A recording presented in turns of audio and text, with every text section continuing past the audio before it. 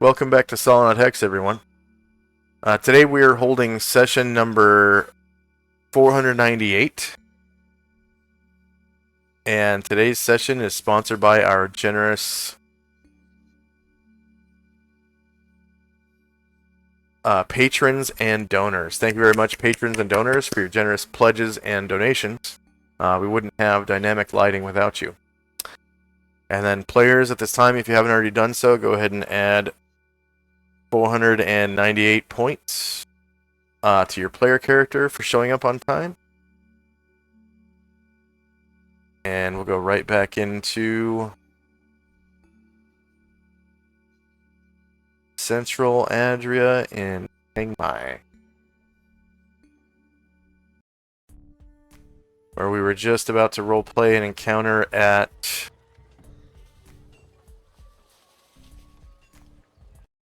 the ramen shop.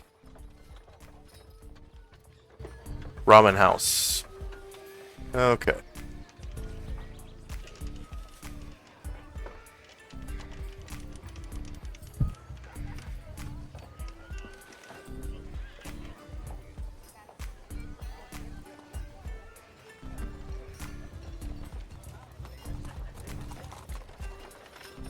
So, just gonna sort the tracker real quick.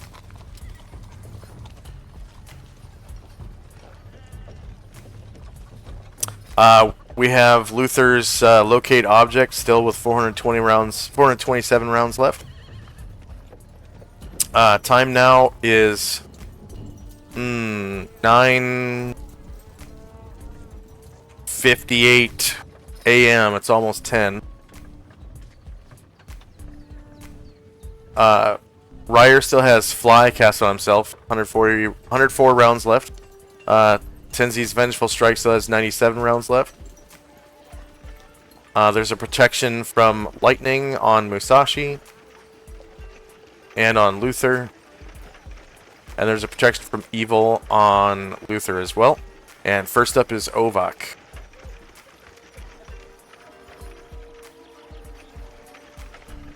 I will just continue to eat. Hello, friend. All right.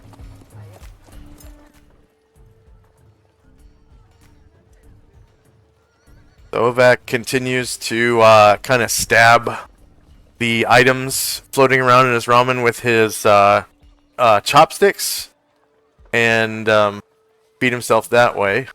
Next up is Tenzi, who I believe is on the way. No, we have Musashi's at the ramen house and Tenzi, and the rest are at the safe house. That's right. Chandrax. All right. Musashi, as he looks at his bowl and he sees Ovak eating it, he said, I overheard you before. You asked what ramen is. It is heaven in a bowl. And he begins to use his chopsticks to have some ramen. All right. And then at the... I'm sorry, go ahead, Ovak. Oh, that was okay. Okay. Back at the safe house, Tenzi will walk over to Asheville and say, Father, the path before me, it seems shadowed, not as clear as it was before. And he kind of looks down. And Asriel speaks. And he says... one second. Okay, he says...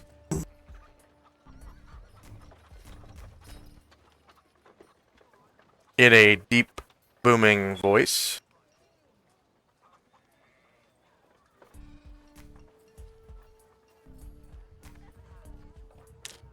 My son. My son. The transformation is complete. You are human now. No longer celestial. No longer the hooded. You have wisely cast that aside. Your siblings and I remain in the light. You walk a different path.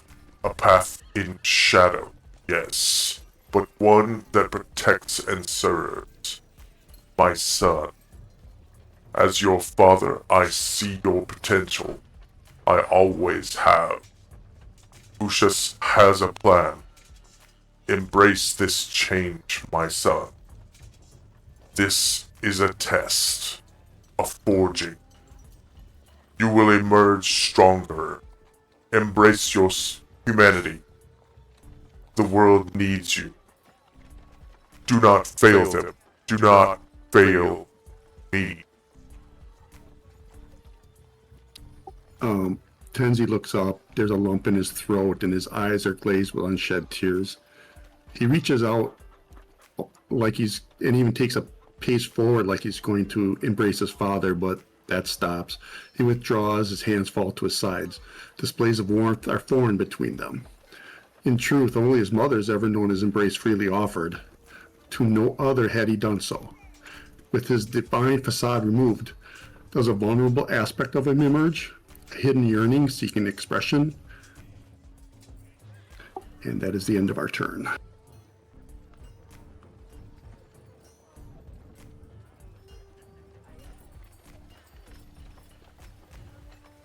And Shandrak and Company.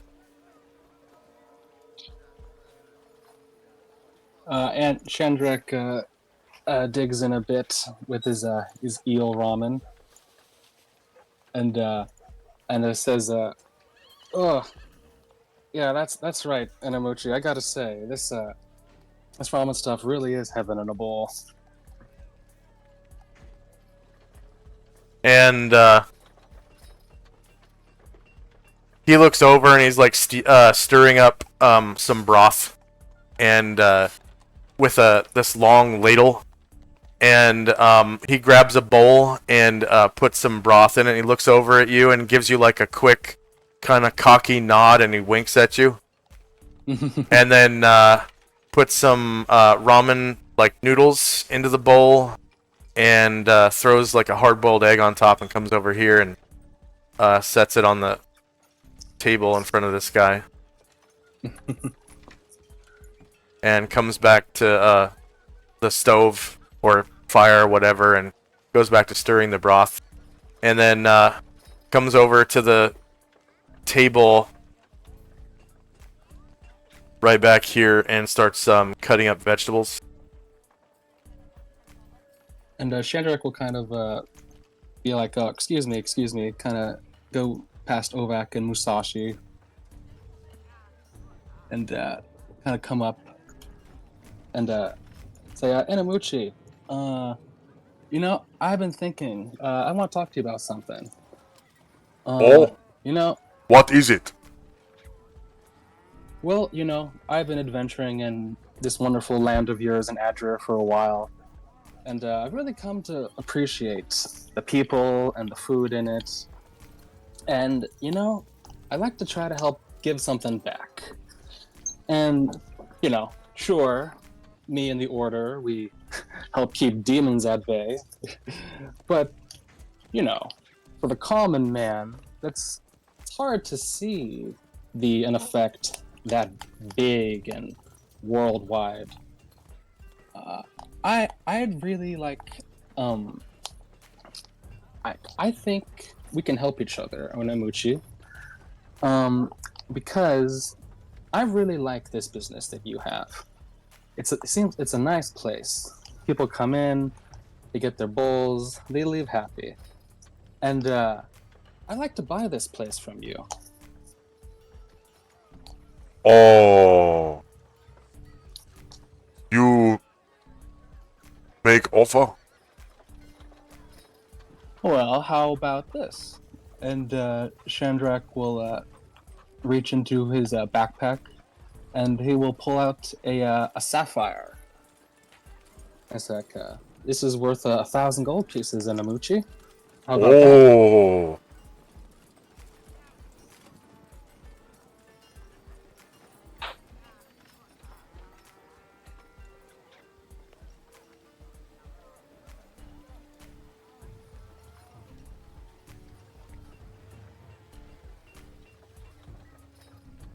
Oh, you have a deal. Thank you. I leave right now. Well, actually, Anamuchi, that's the thing. I would like to buy the business from you, but you see, I don't really know the first thing about, making ramen. If you would, I would greatly appreciate if you would stay on as my head chef. Oh, how much you pay? A gold a month? Oh, as long as I can eat the food and still stay here, you have yourself a deal. Absolutely. And in fact, Anamuchi, more than you, I really want to help. I really want to turn this into a place that really makes a difference. I actually, I have a place in town. Some of my associates will be come over lately. They have some funds to deliver, but I would like to turn this business into something of a charity.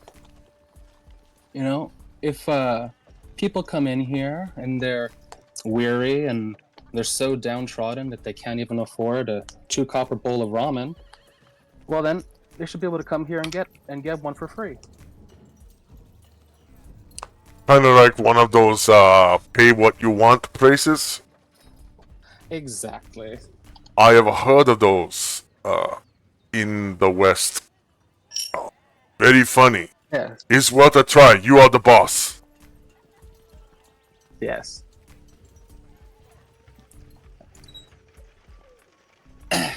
And how about this? And Shandrak will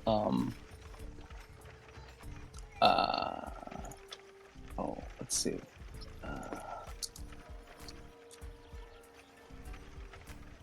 Yeah, he'll just he'll give Inomuchi he'll reach over and he's gonna give him just 24 gold. It's like here's a little advance on your payment. Oh, this is 2-year advance. Very generous, boss. Thank you. And thank you, Inomuchi. And I hope you'll be able to bring your wonderful ramen to whoever comes here and really needs it. Thank you. I change the sign tomorrow to Shandrak Ramen. Ha ha ha. And let it be known that Shandrak's a friend to anyone in the city. If you have an empty belly, you can get a full bowl here. Okay, you're the boss. And Shandrak will come back and keep digging in his ramen. And, He goes back to chopping vegetables, of course. Yeah, and Luther is on the 4th round of Orison. He's gonna heal Ryer again. Oh, that's right. Let's see. Luther cast Orison. +1. And normally he has 9 rounds. If he's on the 4th round, that means it's at 5, I think, right? I think it's 8. Oh, because you can go higher than 9 rounds with Orison? No, I think it's just an 8 rounds static, I think. Oh, okay. So 8 minus 4 would be 4 then? Yeah. Okay.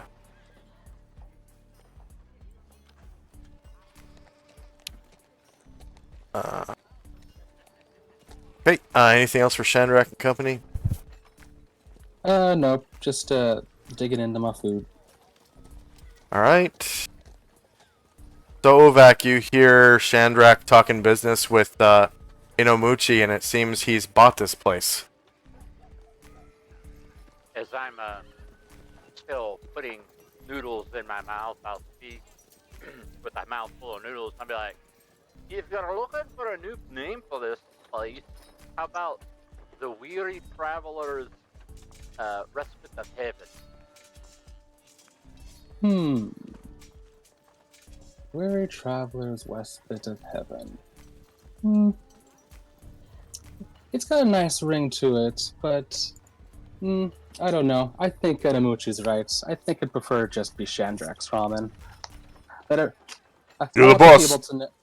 I want the people to know who's feeding them. Aye, you want to keep it simple. Yeah. Aye, that's a good idea too.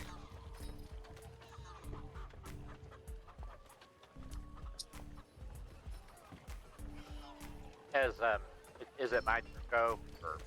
Yeah, it's your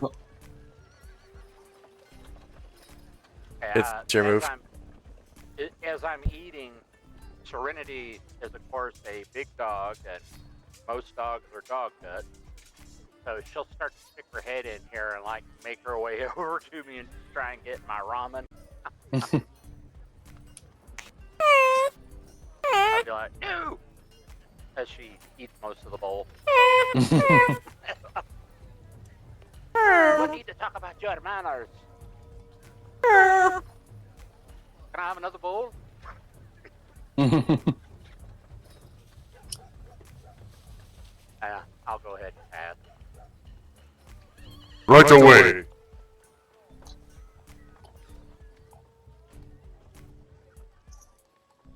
And Inamuchi comes over and to the stove, and he said, You had the pork or chicken? Both? Okay. You're the boss.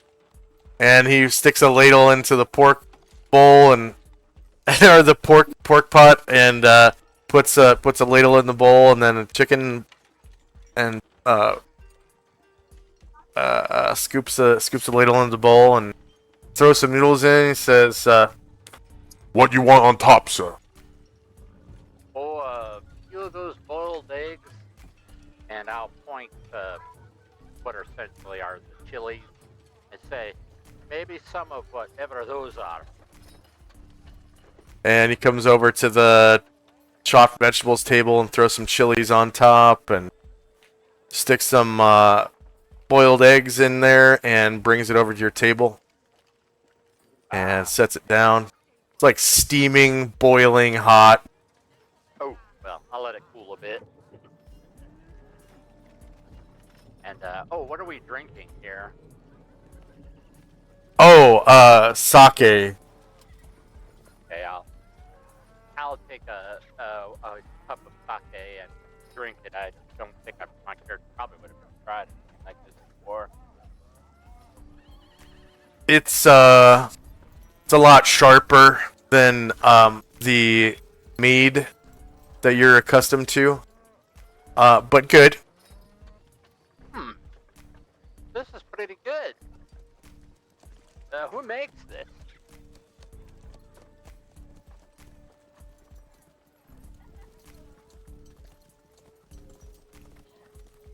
Oh, we have sake house across the river. And you say this is made, and I'll point at some rice from that. Yes, definitely made from rice. Interesting taste and flavor, and I'll take another big drink, or well, I'll take some drink. Yeah. And then after I think my ramen's cooled well enough, I'll take a big bunch of noodles and some meat, get a chili and try it. And it kind of, crunches Yeah. in your mouth, and immediately the fire alarms start going off. My face starts turning red, and I start sweating, and I'm like, what is that? And Muchi starts laughing. He's like, "Ha ha ha ha! You thought it was going to be sweet, didn't you?" This is. I think the blazes of hell are in my mouth. Oh, you folks from the West are so funny. You think everything that is red is going to be sweet. Ha ha ha ha ha ha. Oh, so funny. I'll grab like any liquid there and start chugging it. And of course, that just makes it worse. What? This is worse. Is it like this forever? No, only about 20 minutes. Ha ha ha ha ha ha. Drink your sake. Alcohol make it better. Ha ha ha. And I'll look at my girl, Serenity, and ask her, "Do you want one?" I'll let her sniff it and see what she does. She takes a step back as soon as she sniffs it. Oh, I guess I should have done that. Goth pass.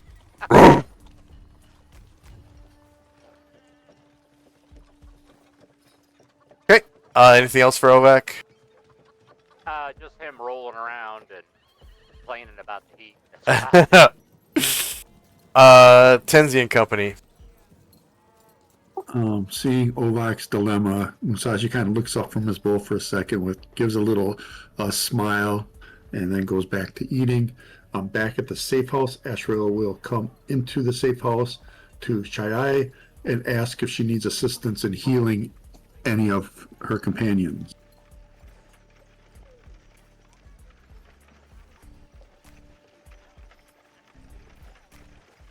And Chai responds.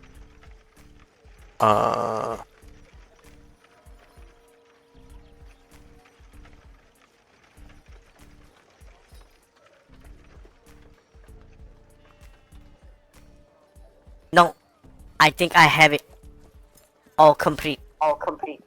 And then Ashrael will look at her and see that she's slightly hurt, so he's going to innately cast Cure Light Wounds on her. And that will be it for our turn once I do that.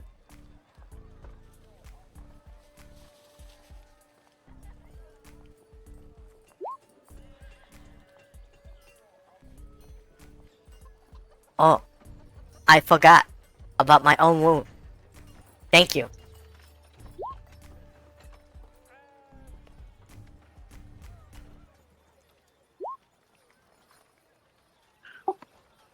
My child, there is the healing of Isis. Ah, much better.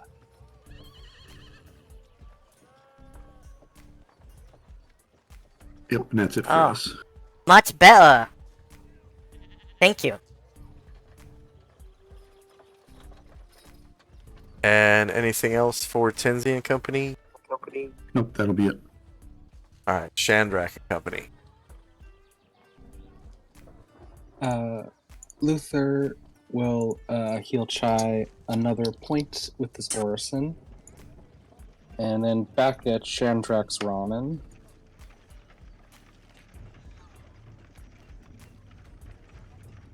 Chandrak says, "Hey Ovak, I've got a proposition for you. Now that you've got a bit of a jink for yourself." What?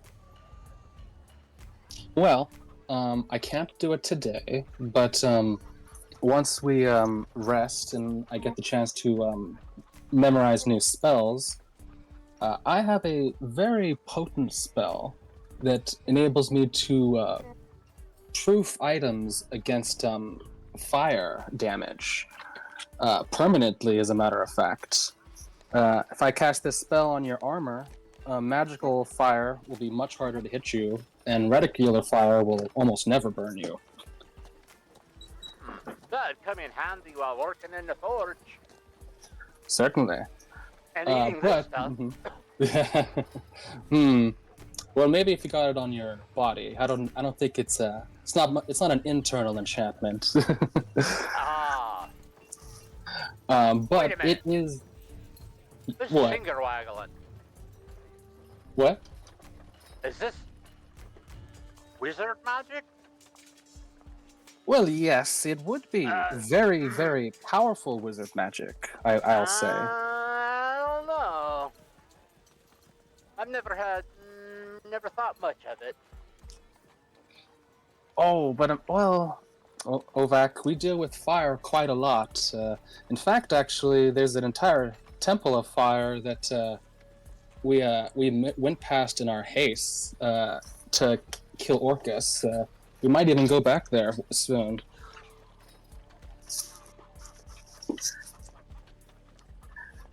Yeah, and this is a permanent enchantment that I'm offering you. So, I'll be permanently bewitched? Your armor, not you yourself. I cast this. So my armor will be bewitched. Your armor will be proofed against combustion. I'll have to think about it. Very well, but you have quite a lot of money, and this is a service I offer, and it is a powerful enchantment. So it will be 2,000 gold pieces if you think about it. What about Serenity? Serenity? Aye. Is Serenity wearing like? I don't know. Is Serenity wearing anything? A leather barding. She is wearing barding. Okay. Yes. Then yeah, Chandrak's like, absolutely. I can prove her barding, and she'll be much harder to burn with fire. Well, I'm thinking I'm gonna have her fit with some better armor now that I can afford it. Or perhaps I'll make it. We'll keep it in mind.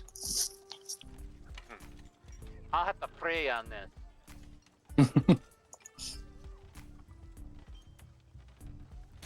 And Chandrak will continue eating, almost finishing his all up. And that'll be all from me. Alright. End of round.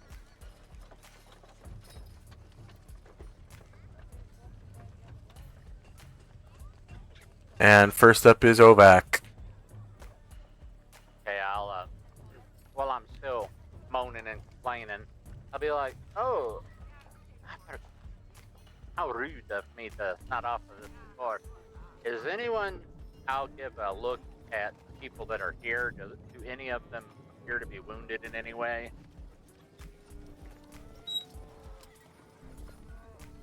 Chandrak is, have yeah. a small scratch. I'll reach over and whisper a prayer to Mordrin about healing wounds.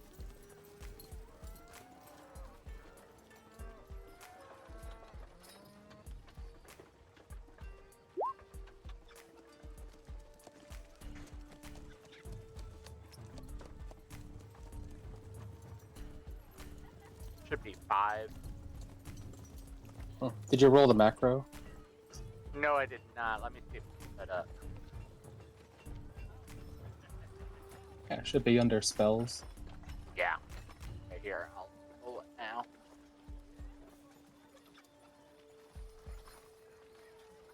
Yep. I got 8.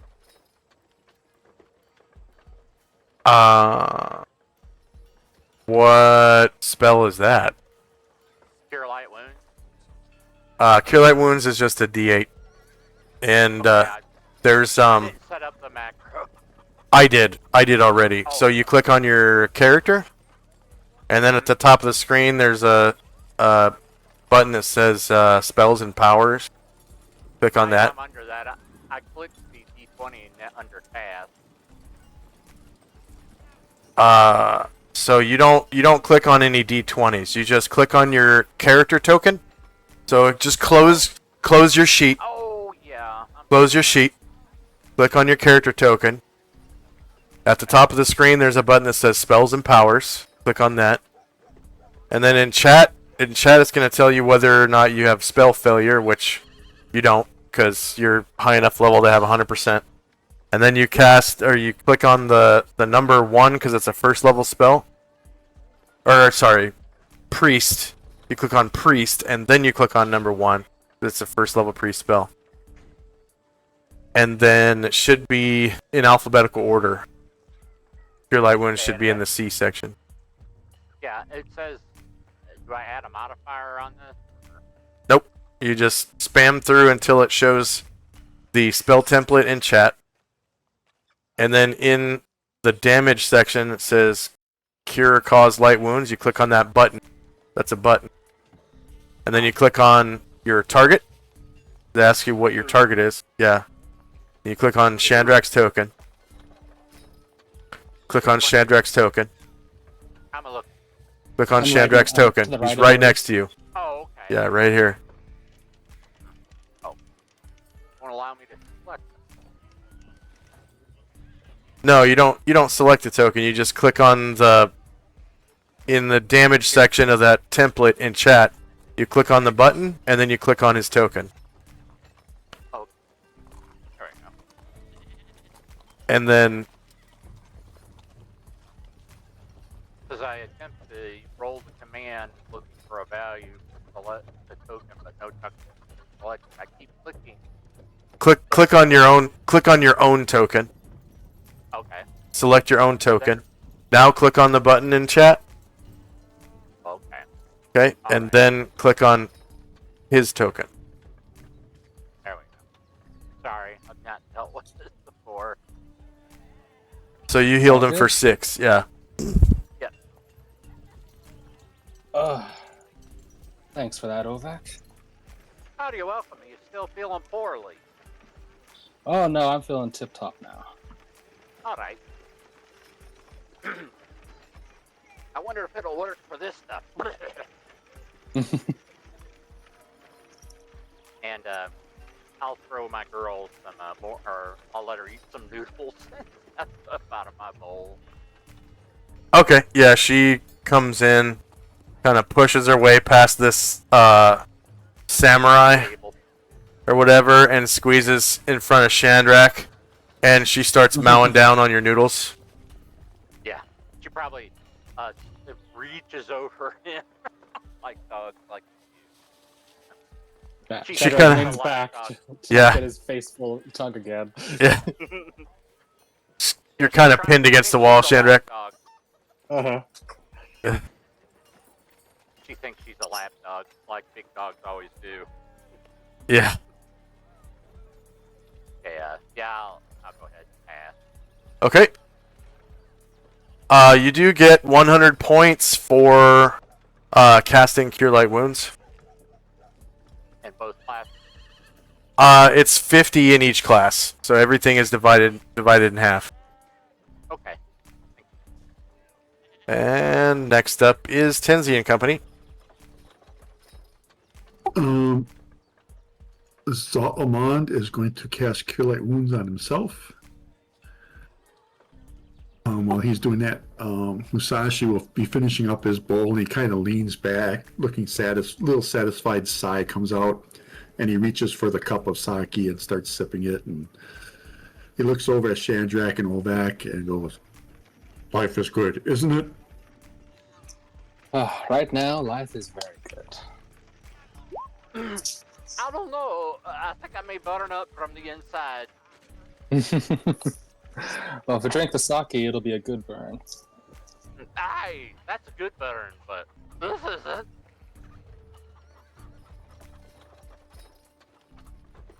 And Tenzi walks in and says to Ashril, "Father, I need to return to the temple to pray and commune with Lucius. I must meditate on your words and find direction." And with that, and his father just kind of nods, and then he turns and starts walking over to the temple. And that'll be the end of my turn. All right.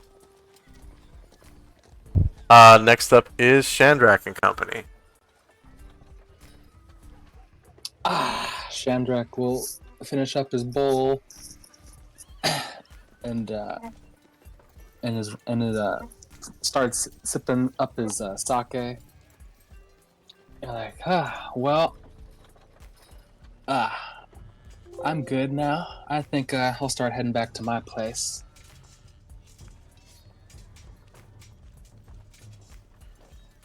I'll meet you guys there. And Shandrak will begin to head back out. Oh, and I'll get his shoes on the way out.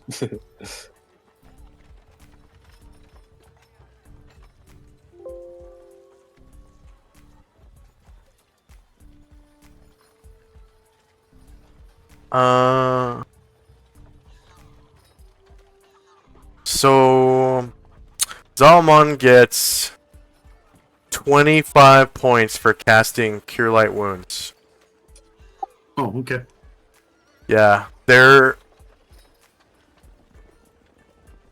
XP is 25 points per spell level, so it's like 1/4 of a priest. Okay.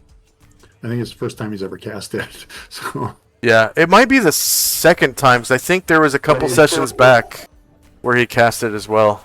And I'm pretty sure I gave you the 25 points.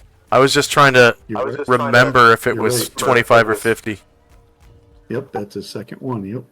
Yeah. Okay, and then... And the last thing this round is Luthster will give Chai another Orison. Oh, another point. Yeah. She's... Yeah. I think she's... full now. Isn't she? No, 2 more. She'll be good next round. Oh, okay. Okay. Alright, so end of round. And then time now is 10 a.m. So I think you guys assaulted the city at... what was it? 7 a.m. So it's been 3 hours since you started the op.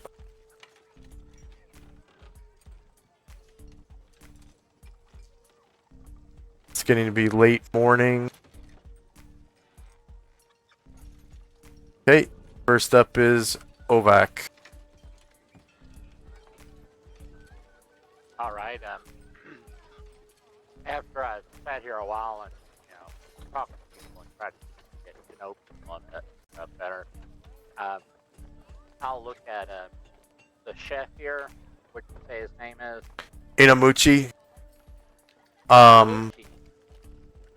Let's see, I will make it so that you can hover over his token with your mouse pointer and see his name.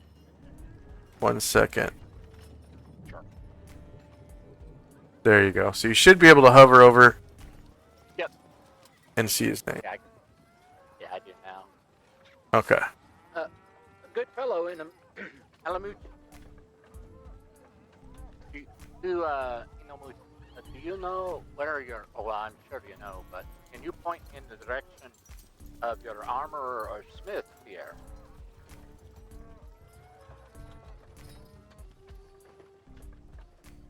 And he was like stirring his broth,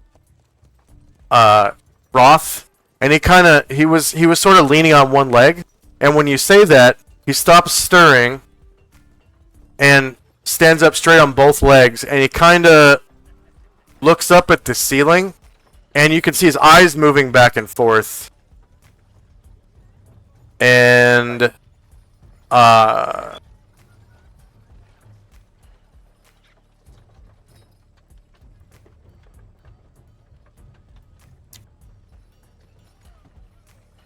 he says,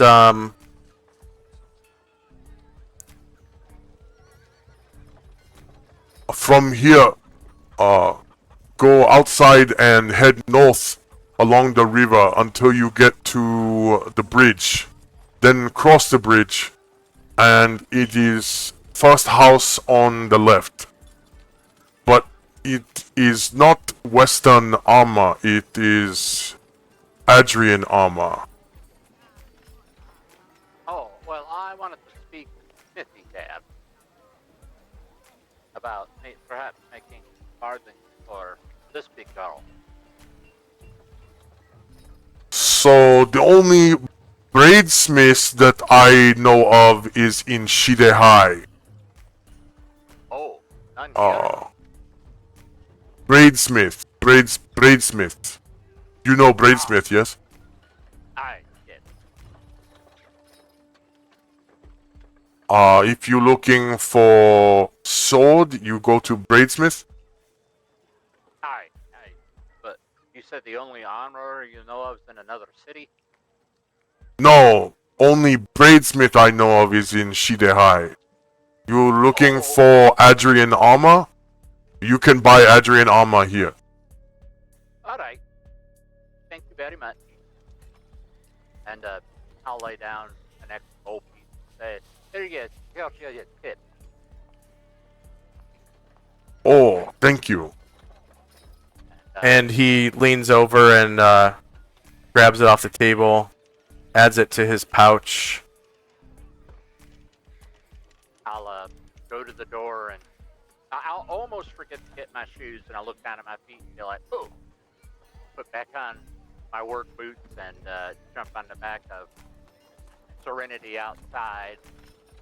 Hey, find me that armor, or find me that smithy, girl.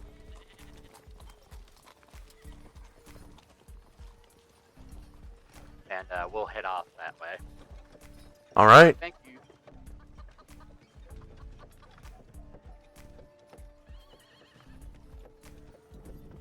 Next up is Tenzi and Company. Let's see. Musashi walks over to Inamuchi with his sake cup and says, "One for the road, please." And once it's filled, he sips it, kind of savors the taste, wondering if he'll ever be able to come back here again. And he will leave as well, stop and put his shoes on, and start heading back to the safe house. And Tenzi will continue to the temple.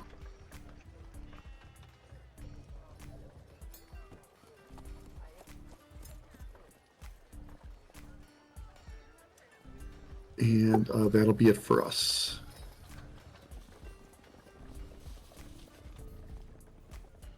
All right. And Shandrak. Alright. Yeah. Start making my way, continuing towards my place.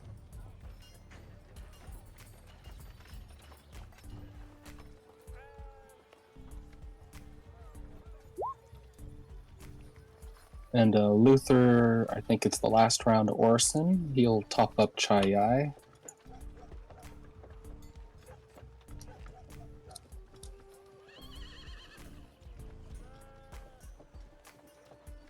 And yeah, I think I'm good.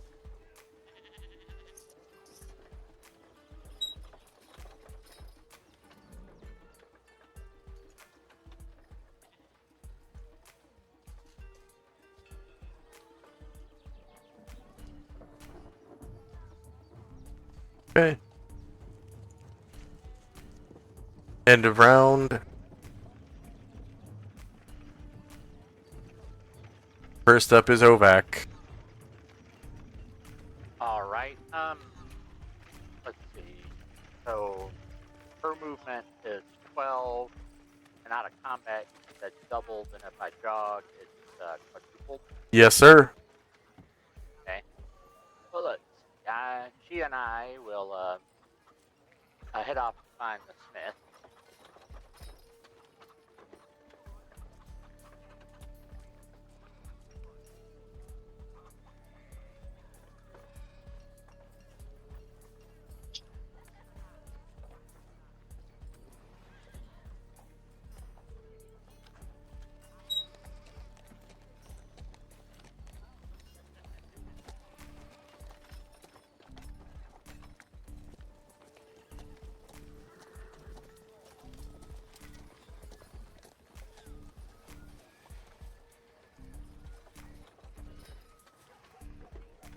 That's where I make it to. When Musashi sees you turn right, he'll yell out, "Oh, wrong way! Safe house, other way."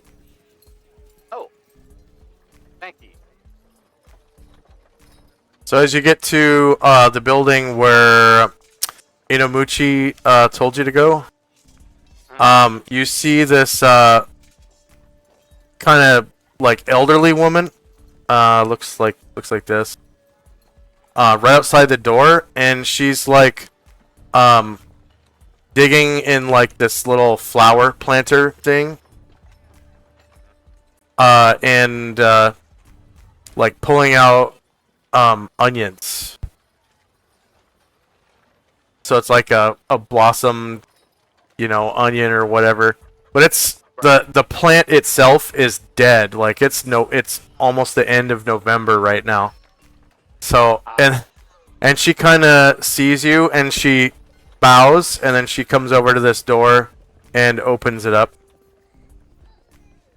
And inside you can see an old man. And she kind of, steps inside and shuts the door. Well, when I get my next turn, I'll move up to the door and I'll dismount for it. All right. Tenzi and company. Musashi will be heading back to the safe house. Tenzi goes up to the guard, Musashi's mentor, and asks, he sees some priests. He'll stop. He'll ask the priest if there's a place he can go to meditate.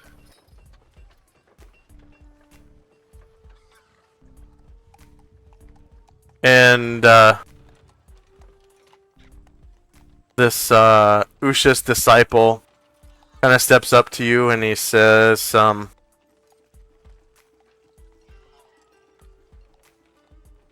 Of course, brother. Come this way. Into the temple. Follow me, priest. Okay. He nods.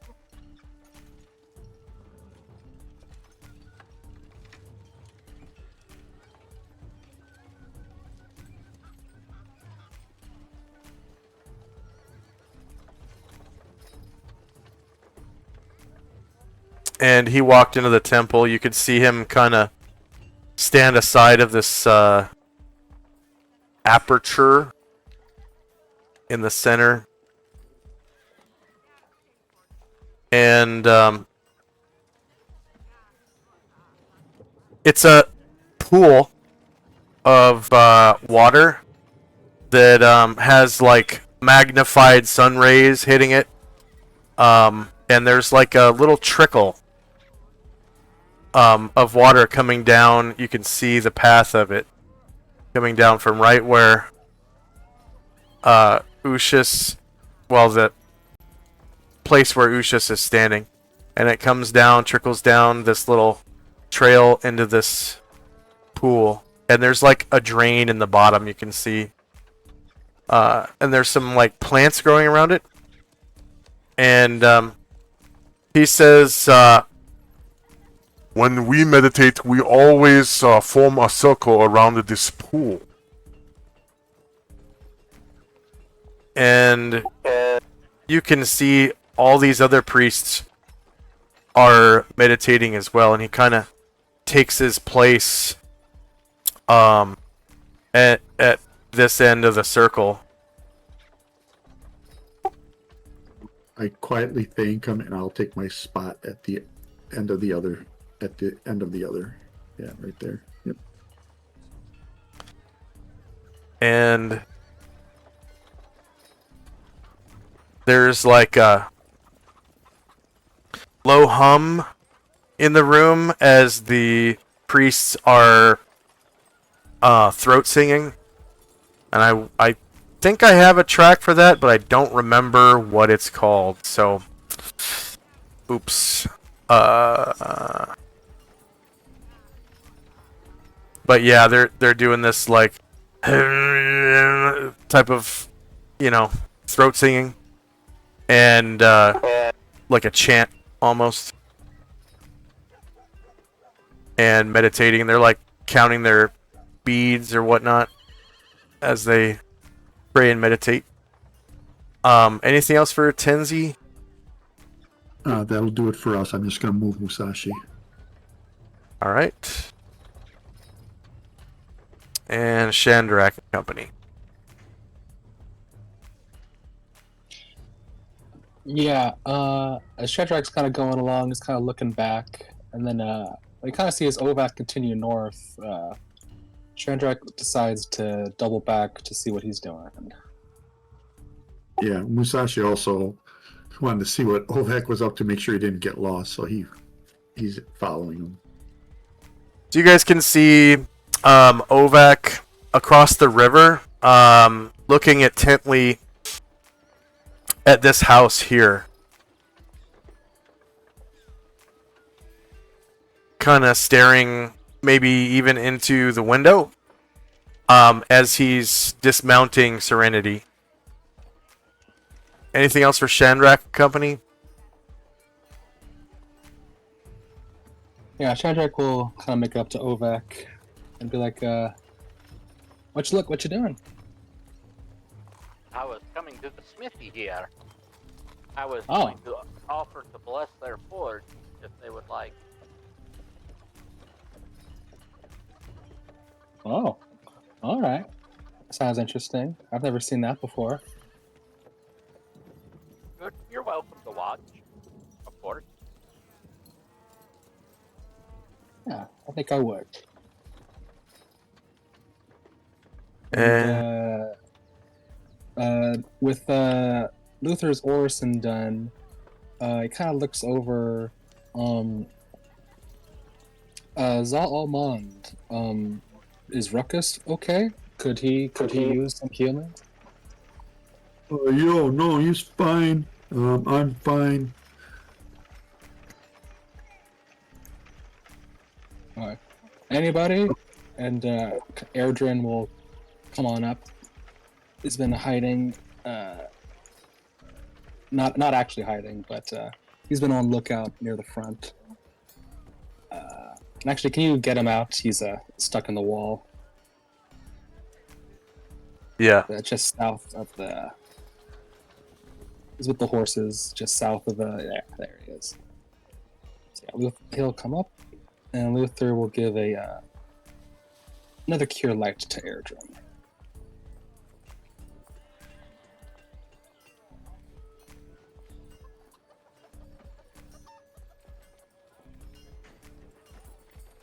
And Luther gets another 100 points for Cure Light Wounds. And that'll be all for me. Alright, end of round.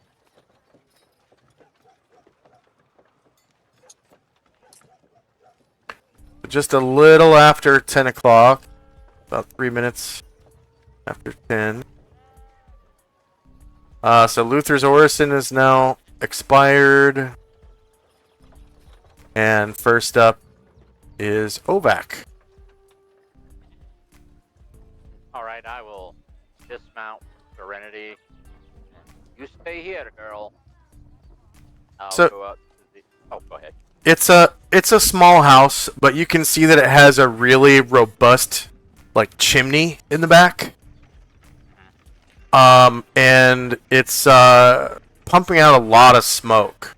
And you can kind of see back over here that there is a pretty big pile of coal.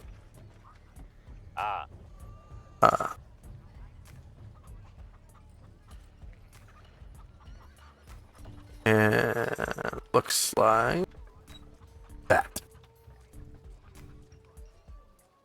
Okay, that image is broken.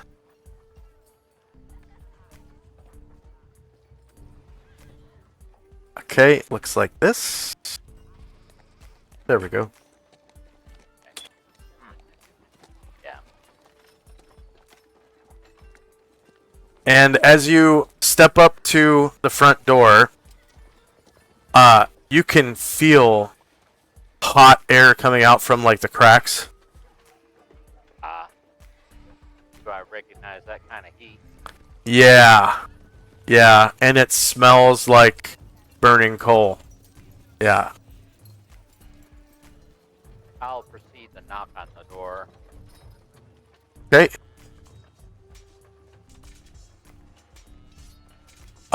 After probably about, you hear some footfalls from the inside. And after a couple of seconds, this old man comes to the door. And he says,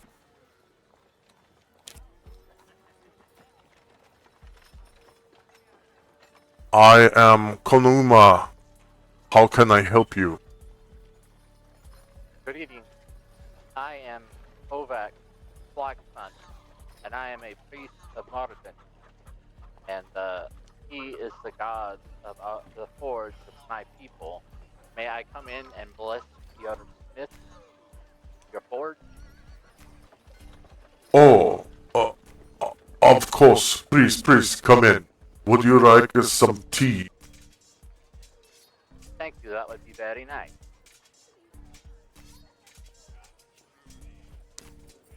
And the old lady comes over to the quote-unquote forge. So it's different. It's different than what you expected. Like, it's not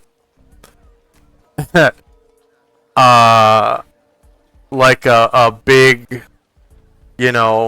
deal meant for. It's like an oven almost, a small oven, and you can see the type of armor that he makes. It's not like Western armor. It's there are very few bits of metal in it, and it's mostly like woven together with like silk cords and stuff, and like wrapping, and there's like pieces of wood in it, and mostly the metal is like around the neck, like where the Western gorget would be, and then you can see that he's making these like over here in the corner there's these sleeves, like like shirt sleeves, that have like almost like chainmail inside, but it's wrapped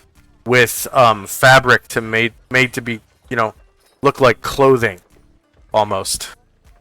And then you see a couple kabutos in the back over here as well, like on the little stand. And they're not like Western helmets at all. They're not like a big chunk of steel. They have like a lacquered finish, and they're made to be beautiful. Most of the helmet is metal, and there's like smaller plates that are meant to touch the back of the wearer that kind of collapse on the kabuto, and then there's also these curved plates at the opening where the face is, on the side, that they look like iron bands that kind of stick straight forward and then they curve outwards, and it looks like it's held onto the wearer's head with like literally rope made from silk. Like they literally tie a bow underneath their chin, and that's how it's displayed on the, like, there's like a dummy or something that's displaying the armor and the kabutos and stuff, and it's tied in a pretty bow underneath the dummy's chin, to be held in place. And then most of the armor is tied on to the dummy as well over here in this corner. Like it's tied on with bows of silken cord. Okay. And the gal comes over, and she says, Oh, please, remove your shoes outside. Ooh. Sorry. I'll go back out, remove my shoes. and the old man looks at her and kind of nods, and looks at you and kind of bows, and she comes over with like this tea set, and she sets. There's like a table, really low table in the middle of the room, right here. Looks like it's made of some kind of dark colored stone. She sets the tea set down on it, and she and the old man kind of sit down, and the old man motions for you to sit here once you've removed your boots. Okay.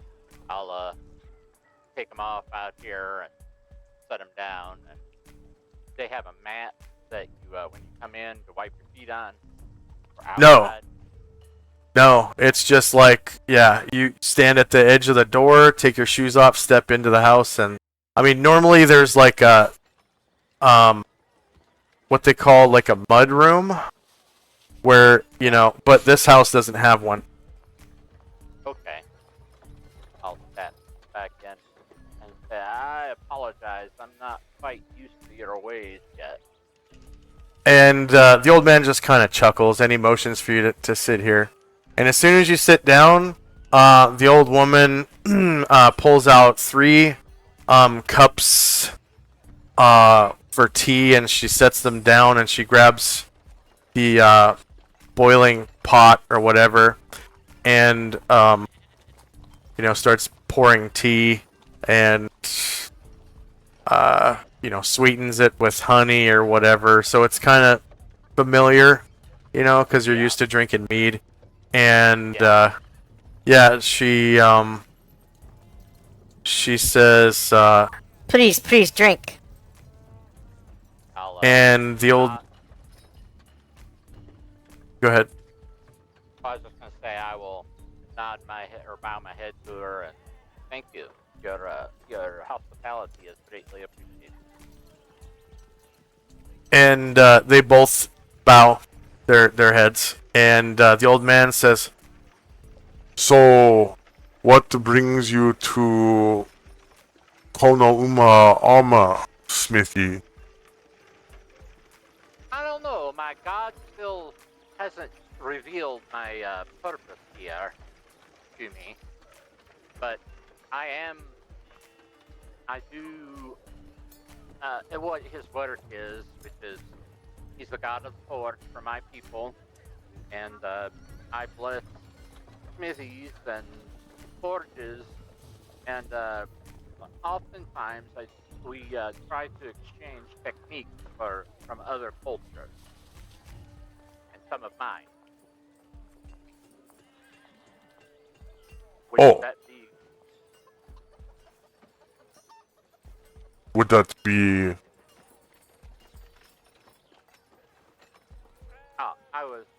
Would that be acceptable to you? If not, I will still bless this place, since it's a holy house, according to my people. Oh yes, please do.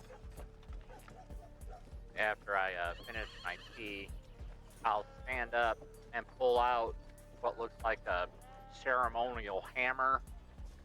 It's described everywhere with symbols of Mordrin. And does he actually have an anvil? I would say so. yeah, let's see. It's not like a Western anvil, but yeah, he does have one. So it's kind of, just right there. I'll step forward towards this anvil and furnace, and I'll reach into a pouch and produce something that my people consider like holy soil. The swords were made from clay and things according to their legend. And I'll say, as he breathed life into my people with fire, or when he breathed breath into the dwarves, he used fire to forge their souls and temper them. And I'll scatter some in the furnace, and then I'll take my hammer and say, and here we ring the anvil to the god Mordrin in silent reverence.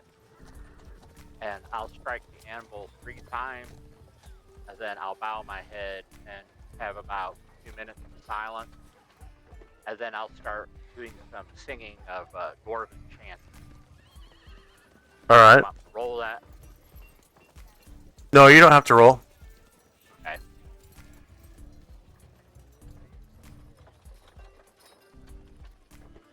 So Go ahead.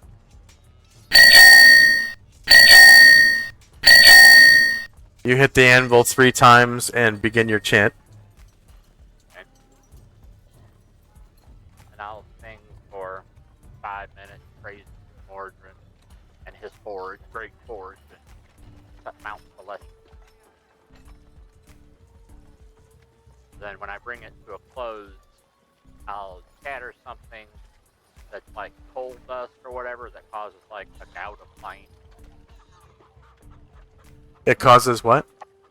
Like a gout of flame when it catches, you know, like... Oh, yeah, okay. Yeah. It just kind of explodes a little bit. Yeah, pretty much.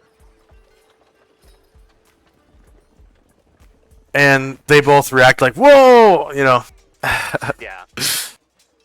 And I will pull, let's see, they have water in here, of course, the squelch steel. Yeah, there's a water supply here. It's like a jar of river. Looks like river water. Okay, I'll pull forth a handful and say, and as now our souls were forged in the fire, so were they tempered by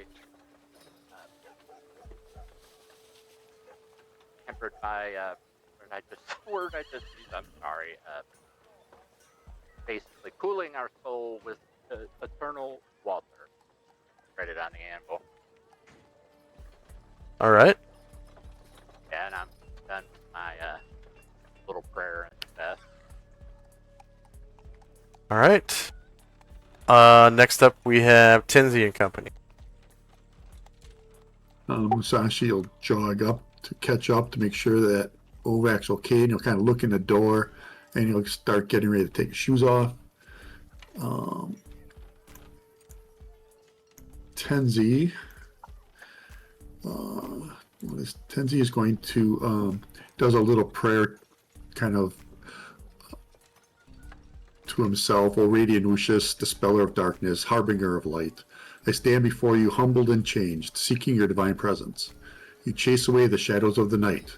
Guide me through the shadows of my path. And then he takes a seat, sitting lotus position, hand palms up and resting on his knees, and he begins to cast Commune. Okay. Is that one that takes a turn? Yes, it does. Okay. So I will add it to the tracker. Tinsy cast Commune. Add, and that allows you to request quest spells too. That is his purpose, yes.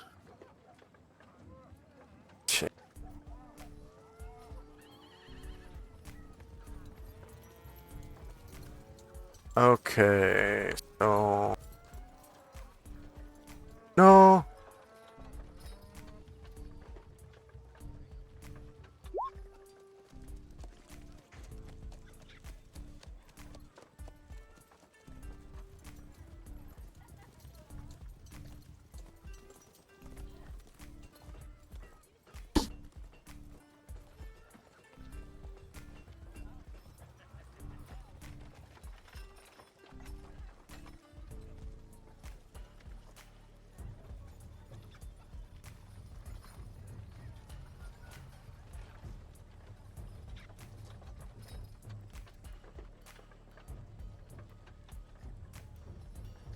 Oh, Circle of Sun Motes.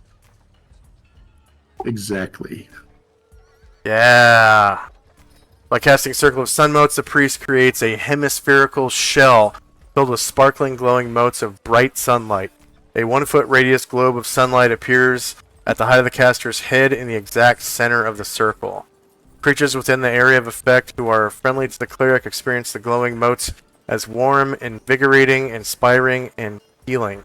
They are healed for 1d6 points, gain the benefit of an aid spell, and for 1 turn after the Circle of Sun Motes is created, gain +1 bonuses to all attack and damage rolls, and gain a +2 bonus to morale. Enemies of the priest experience the same sun motes as blinding, burning, and damaging. They must save versus spell or be blinded for 1 turn after the sun motes are created. Each enemy is struck by a small fiery mote, causing 1d4 plus 1 points of damage. No saving throw is allowed, but creatures with magic fire resistance suffer only half damage, and suffers a -2 penalty to morale. Companions of the cleric who step within 10 feet of the glowing miniature sun at the center of the effect are healed for 1d8 plus 2 points. This affects each creature only once during the spell's duration. Enemies of the priest who come within 10 feet of the mini sun are burned for 1d8 plus 2 points of fire damage. No saving throw is allowed, but creatures possessing magical resistance against fire suffer only half damage. Companions of the priest who are outside the area of effect view enemies within the circle as if they are affected by golden fairy fire.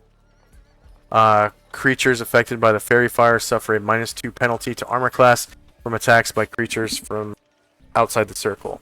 Enemies of the priest outside the circle view the priest's allies as if obscured by blinding light and suffer -2 penalty to missile attacks against them, but not melee attacks.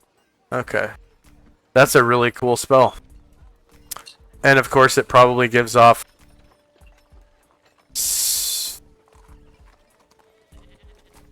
probably, yeah, 60 feet of light. Bright sunlight. A 1-foot radius globe of sunlight appears at the height of the caster's head, exact center. So the 1-foot mini sun would be on a cross, not in a space, for it to give off 60-foot radius hemisphere. Okay, gotcha. I'll make a token for that later. That's a really cool spell. Alright, anything else for Tenzi and company? Nope. Shandrak. Yeah, Shandrak is just kind of checking out what Ovak is doing, and kind of comes over and is a Scritch and Serenity. Be able, and kind of says to Serenity, he's like, "Oh yeah, your master is another power worshiper, but he seems nice." And she kind of looks at you and just says, "Woo, woo." And licks your face with her giant, almost pouch on the side. Oh no, never it is again. No. Oh. Shadrach kind of comes around, so he's kind of scratching her butt instead. And is that just still checking out what's going on in the smith? So you can see the two elderly folks are in there sipping on tea, as Ovak is like saying a prayer to Moradin.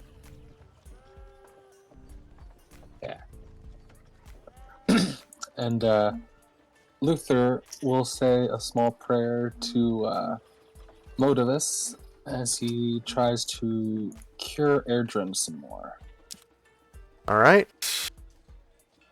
Just a little bit. Yeah, but he still gets the 100 points for it. And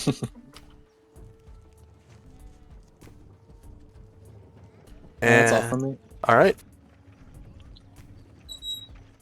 So end of round. Oh, and Tenzi also gets 500 points for Commune. Thank you.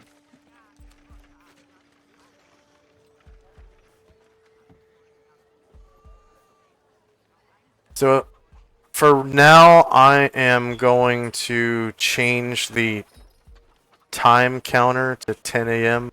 plus 4 minutes, just so it's easier to tell time.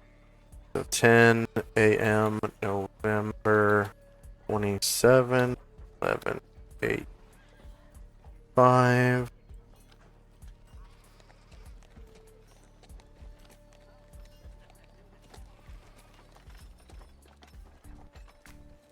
-4.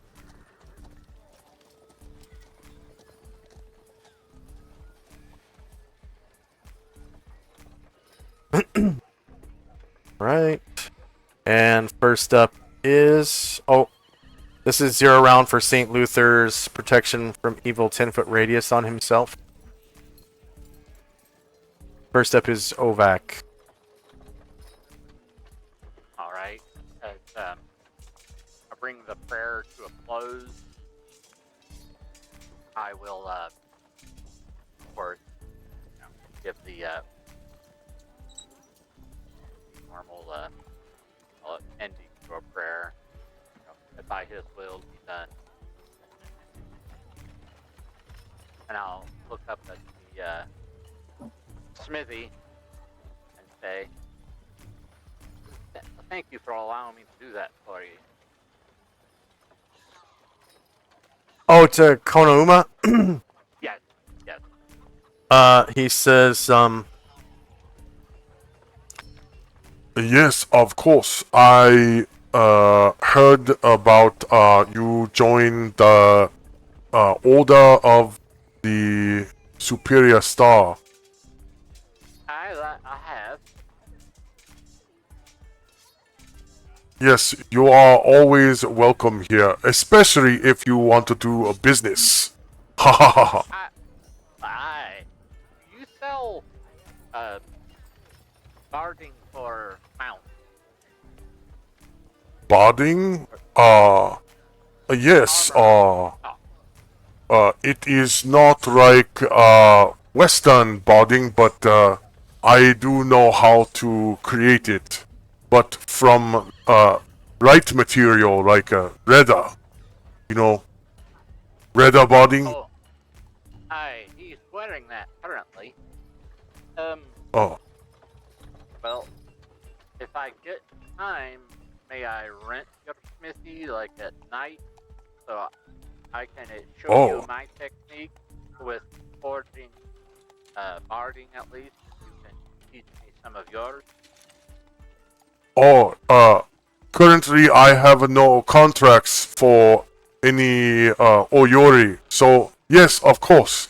Very cheap too. 1 gold coin per day. You can't pass that up. That's a good deal. I'll hand him 12 gold pieces. I have pig iron in the back. You are creating Western plate barding for your mount? Yes, that I will be. Then you will need steel. I also have. What's the quality of the steel? May I sample it? It is typical Adrian steel. and from what you know of Adrian Steel, in the West, it is a higher quality steel. Okay. I would greatly like to work with your fine steel, your fine steel ingots. I've heard many great tales of the things forged from that steel. Oh, yes. It is not ingot. It is already pressed into, beaten into plates. I have been snipping off pieces I need for Oyori. All right. So I'll see who out of character. Who's all here from the party? So Musashi, which is Tenzi's henchman, and then also Shandrak, which is one of the player characters. Yeah, I'm here. I'll turn around and look. Are we doing anything pressing at the moment? Will we be leaving right away? I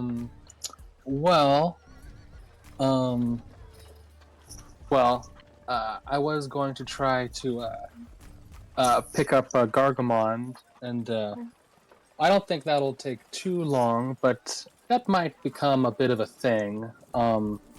Yeah, so I see that you wanna. Looks like you wanna make barding and stuff. Hi.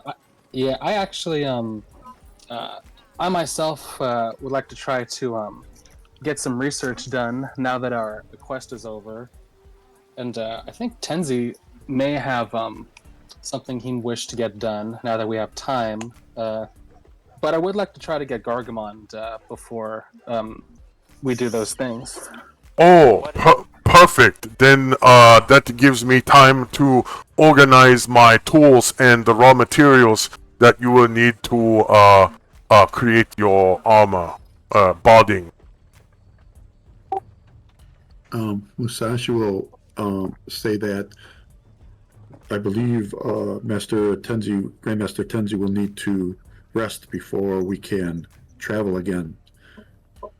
And it seemed he cast many spells so far today. It may be quite a while before he is ready. Oh, I understand. Yes, I have quite a bit of memorizing to do myself. But certainly, yes, I wanted to rest. Yeah, we can't just go get Gargamon right now, but we have to rest first. But after we get Gargamon, Ovak, I think we all have things we want to do that'll take time, so we can do that afterwards. I greatly appreciate that, and I wanted to thank you. I'll look at the smithy and his wife. I want to thank you for being inspiration code to me. Oh, of course. Any household in Adria should be only this gracious. But I am new in your land, and I do appreciate the friendliness. You are always welcome, Master Dwarf. Thank you. I know there are some lands where no strangers are welcome. Well, in this town, your group's reputation precedes itself.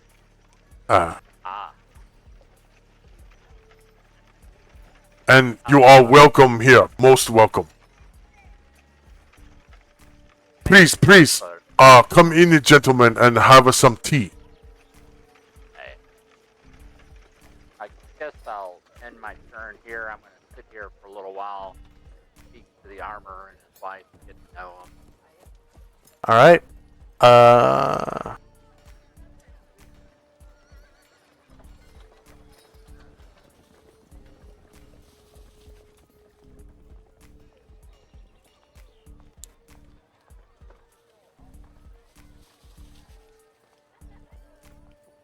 So next up is Tenzi Company.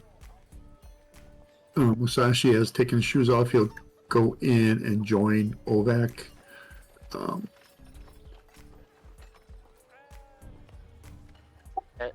As he walks in, I'll raise my cup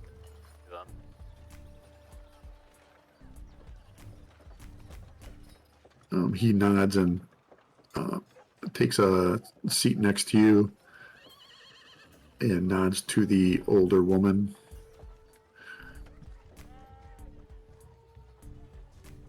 And she pours you a cup of tea and sweetens it with honey.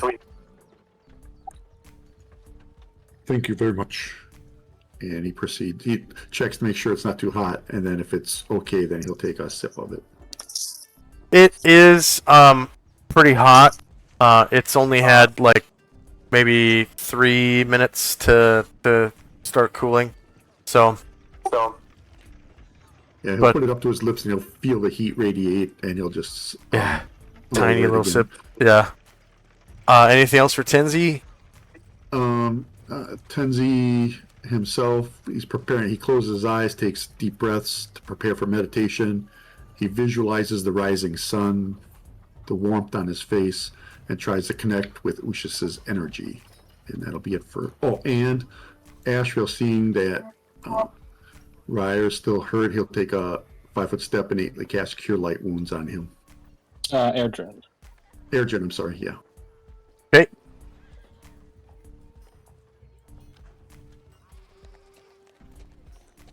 And Shandrak and Company. Yeah. Airdrin. Oh, yeah. Airdrin will. Yeah, he will give a nice, creepy smile for that heal. and give a kind of thanks for that. Isis finds favor with you. And back at the armory, Shandrek will follow suit, and he'll take his shoes off. Give Serenity another pat on the butt, avoiding her face, and come on in and pick up a cup of tea. Oh, thank you.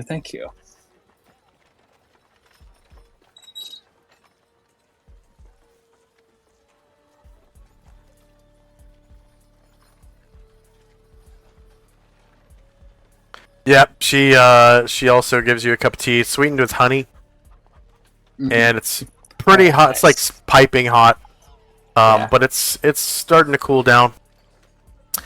Yeah, I spend this round blowing on it, and thank the people for their hospitality, and that's all from me. The Order of Superior Star is always welcome here. Always. And end of round.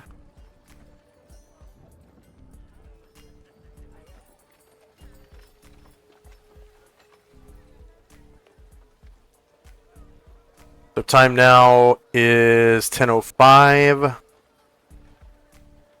And the protection from evil 10-foot radius on Luther expires. First up is Ovac. Alright, I would need to ask a question about a spell. Can I just cast Bless over the forge, or do I actually have to have a living target?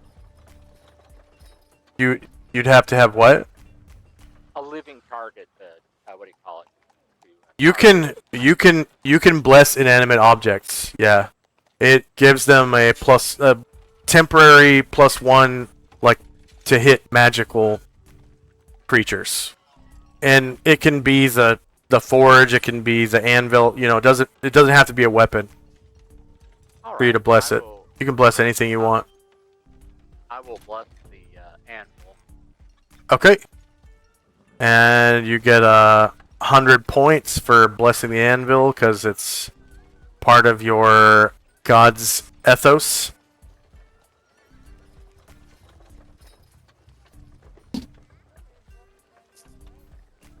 And area of control. Okay.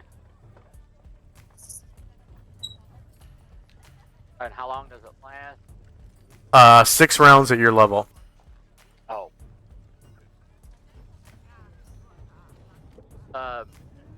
My god is currently watching. Okay.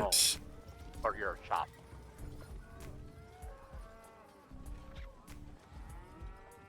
You may feel his presence. Maybe feel foreign. Oh, thank you very much. It is most appreciated. I'll nod my head and bow towards him and take another long draw off my tea. And Serenity will probably lay down and take a nap. All right. And I'll go ahead and pass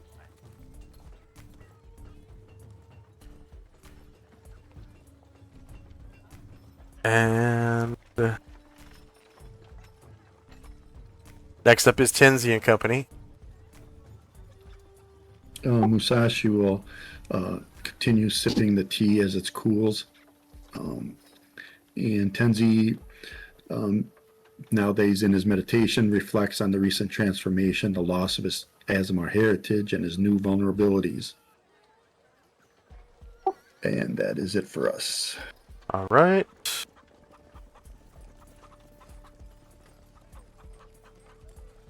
Shandrak and Company. Shandrak, after blowing on his tea, starts sipping it, and he says to Ovac, so actually I was thinking, we'll have to make a small, well, I would like just to make a small detour before getting Gargamond. You see, Oh. I know where Gargamond is.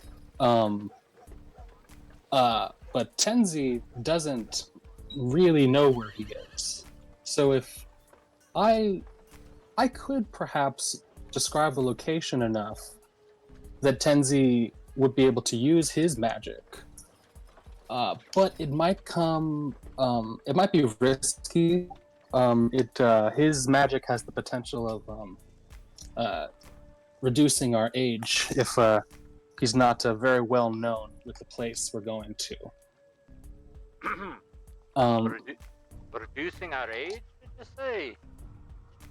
Well, it doesn't make us older. It just it harms our life energy and lowers our lifespan. It's a toll we sometimes have to take for the spell. But the risk is small if we know where the place we're going is. But Tenzi doesn't know it as well as I do. So I would like to make a stop after we rest in there's another city, a western city, Enervia. There's an archmage there that we're friends with, and he knows I've become much stronger since I've met him last, and he has a teleport without error spell. So I'd like to use that, and then I'd be able to take us all there with zero chance of us having any harm to our life energy. So, wiggle your fingers and we go somewhere else. Oh yes, exactly. Yes, teleport without error is a very advanced, very precise spell. Yes, because I've been there. Exactly. We'll be able to pop in there, no problem.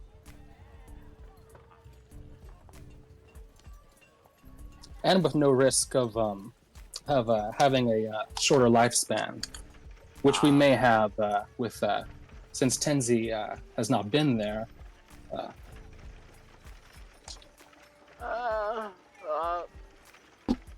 It's a small detour. I don't mind the detour, it's just the magic. Well, it's going to be magic either way, friend. You don't want to. We're not going to spend months traveling on foot.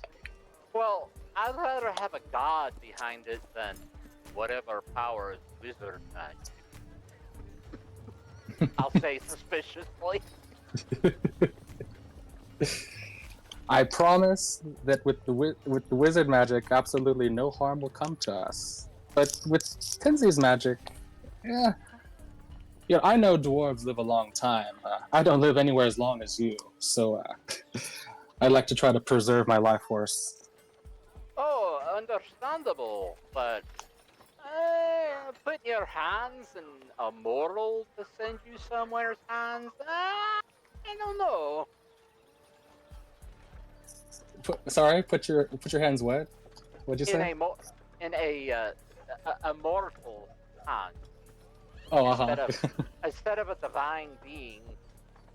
I don't know. Where does wizard magic come from?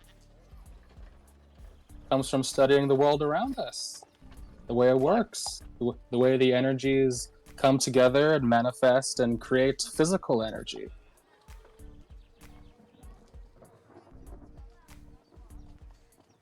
It's about understanding the world. Uh-huh. The way it really works. Oh. I thought the gods knew that. Well, they seem to certainly know their way. But we wizards have tricks up our sleeves. And as I said, yes, go ahead. So you meddle in the powers that gods normally deal with? No, I wouldn't say so. I'll say yes for now. Sigh.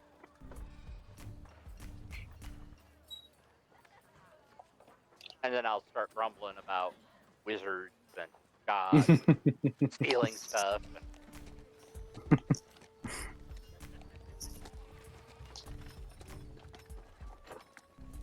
We make discoveries. We don't steal anything.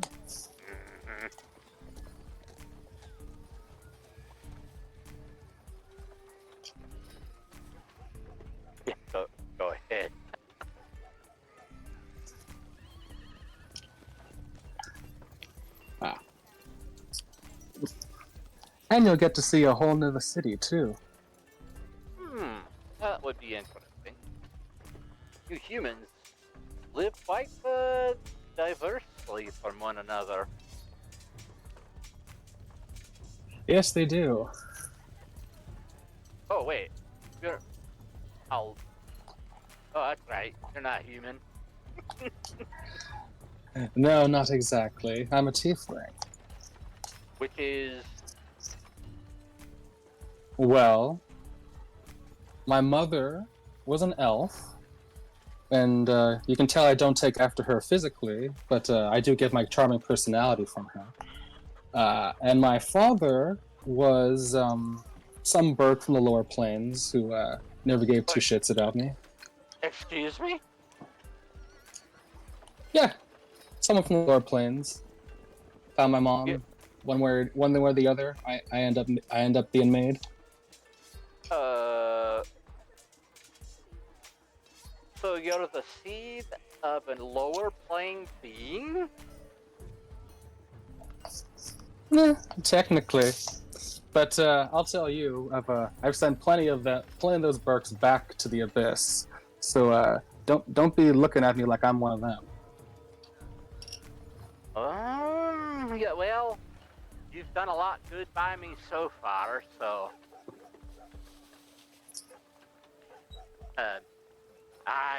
well, so your mother was a flower sniffer, huh? Yeah, she was an elf that was born in Sigil. Oh, that's that city you said that's not a city or something. Oh no, it is a city. It's just at the center of the multiverse. Ooh. Yeah, and we live there, right? Well, we live in the multiverse. We don't live in Sigil right now. You guys are showing me all sorts of new stuff I've never even pondered before. This is going to end up giving me a headache. I mean, you know the planes, right? The outer planes, the elemental planes. I know the basics. Well, at the center, where all the planes converge, is a big mountain. At the top of that mountain is Sigil. Well, if it's on top of a mountain, it can't be all bad. That's my reasoning. I'll go along with you all because my God asked me to, but it's uncomfortable. I don't know if I like all this new stuff, so you're gonna have to bear with me.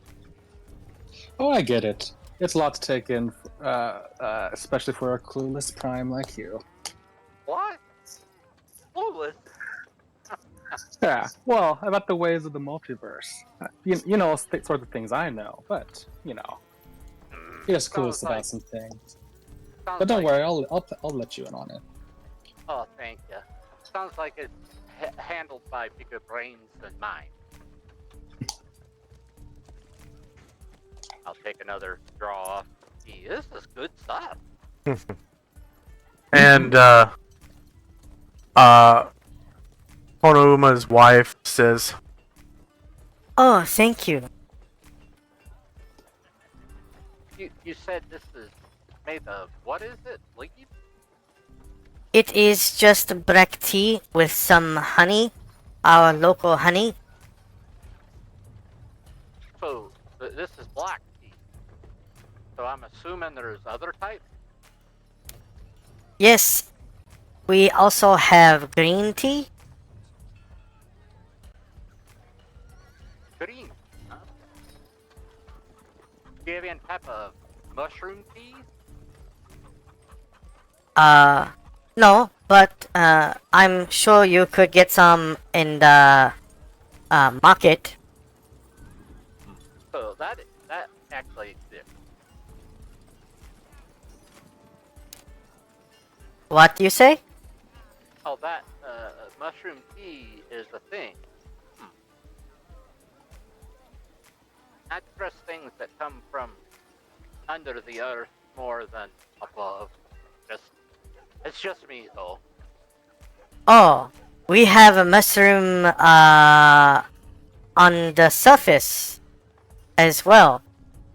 You come from inside? My people's citadels are generally built in the mountains, but we carve them out. Oh, you live in the mountain. Hi, I'm a mountain dwarf. There are different types. Oh. Oh, I see. Hi. So you grow mushroom in mountain and then make a tea? Oh, aye. We use it a lot of times. They'll use it in brewing. Oh, make a beer.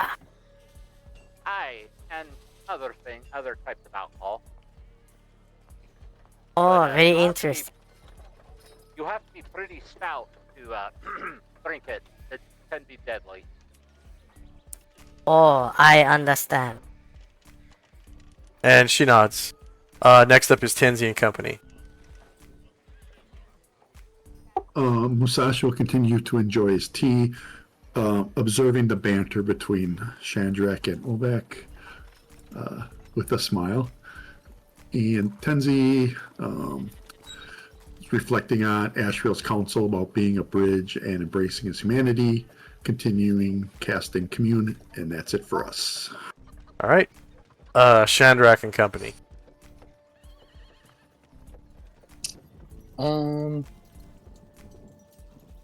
Yeah, Chandrak, I think, will just continue sipping tea.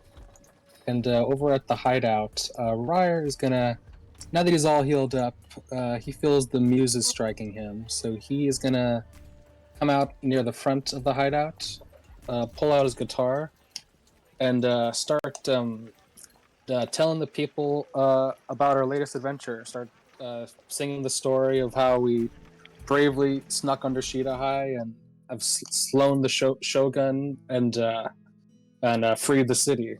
And Ushas's reign can now begin.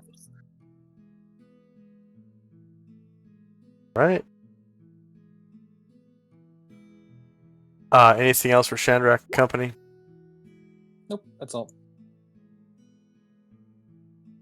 End of round. Got spells and time. Time now is 10:07 a.m. And next up is Ovak. She offers you more tea as you kind of like take the last sip. No thank you. I must be going soon. But I do appreciate the offer.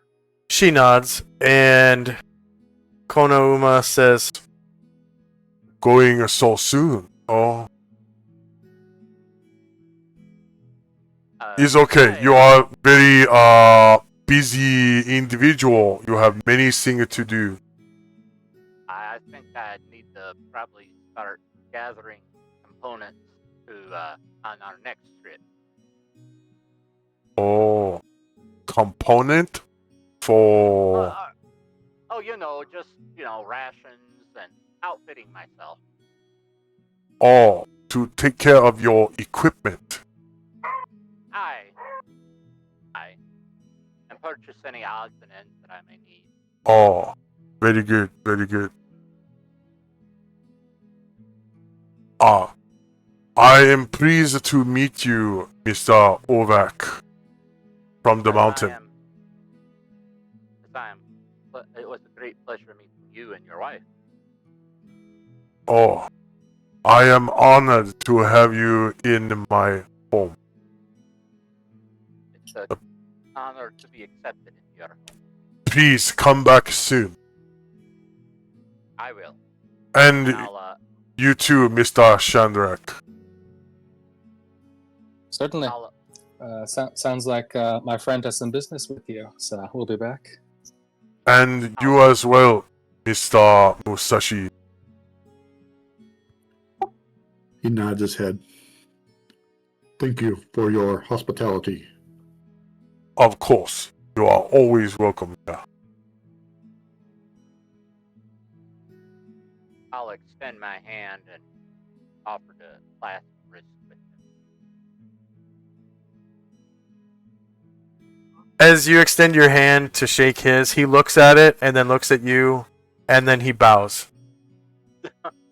Oh, I'll put my hand down and I'll bow back, kind of awkwardly. Please have a wonderful day. You as well. May modern guide your steps, Yes, and I'll very good. step out.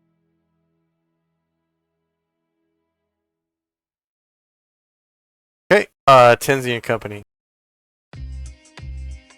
Musashi will finish up his tea, stand and bow once again, and exit the smithy and begin putting on his shoes. Tenzi just continues to meditate, and that will be it for us. Chandrak and Company. Chandrak will just finish the last little bit of tea, and yeah, thank you again. And he'll give a bow to each of them before he leaves. They both bow to you.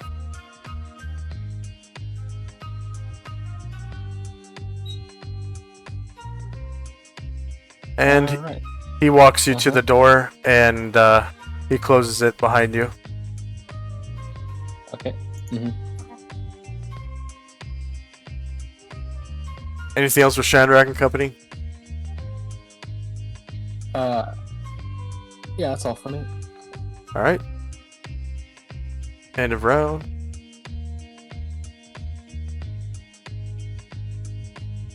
Time now is 10:08.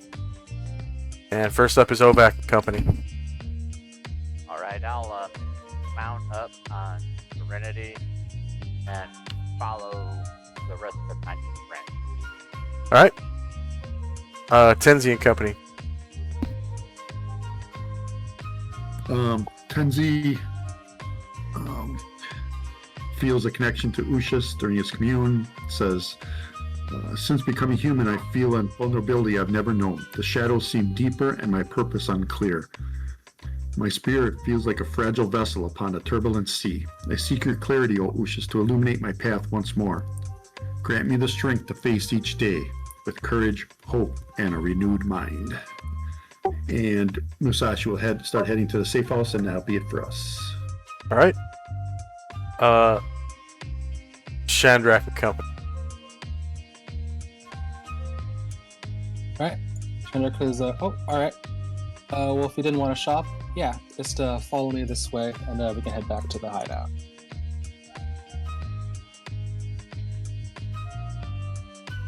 And he'll start jogging back.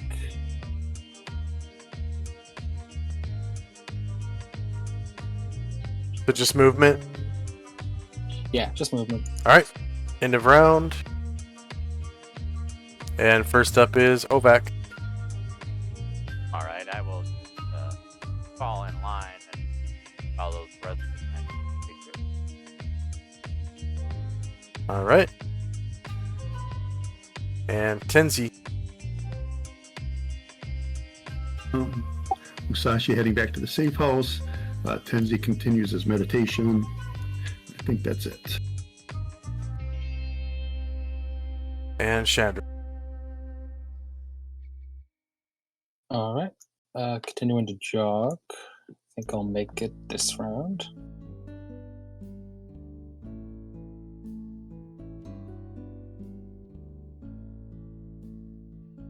Musashi sees you jog by, and he's wondering what the hurry is.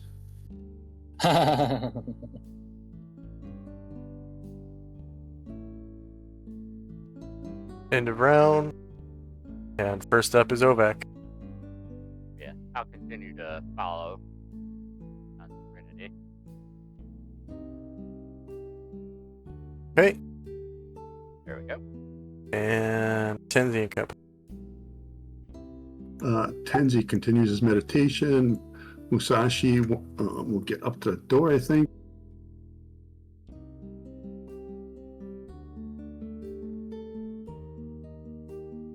Oh, not quite. But he sees Ryer playing, and he reaches into his pouch and gets out an Electrum piece.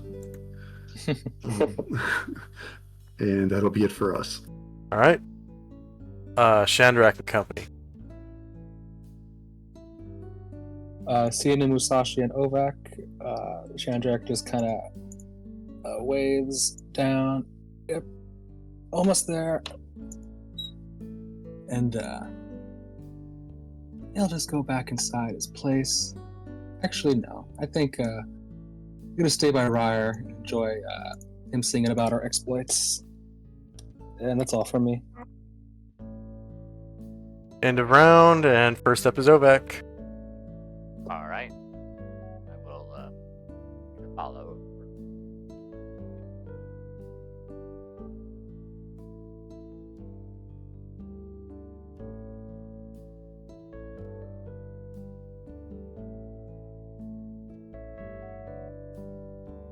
And Tenzi. Tenzi continues to meditate. Musashi will come up, stop at Ryer, and he'll just kind of flip the coin in front of him, and then he'll kind of rest against the wall here and listen as well. Okay. Chandra. Chandrak kind of relaxes into the music. He's going to begin casting a sending spell to send a message to old friend Adolf the Wizard. Okay. That takes one turn to cast, yeah? Yeah. Let him know we'll be coming soon.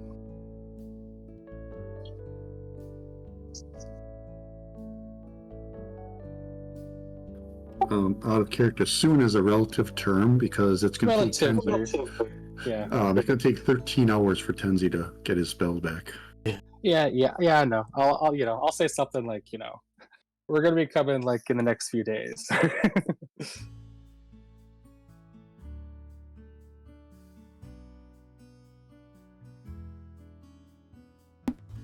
And Chandrak gets 250 points divided by his classes for sending.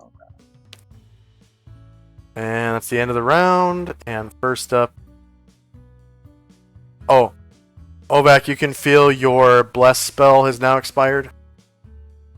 And it's your move. Alright. Since we are going to be taking a little bit of a respite, does anybody else in our party look harmed? Our group?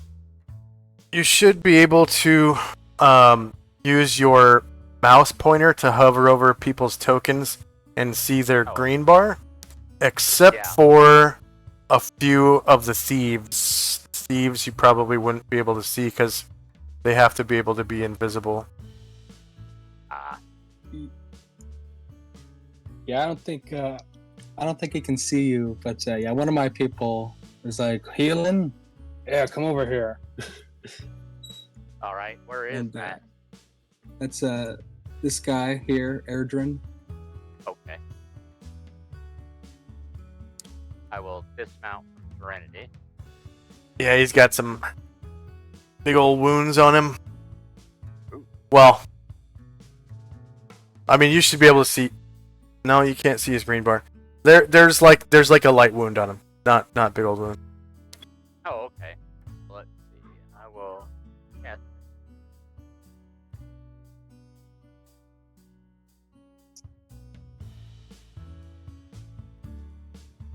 Oh, yeah, he's still wounded, but you still get the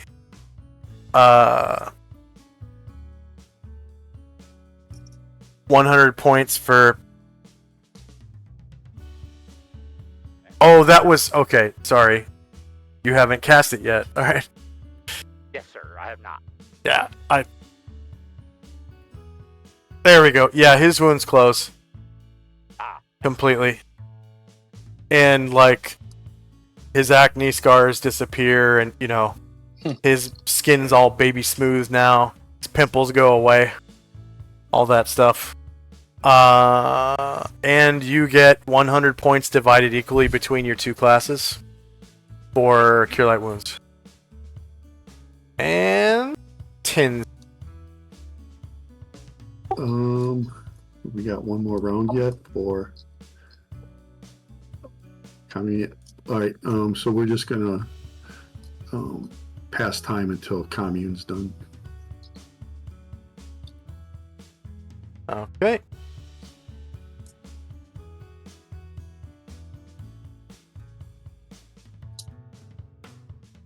And Shandrak.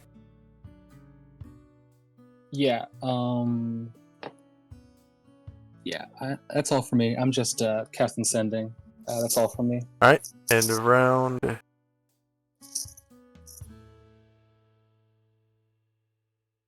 And time now is 13 after 10. Nearly a quarter after. This is 0 round for Tenzi's commune, so at the end of the round, it will take effect. First up is Ovak. Right. What time of the day did you say it was? At 10 a.m. 10. It's almost a quarter after 10, like 10:13 in the morning. in the morning. Yeah. Yeah. So sun's out. You know, it's kind of chilly because it's the end of November. So, but there's no rain today. Right. I'll go back out here to Serenity, and I will remove all of her guarding and blank saddles and all tags and all that, and I'm gonna brush her down and help her relax, get ready to rest for a while. I think this track is probably my favorite guitar track. Impact Allegretto. Alright. So you get her unloaded. Yeah, and I'll start like singing to myself and brushing her down.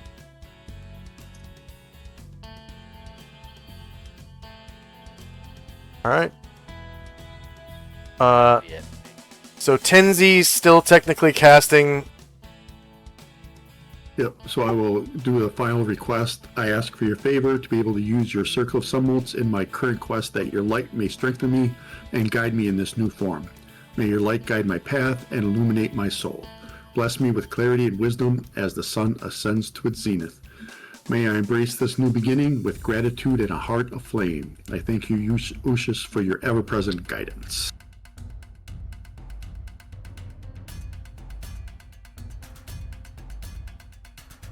And Shandrak and Company. Yeah, just trying to send my message. Okay. Singing our praises. End of round, and you said you're at the level where quest spells don't take your level 7 spells? True. Okay. Yeah, you can go ahead and add. How many upper level spell slots do you have? At level 7, I have 2. Okay. Oh, that's right. You can only memorize one quest spell at a time. Yeah. Yeah. Okay. Yeah. So Ushas, comes to you in your commune spell, and she says, My child, of course, I will grant you my quest spell.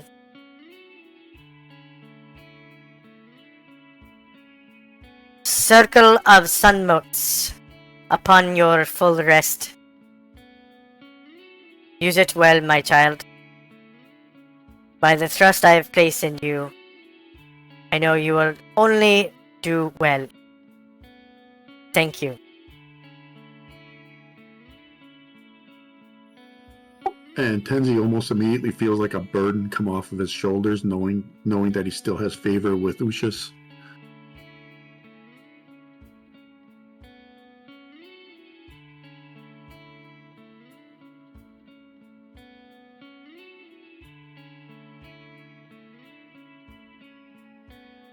And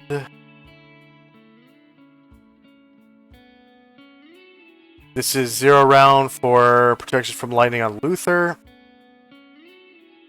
And Tenzi's commune expires. First up is Ovak.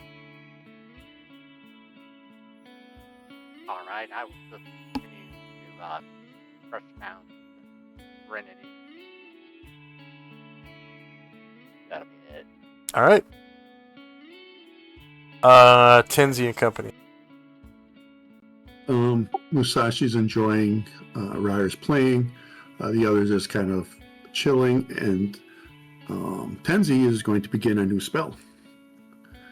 All right. He takes a moment to ground himself, centering his thoughts and focusing on his intent. He takes out his holy symbol, a gem, which I got to figure out which one, and a piece of parchment with all he knows about Yesima Swan and her last location, which he believes to be somewhere in the Great Below. Perhaps there's a temple there. That is all he knows. And he knows there's her description and stuff from his father.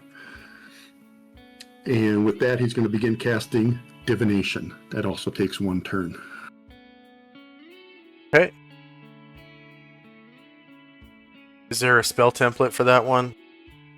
I think so. Let me cast it. Yeah, that's right.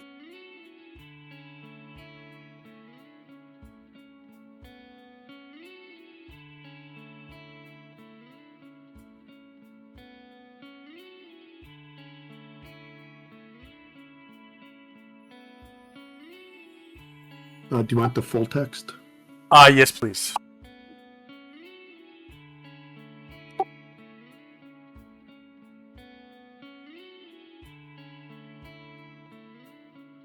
Okay, Tenzi gains 400 points for divination.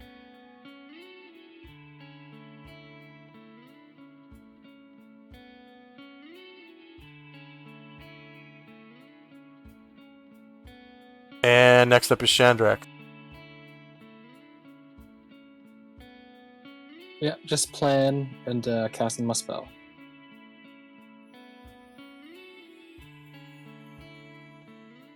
All right.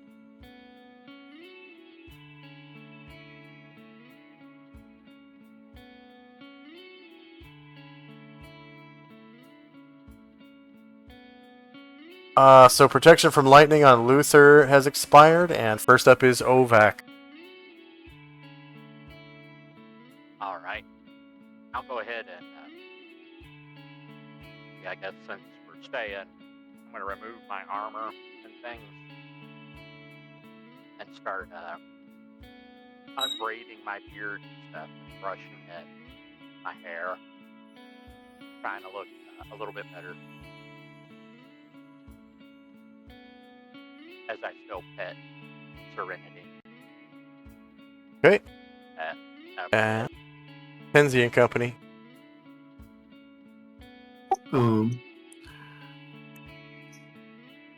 Zalman checks his armor to make sure everything's good and clean. Asriel's relaxing. Musashi's enjoying Ryer, and Tenzi is in the middle of a divination.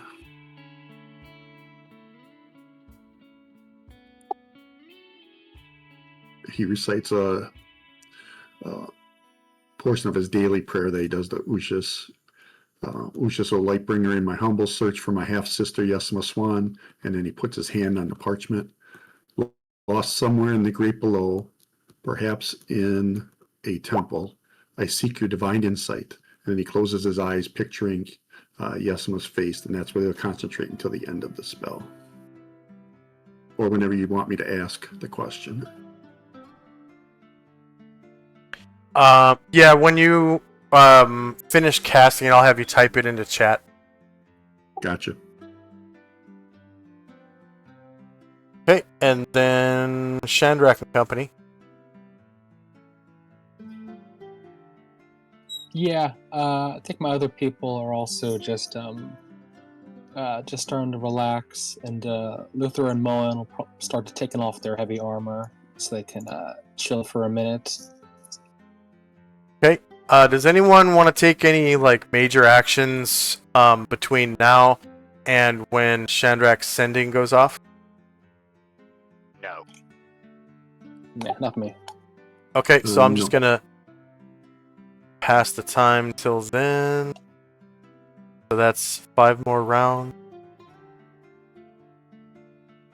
4, 3, 2, 1.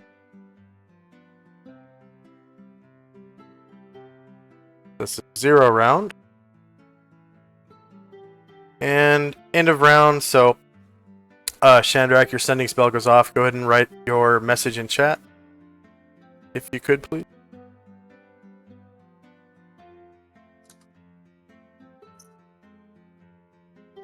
Adolf, good news. The Order will be coming to see you in the next few days. Keep some copies and read magics memorized for trading.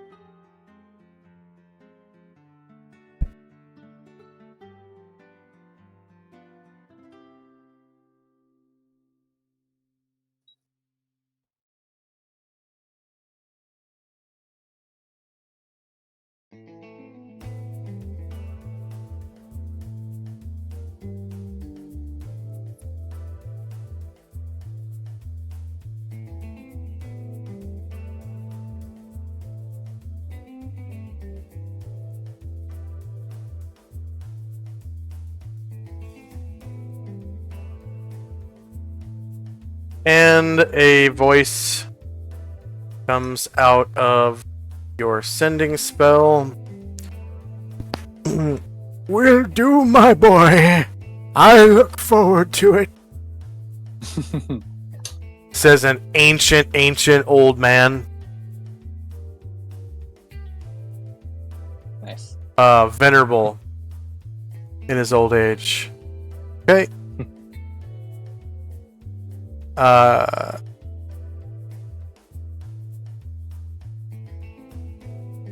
So Chandrak's sending spell has expired, and first up is Ovak. Alright, how much time has passed? Like 5 minutes since the last time you did anything. Okay, is Serenity still dirty? No, you've gotten her pretty clean in 5 minutes. Alright.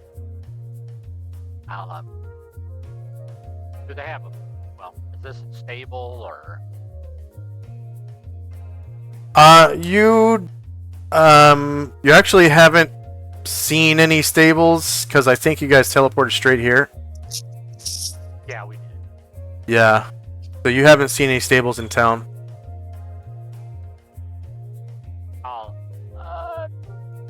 Which room is mine? Somebody said you could stay here. Yes. Well, I mean, as you can see, it's not really enough for a room for everybody, but it's some good shelter that we can stay inside of. You know, I assume you have a sleeping mat to sleep on. Yeah, yes, I do. Feel free to roll it up anywhere you want. Oh, alright, thank you. So, I'll step inside the door here, and this little, what is it? Like, I can't remember what they're called, but like the entrance to the household, the foray. Yeah. Foyer, yeah. Are people sacking out here, or are they inside, actually? From Most what people you are can in there. see, you don't see any bed mats. Alright, I'll come in here with Serenity, and I'll more or less reach into the saddlebags and put out her blankets and stuff that I kind of just, she nests in, you know, like a dog, like to lay on blankets. Yeah. And, I'll put out my bedroll and sit down and start looking through my tools and making sure they're all in good repair and such. Oh yeah. You haven't used them yet. Yeah, and oiling my armor and things like that. Yeah, taking care of your equipment. Okay. Yes. Tenzi and Company. We're just going to do the same thing until Tenzi's done with divination. Okay. And Shandrak? When Chandrak kind of comes to back from ascending, he starts to come back inside, and he stops by Zalamond and says, where'd your brother go? Oh, he went back to the temple. He said he had to think about things. Okay. Well, I'm sure he needs some space. And Chandrak will keep on going inside.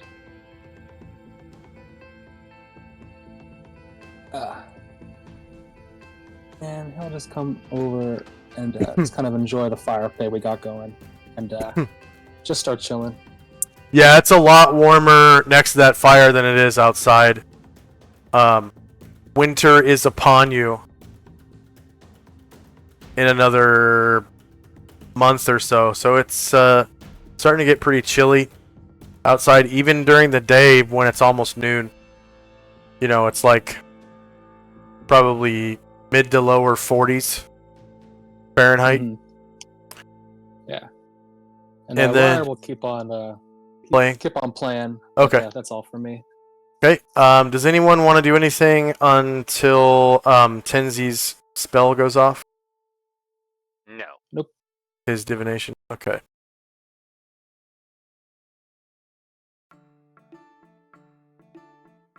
Okay, so that's round 1 and round 0. And end of round, Tenzi, your divination spell goes off. So go ahead and type your question in chat if you would, please.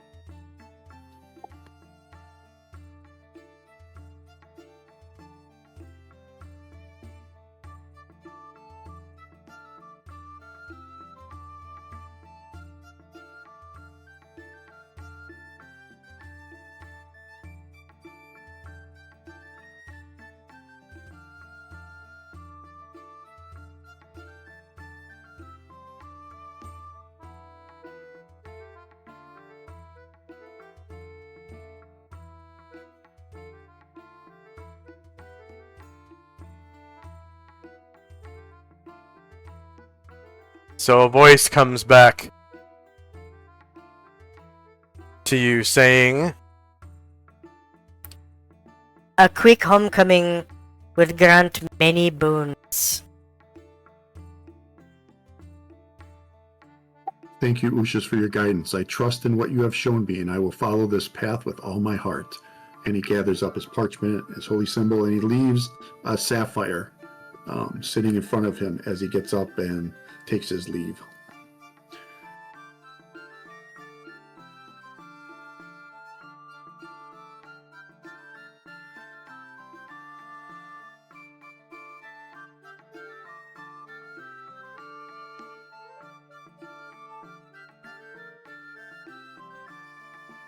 And that'll be it for us. okay.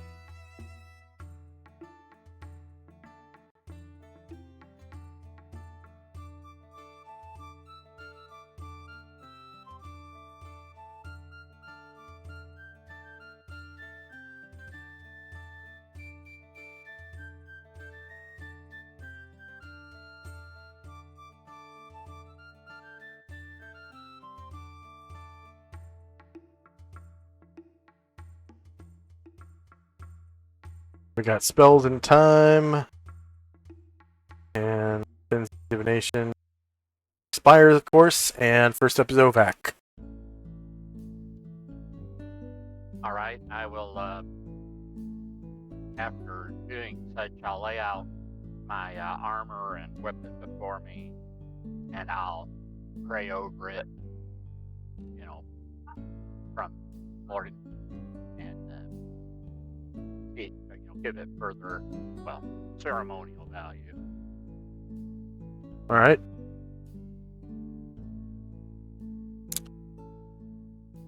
I guess I'll continue to do that while I'm kneeling. Okay.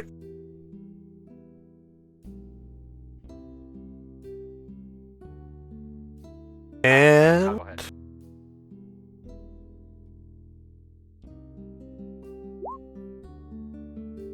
anything else for Ovac Company?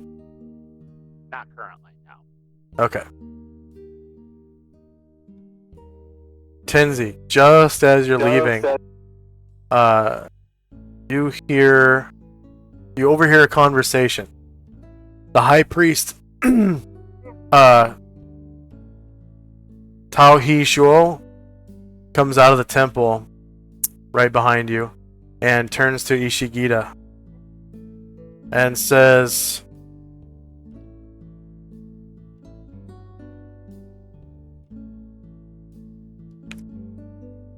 Ishigita, you have been granted a fiefdom over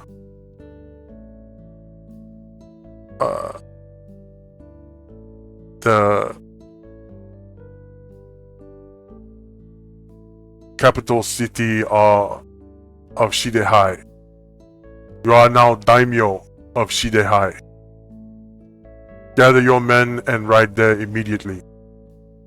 You will take charge when you arrive. and Ishigita bows to him. And begins walking down the stairs. As he goes by, Tenzi will congratulate him, saying, I couldn't think of a better person to become daimyo. It is a great honor to serve the God Empress in this fashion. I will not fail her. And please, visit as often as you can. I know that my comrade Shandrak will desire it, as there is a library in the castle that he discovered, and he would like to use it if you do not mind. Of course, the Order of the Superior Star is always welcome in my castle. And in my city. Tenzi will bow to him. Good luck. And you as well. And he bows to you and makes his way down the steps. And the high priest kind of walks over to this disciple, and he says, you will now take Daimyo Ishigita's place by the door. That is all. and he walks away without bowing. And of course the disciple bows and takes his place by the door, and the high priest goes inside.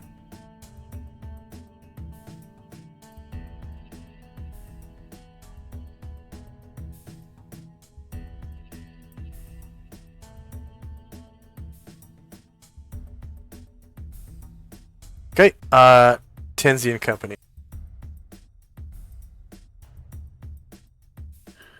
The rest are going to chill while Tenzi makes his way back to the safe house.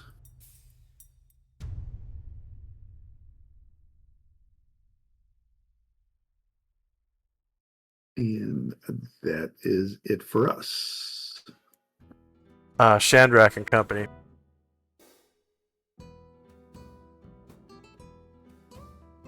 Yeah, just chilling and trying to steal a couple pets from Serenity while avoiding the front of her face. And yeah, just waiting for Tenzi and relaxing. Okay. End of round, and let's take our first 3-minute break. We've been playing for quite a while, like 2.5 hours without a break.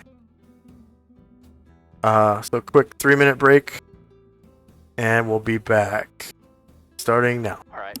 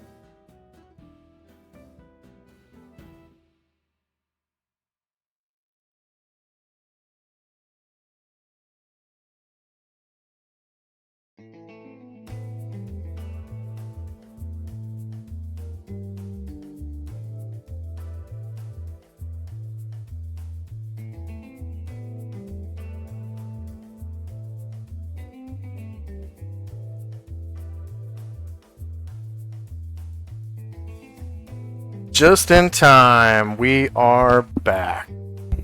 Alright, first up is Ovak. All right. Who gave one of the PCs was petting Serenity? Yep, I'm trying her again, but trying to pet her side. Yeah, you get by her side and she leans over on you. You know how dogs do. Yeah. Yeah, she's leaning on you against the wall. And Bobak will be like, come on, girl. Pet that. You're not a lap dog.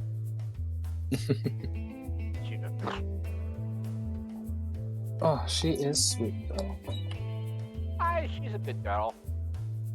I'm hoping one day you get some pups out of her. I'll pet her in the head, Oh. rub her behind her ears. You're a Woof. good girl, aren't you?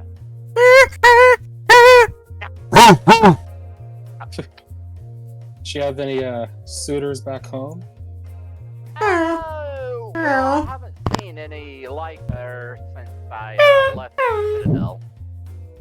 Or our fortress. Yeah, that's what I mean though. Do you have other ones there? Hi. But perhaps a white direwolf will Serenity's eyes Well, too we'll- big. No. Some kind of hybrid. that Hi. would be interesting to see what could come about. Mayhap we should let them off their ties, so to speak, and let them play together. I'd certainly be interested to see what the result of that union. Although she is big and rough, so we don't want to put her to play in like any house or anything. Probably go through a wall.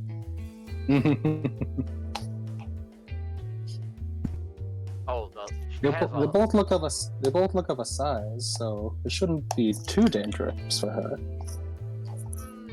I hope not. And I'll there was a barrel up under her neck that's actually just one of those little kegs that has mead in it, and I'll get a glass of mead, drink it, and I'll pass my turn now. All right. Tenzi and company. Tenzi's jogging back to the safe house.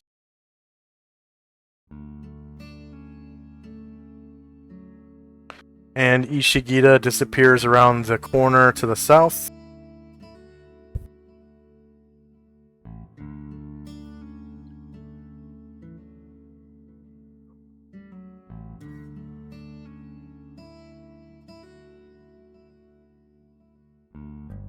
And he will enter safe house.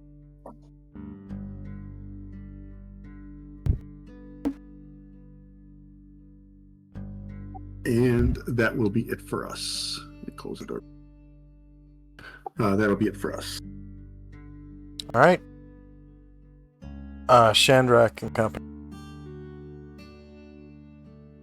Shandrak is just leaning into the dog, enjoying this big fuzzy beast, and then sees Tenzi. He's like, "Oh, Tenzi, how was it? Did you find whatever you're looking for?" I did. I found a clue to where my half sister may be. This is important for me, and we will try to get it done at the same time we retrieve Gargamond. Okay. Yeah, your sister. I understand. Yeah, I understand. I actually wanted to ask you something about that, Tenzi.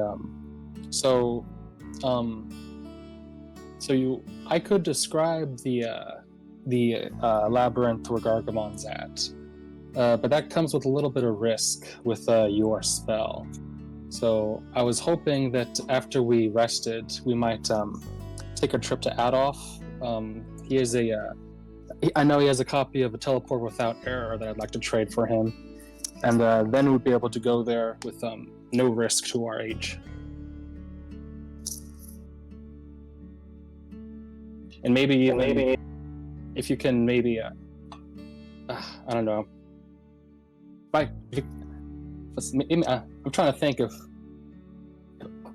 I can scry or if I have enough information, maybe I'll be able to teleport to wherever she is if we get enough information. From what I know, my plan is to teleport to the home of my mother. And hopefully she is there in that, either in the town or maybe she is with my mother. And I can dimensional fold there.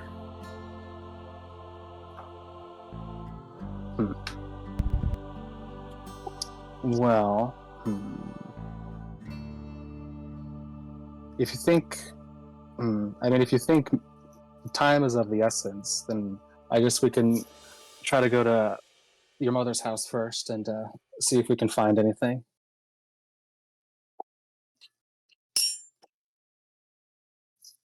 Yeah, we have time to think about it. Once in a few hours we can nap, and afterwards I will need most of the rest of the day into the early morning to replenish my spells.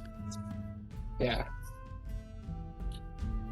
But if possible, I would like to make a visit to Adolf. I have quite a few spells that, now that I'm more skilled, I'd like to trade for him.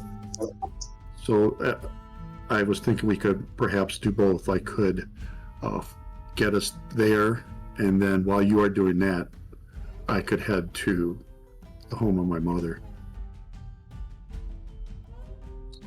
I mean, I don't think it. I mean, shouldn't take too long on just copying some spells. You know, I can come with you for your sister or your mother.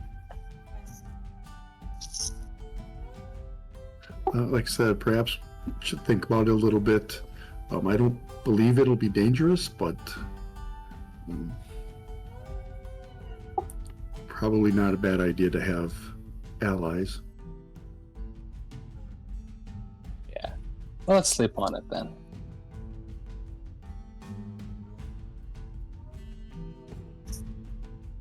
And end of round.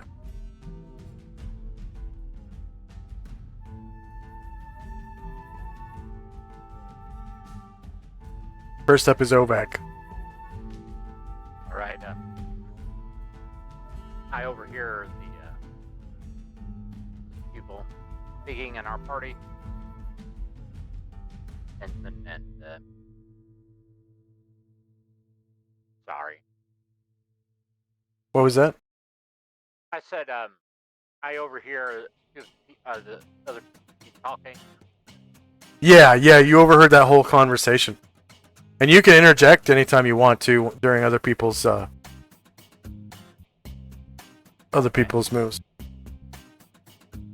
So how long do you think that it'll be before we actually hit the road?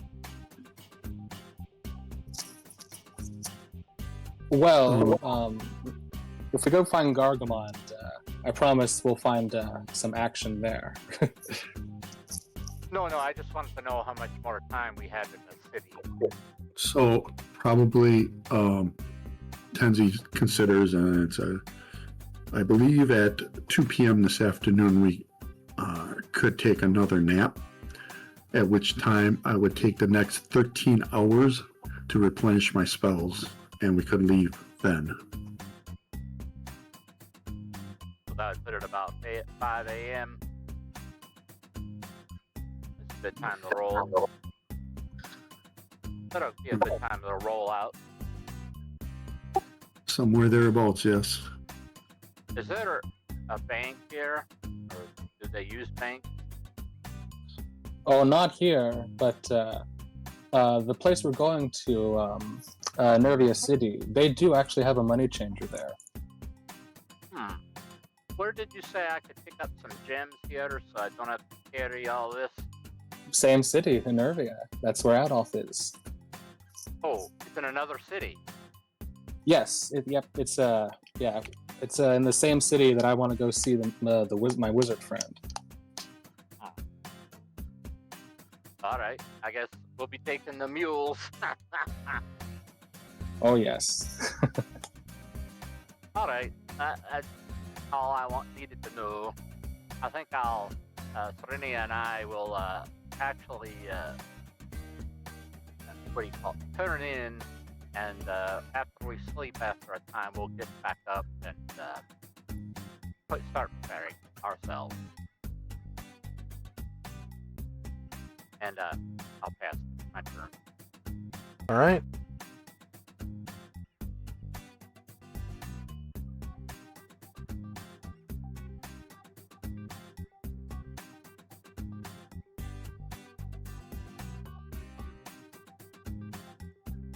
So,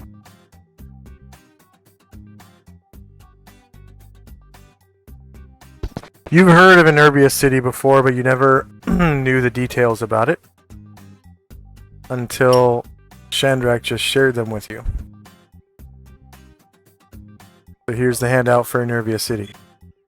You can see rare items available in Enerbia City. Full plate mail. For 2d4 plus 2 times 1000 GP. 5000 GP diamonds, 1000 GP sapphires, and 100 GP amethysts. And then there's some lore about it as well. Thank you. And it's, of course, on the same island that you're from. So, Okay, cool. you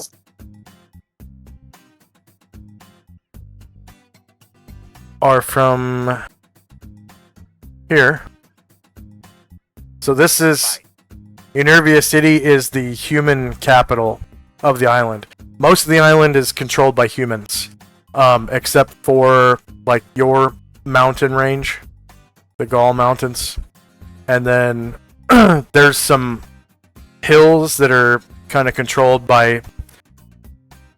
Well, they were controlled by a tribe of bugbears, kind of across the valley from your mountains. But they've been wiped out. The Tagris tribe, yeah. And then, of course, in Yanis Forest, that's where the Yanis High Elves live. And then the rest of the island is pretty much human settlements. There's Newport, Richport, Westport, Gull Point, and Enervia City. Right. Thank you. Okay. Anything else for Ovak? No, sir. Alright. Tenzi. Tenzi steps up to Ovak and kind of hesitantly, and then says, Brother Ovak, I've seen your dedication to Moradin and have heard you speak of Hammer and Forge. My physical form has been, as my father says, reforged. I wonder what truths a priest of Moradin learns from the hammer's strike and the forge's heat when something so utterly changes, yet must endure. I would think that oftentimes when a weapon is reforged or armor, it is reforged to make it stronger. You temper its thought into different techniques even farther, the heart of the steel. And your soul has definitely been strengthened. And your body seems to match your soul. But with the breath of Mordrin, he breathed life into us as we lay and we stood up and looked to the mountain. Would you want to join me in a prayer?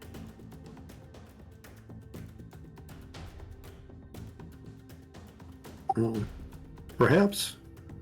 That would be good. I'm eager to learn the wisdom of Moradin to add to my knowledge.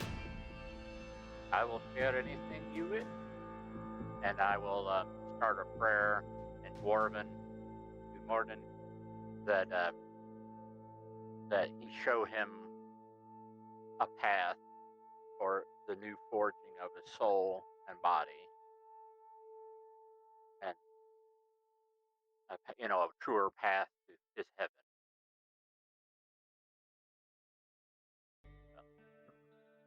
Okay. At the end of the prayer, Tenzi will ask for the light of Lucius to shine upon us, and he'll say, my dwarven friend, I know that you have lived most of your life away from the sun, but now you will get a chance to be able to bask in its glory. I thank you for your companionship. I do as yours as well. Clasp wrists with you. And he will do so gladly.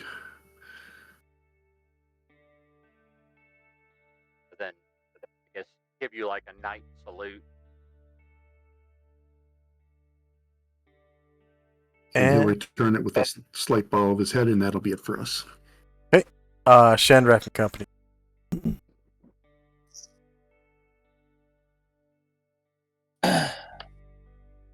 Yeah, Shadow will just kind of listen in on that little exchange, and just kind of lean his head back as he's leaning against the dog, and he's starting to think of how good that nap's gonna sound, how it's gonna feel. And that's all. Just waiting for the nap. All right.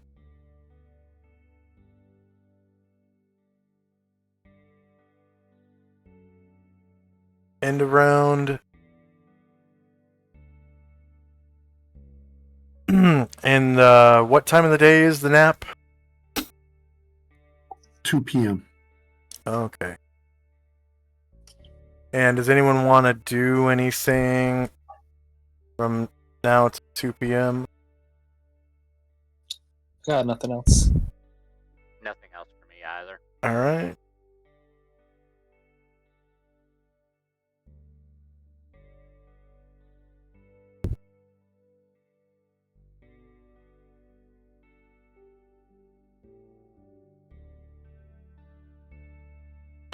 Let's see.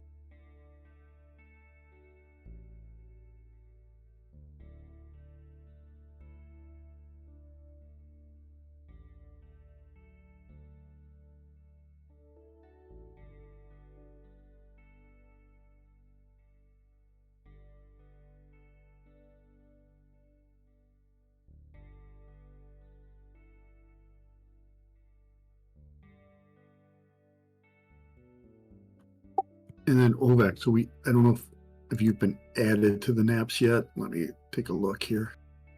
Okay.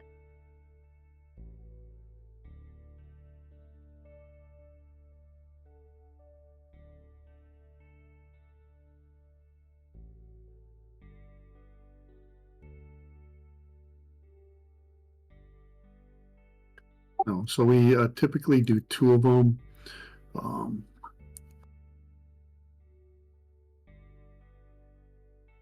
So probably have you on the second one because that means that'll even it out 6 in each nap. If that's okay with you. Oh, that's fine. Okay, we're gonna update the sheet then. All right. This poor man approaches.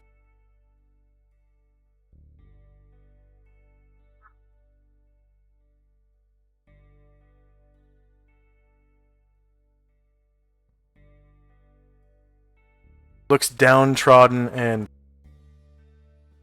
possibly diseased. He's missing teeth. He has a blight on his skin.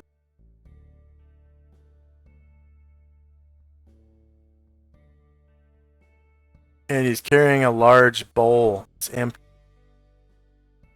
And he sits down across from the safe house.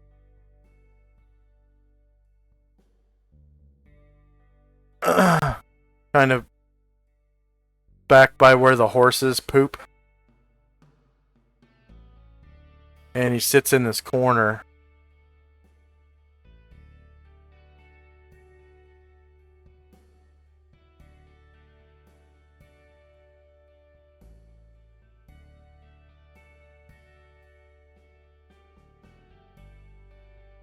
And he just kind of has this sad look on his face, and he kind of looks down at his bowl and begins to weep.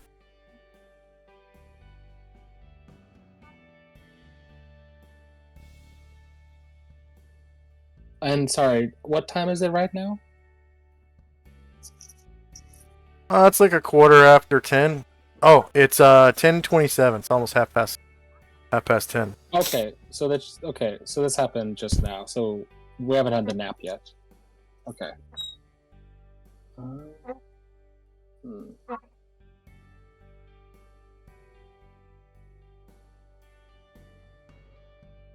And he kind of sees, Ryer playing his guitar, stands up and walks over to him and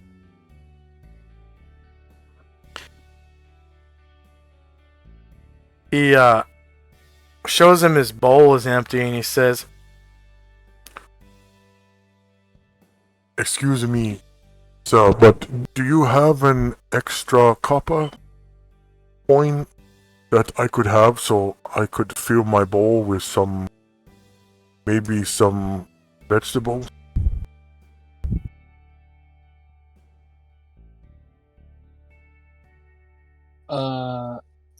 Ryer will look at the man and he'll try to kind of reach into one of the it's like one of his pouches, and he'll give 2 silver coins to the man. 2 silver coins, okay. Yeah. Right when you do that, like, he drops the silver coins in his bowl, and it, like, makes this very distinct noise, right? And he gets a big smile on his face. And from around the corner, 7 more guys that look just like him. Missing teeth. You know, possibly have a skin disease. And, you know, pox or whatever. They make their way around the corner. And they kind of, like, nudge their way past Musashi. And they come over. And you hear this, like, please, sir, please. Do you have any more coins to give us? Please, sir, please. So Ryer has been playing for a while and singing the praises and saying the news. Has anyone other than Musashi dropped a coin into Ryer's bowl? I have not. I mean, like, has any like NPCs since we've been waiting? None of the Any NPCs. passerbys? None of the NPCs have, but I think it was Tenzi that put something in there. Yeah, Musashi. Musashi did. I'm just asking if they like any passerbys gave like any coppers or anything. No. Okay. These are the first actual passers-by that you've seen. That have, like, interacted with you at all. Not that you've seen, but because there's tentatively people all over the place. It's a city. There's, Yeah, like, that's carts yeah. carts and wagons are going by constantly. People carrying things and stuff, but none have actually interacted with you until now. Okay. Well.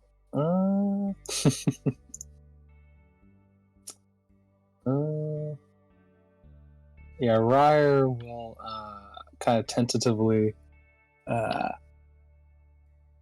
he'll give another silver to 1 silver to this guy here, and a silver to the guy to the south of him, Ryer. That's the original guy.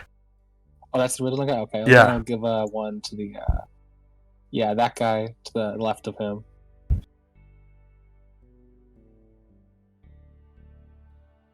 And these guys kind of start crowding around and, like, running each other over to get closer to you to get coins. And one of them steps into the yard. And they're like, you know, please, sir, please, give me coins, please, sir. Please, give me coins. Ryer kind of looks at Musashi as like Musashi Musashi has made himself as thin as possible, leaning up against the wall so that none of them touch him. Okay. And these guys stink to high heaven. You can smell doo-doo and pee-pee. Like, just, it's strong. It's like ammonia and straight off the turd. Okay, you know what? Okay, let's try something else. Ryer's like, at this point, because they're crowding way too close. Ryer is gonna he's gonna reach into his pouch, and he's gonna pull out like 10 gold coins, but he's gonna try to toss them back down like the other way. Yep. Give me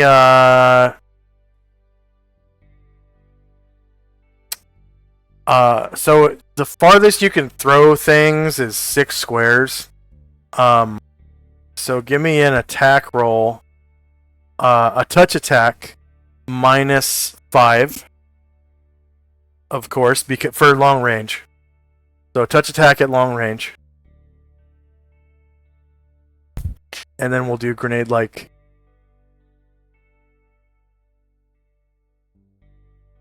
Deals if you miss.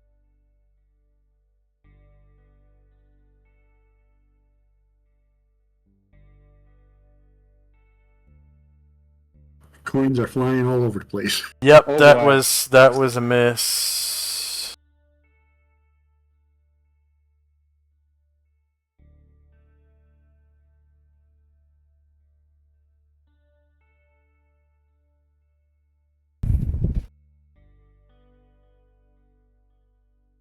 Long range.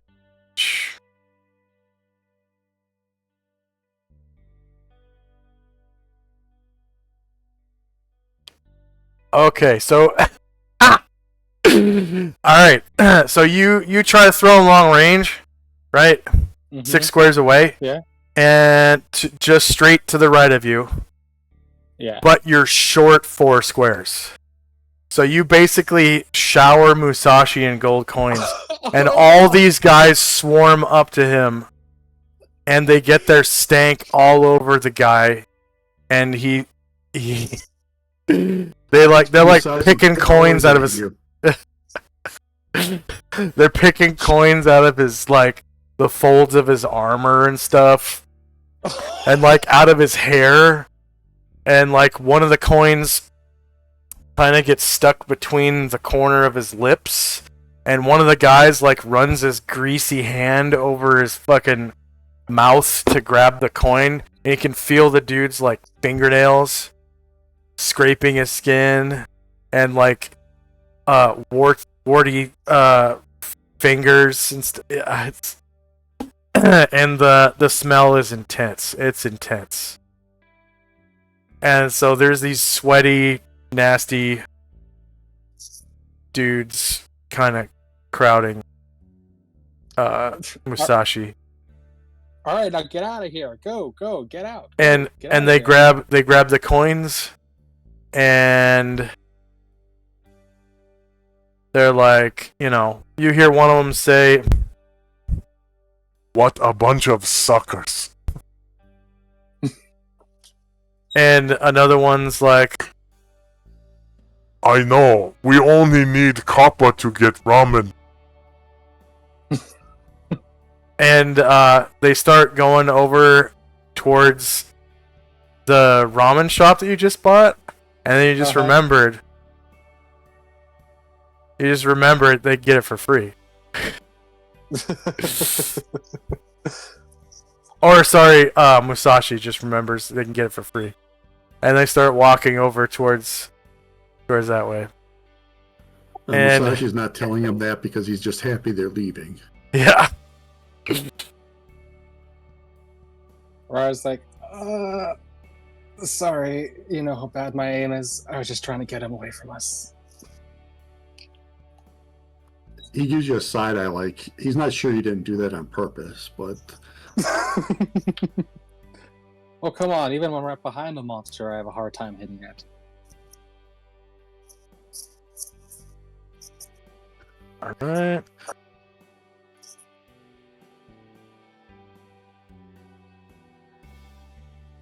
And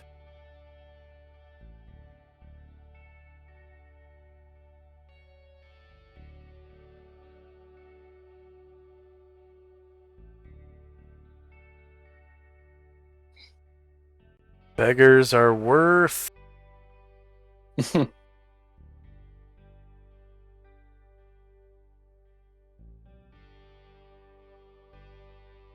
let's see. They have to be worth some kind of XP. question is, did they defeat us? No, you survived the encounter with them and resolved it. Let's see, monster XP values. They do have 1-1 to 1 hit die. Yeah, so they're worth 15 points each.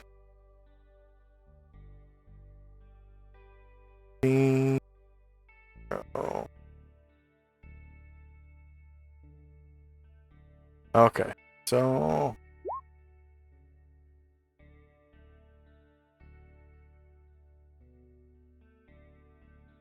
eight beggar, 15 3-player characters. There were 7 NPCs, I think. And you didn't kill any of them, so none of the rest of that Sorely stuff mattered. tempted. So that's if you have one class, it's 18 points. If you have 2 classes, it's 9 per class. And then NPCs 9 and 4.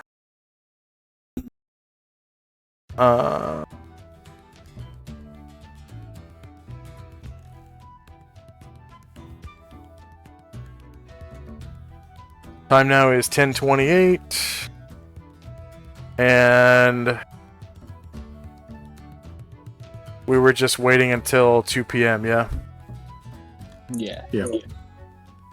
Alright, so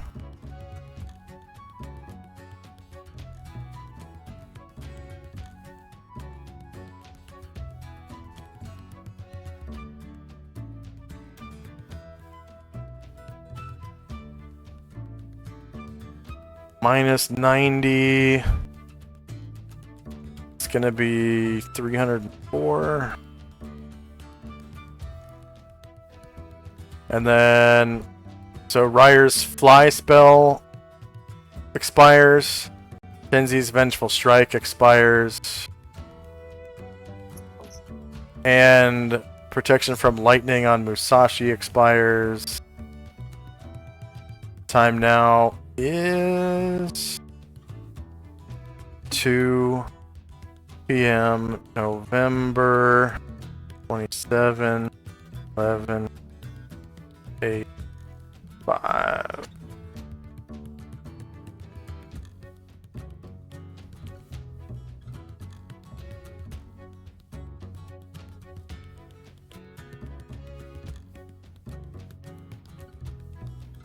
Alright, so it is 2 p.m. nap time.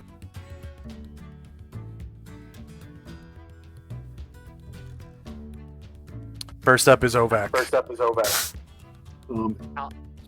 people in the first nap are Tenzi, Ashrael, Gargamon, Dante. Oh, Dante's not here. Chai and Shandrak. Those are the people on watch. Those are the people that are going to be napping. So So I won't be napping right now. nope, it'll be an hour. Then you will nap. All right. I'll when Serenity's laying down, and I'm sure she's probably sleeping, I'll just put my back up against her. I'll lean into her to get the extra furriness more.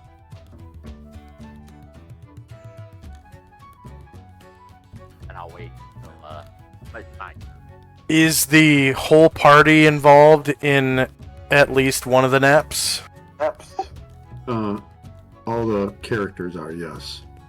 But not the mounts? True. Okay. I mean, So they will. I could get, because I can get, it's one person per level. I don't know if it's creatures. I should check that. But Yeah. Let me cast it. They have a long time before they need to rest anyways. Because by the time the second nap's done, it'll be, 4 p.m.? And then you have literally hours before the mounts need to rest. Yeah, and I got 13 hours of spell casting. Oh, that's right. Yeah, so they can sleep while you're memorizing spells and stuff. So you're looking at tomorrow sometime is when you'll be able to... Yep. Okay. And does Ovak want to do anything during the nap? When I am awake, I will go ahead and brush down like the mule I'm using and any other one of the mounts that looks like they need attention to. All right.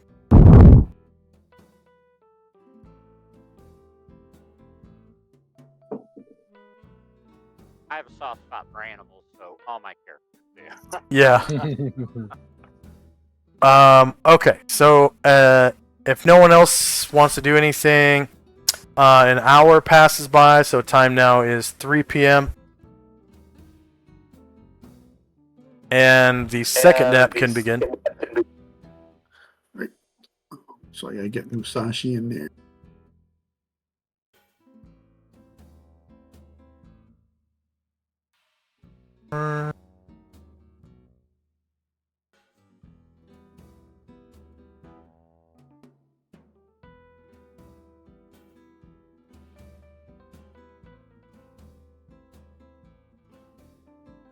And then Zalmond has to come in here.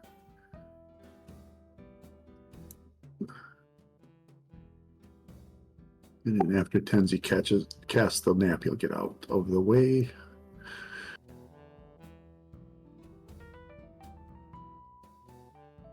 Tenzi not casting both the naps, is he? He is. I don't know about that. I'll put the template up.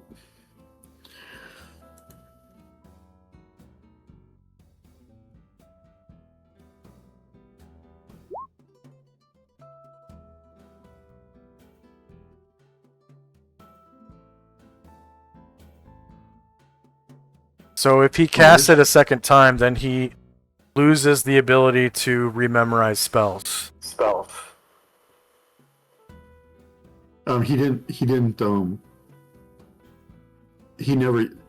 He memorized 2 naps yesterday, and he cast one, and now one of those 2, then he cast the other one, and now he's going to memorize spells. That's not how it works. No. If you cast a spell before you start memorizing, you lose the ability to memorize spells. So you have to have 2 separate casters for 2 separate naps. Which, I don't remember if you have anyone in the party that can cast nap other than Tenzi.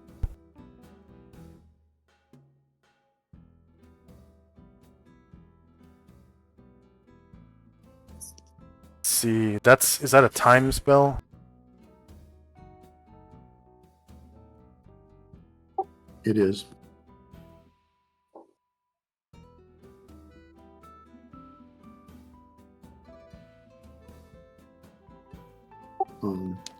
For expedience sake, Asriel will use his limited wish to There you go. nap, do the second nap. There you go. Yep, that works. Meanwhile, we'll have to figure out a solution to that problem. Yeah. Because I don't think Moradin grants time spells. Actually, because we are here, I could have got everybody in the first one. I wouldn't have to cast 2. There we you have go. people watching with Chandrak's followers, so we don't have to worry about having to watch. Yeah, there you go. But going forward, we'll have to figure out a... Yeah, in Wilderness, that might become a problem. With all the PCs in one nap, that would kind of suck. Yes, it would.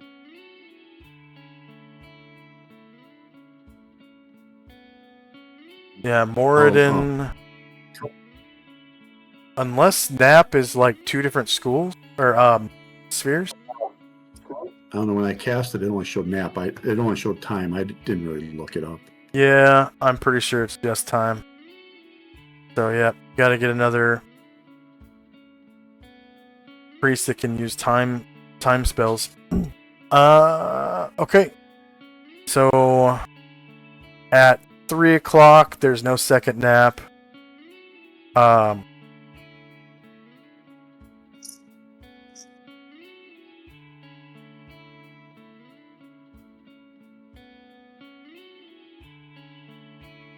So, daily routine.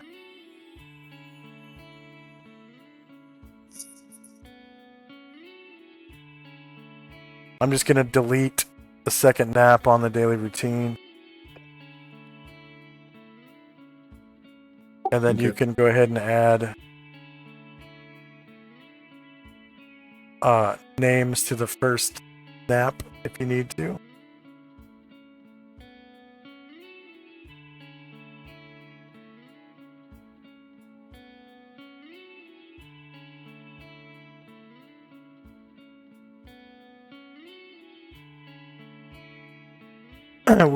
We used to have Baron.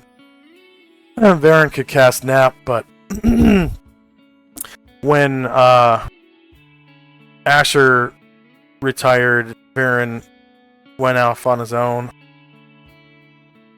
Well, she's technically not retired because the player is still on the Patreon. So they're just on vacation, I guess. So yeah, time now is 3:01, and then everyone can start, memorizing their spells that was in the first nap. Which I'm assuming is going to be like all the spellcasters. So the next encounter is 5 p.m. So go ahead and uncheck your spells accordingly. From 3 p.m. to 5 p.m. is 12 spell levels, because each spell level is 10 minutes. And that's 2 hours. Okay, so at 5 p.m., it's starting to get dark. It's not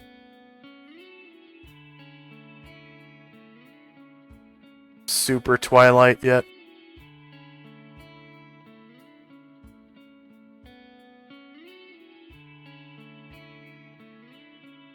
So it probably gets to be like this. Just getting a little darker. People's infravision kind of kicks on a little bit, that are, not near the fire or whatever. And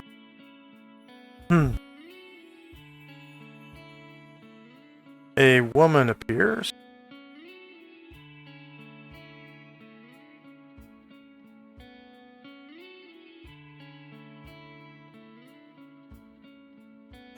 And she is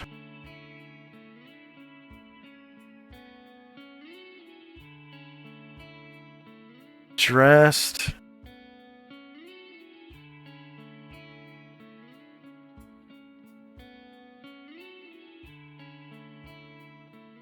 in a kimono, and she has her face painted up in white with red, like rosy cheeks and red lips.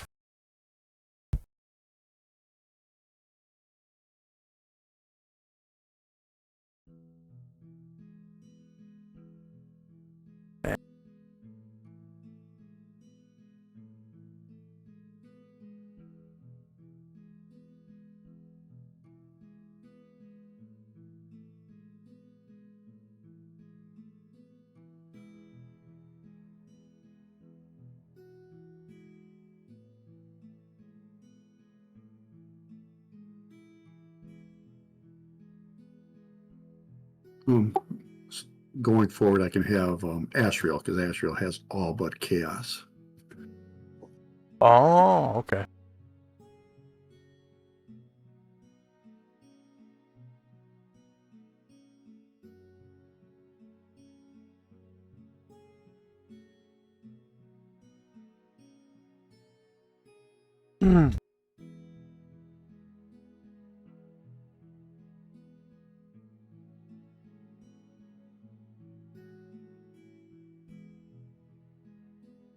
Alright, so this woman, she kind of walks up to the safe house.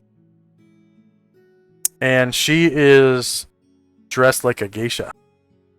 In, kimono, nice blue silk kimono. And, white face paint, makeup, or whatever, powder. I don't know what it is, really. Could be talcum powder or something, I'm not sure. And, rosy cheeks, red lips. And she walks up and she sees Sagareth on guard with his horse pistol or whatever that is. And she says, Good evening. Hey, miss. Good evening.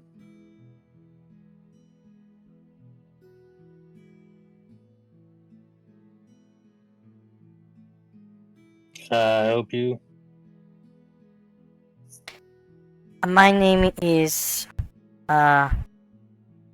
Matsumiko. Do you like me?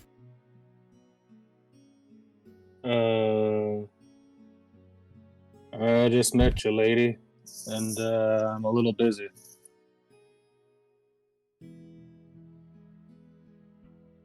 oh. She says, and she kind of looks at the safe house. Do any of your friends like? May I go inside?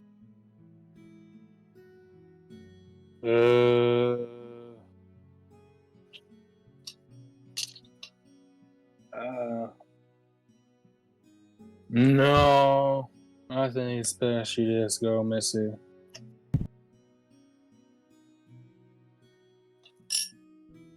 Oh, why not?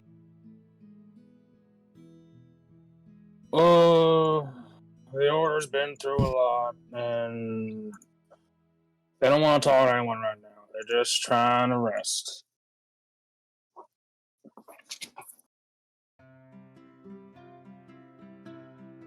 Oh, how unfortunate.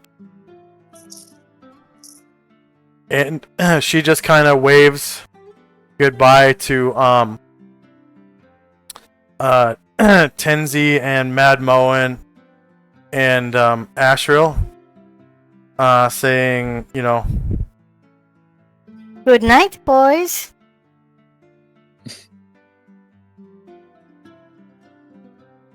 Tenzi and Astra are deep in concentration. They pay her no mind.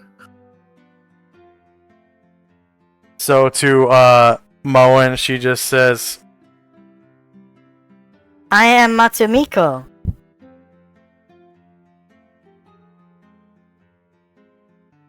I'm Owen, a general of Panoplia.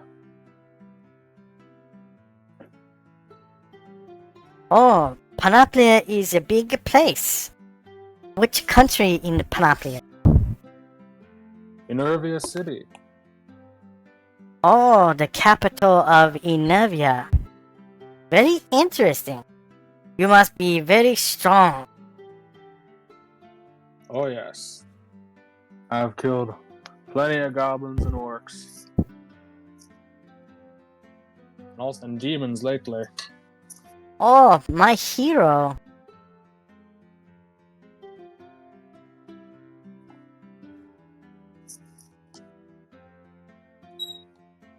You have a Yes. girlfriend?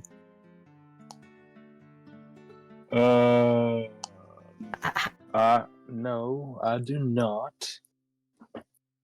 You like me?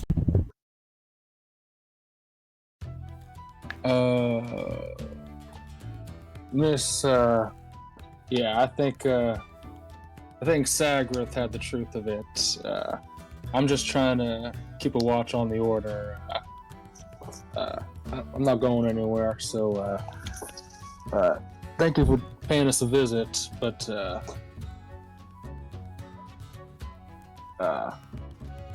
yeah, I'm just, I'll just be here, so, you can go on.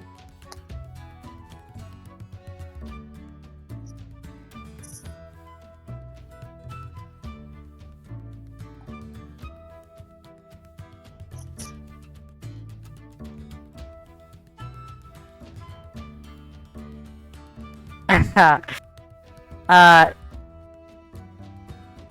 uh, you seem very strange. You don't like me? Okay, I go now. And she starts walking down the street, and she kind of like, once she gets to the end of the wall right there, she starts picking up the pace, like as quick as her little sandals will take her, right? Mhm. And she kind of looks back at Sagrath in fear, like she's gonna get shot in the jeez. back or something. And Cyrus will just turn away from her. yeah, she seems pretty scared, and kind of disappears in between some of the buildings down the way. All right. Anybody want to do anything between now and 11 p.m.? No, not I. Nope. Okay. So by 11 p.m., it is nice and dark.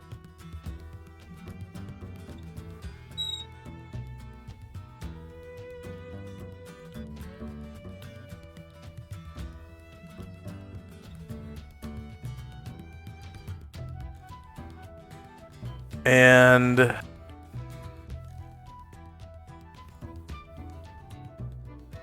from around the corner,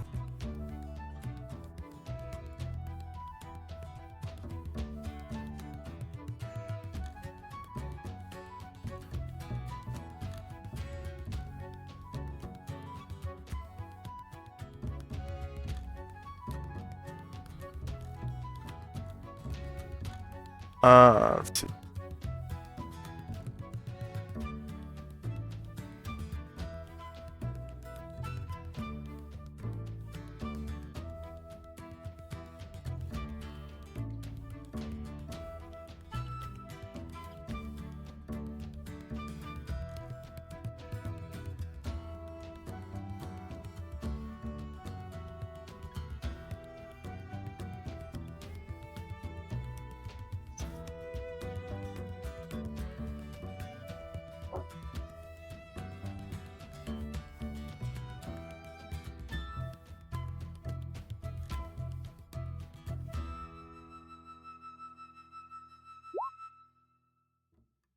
From around the corner come 6 Ronin.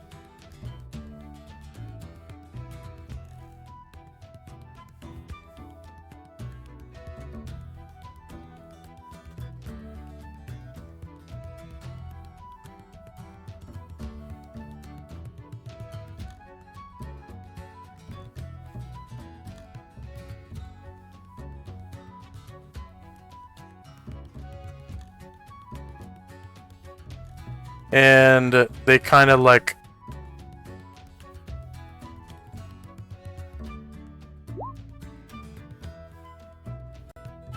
drunkenly sort of come around the corner, and they go to turn right around the corner, but looks like they see you guys and they kind of decide to stop. And looks like Sagrath has shut the door. So yeah, these Ronin come up to Sagrath, and one of them looks a little older than the others. And you can smell the sake on his breath, and he's got this jar of sake in his hand. Mhm. And he says,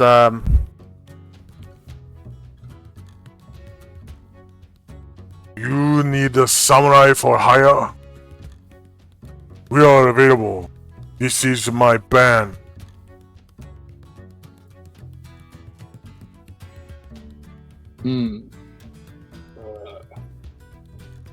Hire. Yeah, the chief's still studying, but they just got back from a big quest, so I don't really know if they need any extra muscle right now. I am Kadida. These are my friends, Kurimada and Koje. And the girls are Chibachiko,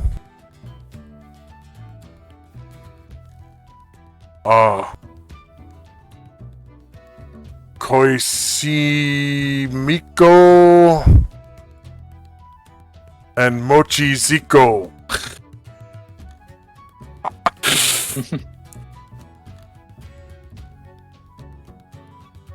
We are Ronin for hire.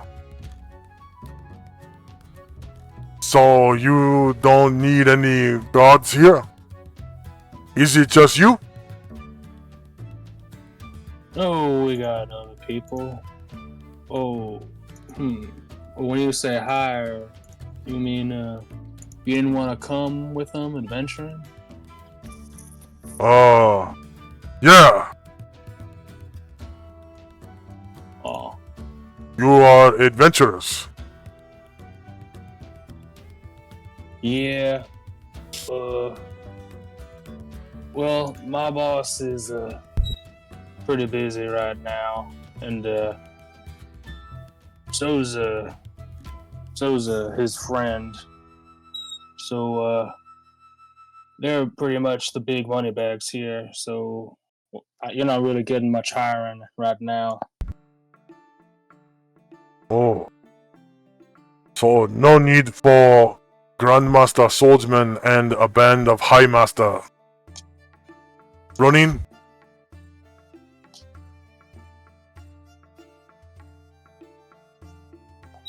No, I think. Well, I ain't to say, but no, I think that's all right, sir. Oh. Most unfortunate.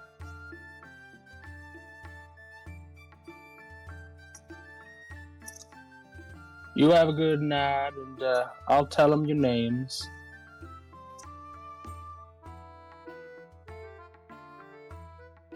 In case, maybe they'll magically contact you if they change their mind. Never mind. And next time I see you in my country, I kill you. Huh? And he turns around and walks away. The whole band follows him.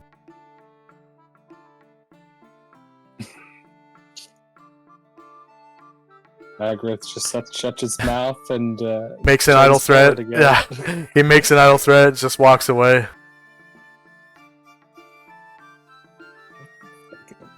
Get him. There we go. Okay. So that encounter was worth quite a bit more.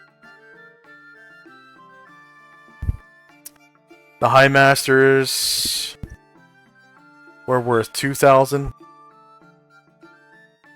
And the Grandmaster guy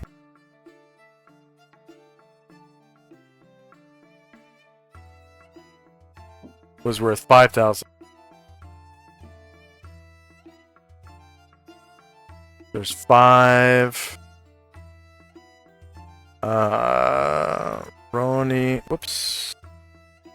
Ronin, 5, Master. Down. 3 player characters, 7 NPCs. And he didn't kill anybody, so none of the rest of it matters. There's a nice little chunk of XP.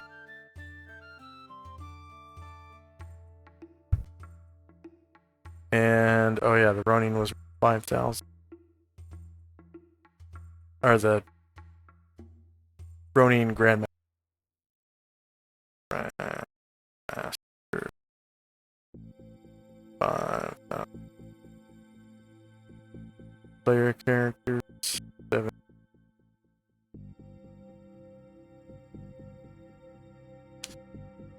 Real quick little cool 2,200 points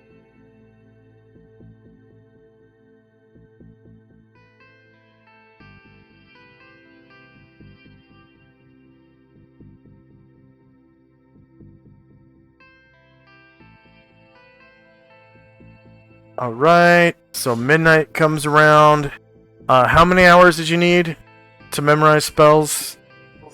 Tenzi needs 13, so And he you won't be done until 4 in the a.m. morning? Yeah, okay. So,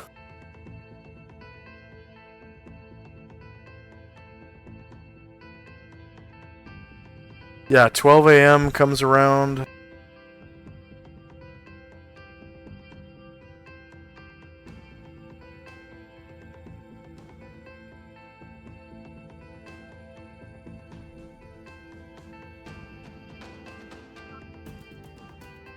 And,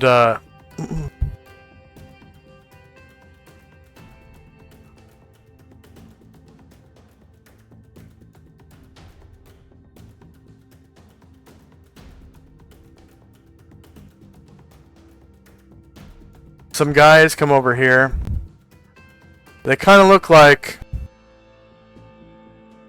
Yakuza.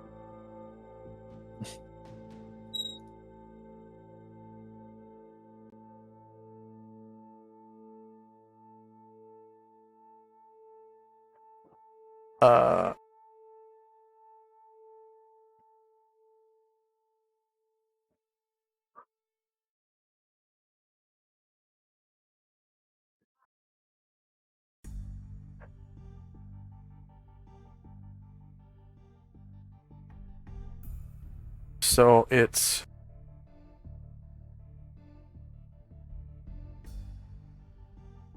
about 4 of them.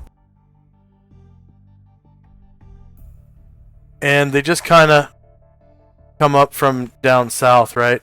And they pull out some kind of like dice and they start rolling them up against the wall.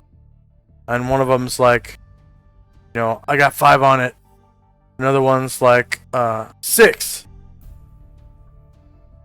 And they start playing this game of dice and rolling it up against the wall. And they look like... What the fuck?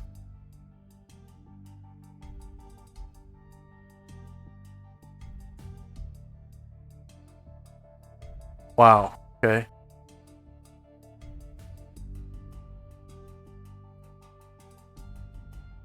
There we go. Now it's a little diverse. So one of them looks like that. I think this guy looks dressed pretty similarly. There's another dude dressed in white, and they're wearing Western clothing. And then there's this big gal, and they're playing dice over here. And this guy right here, he kind of looks over at Sagrith, and he's like,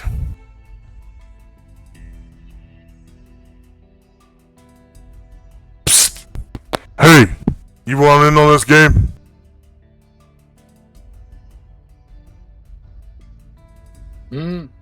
No. I'm good. You can play. Feel free. But no, I'm good. What's the matter? You're not chicken, are you? Chicken? Nah, I ain't chicken. I just got a job to do is all. "Buck, buck, buck, buck, buck, buck, buck, buck, buck." And the other guys start laughing.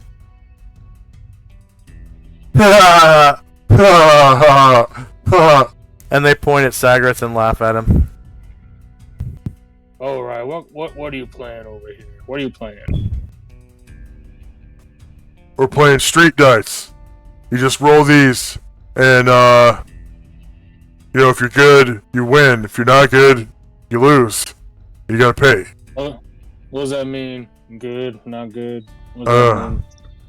You try to roll 7, and if you roll snake eyes, you always lose everything. You lose the whole pot. And if you roll 7, you win the whole pot. And everyone else places their bets on when you're rolling. It's like craps. You're trying to roll 7 before 2 or 1? Yeah, but you gotta place your bet before you roll.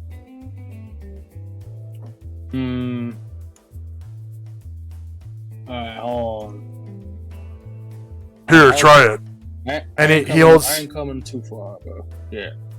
He comes over and he Yes, holds I the do. dice out, and this guy's like, you know, I got 5 on it. This guy's like 6, and they're talking about gold coins. You can see they got gold coins in their hands, and she's like, yeah, okay, 6, and this guy's like, yeah, me too.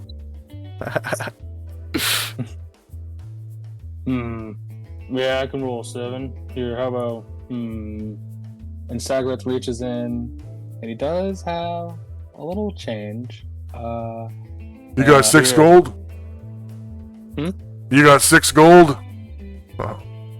You'll have a 6 gold. 6 I gold got 5 coins. gold. Shit, okay, we reduced the bet to 5, okay? And everybody's like, okay. Alright, 5 gold. I can roll 7. And they all hold out 5 gold coins and show you.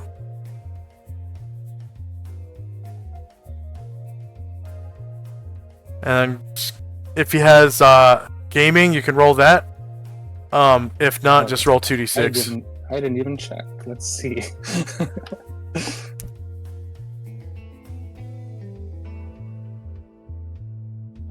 No. Okay, so 2d6.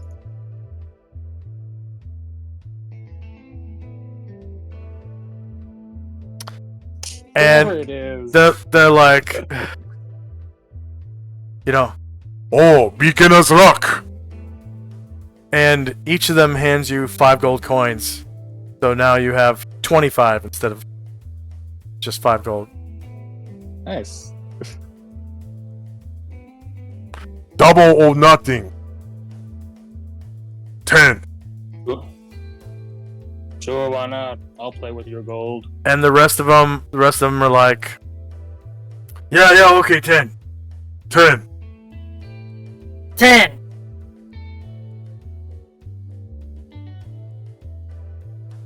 Okay, you Play roll. with me. Alright. So if you don't roll 7, you just lose, you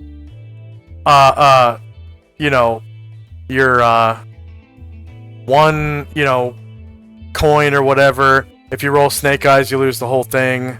And if you roll a 7, you get your, there you go. There you go. So now you have 67 gold, because each of them give you 10 gold. Oh, I'm out.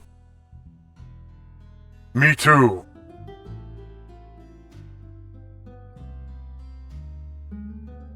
And me. Dang it. Beginner's Rock. You took out a whole night. Damn it. I gotta go get another roll of points.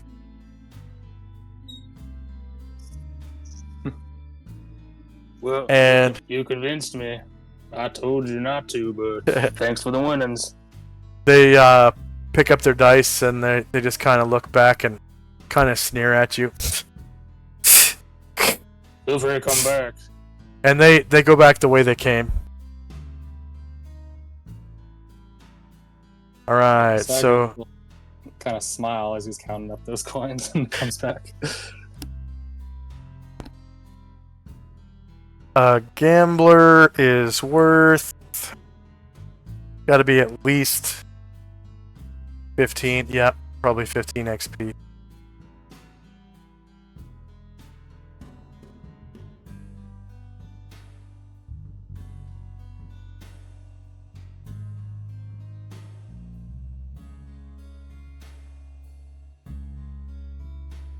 Okay.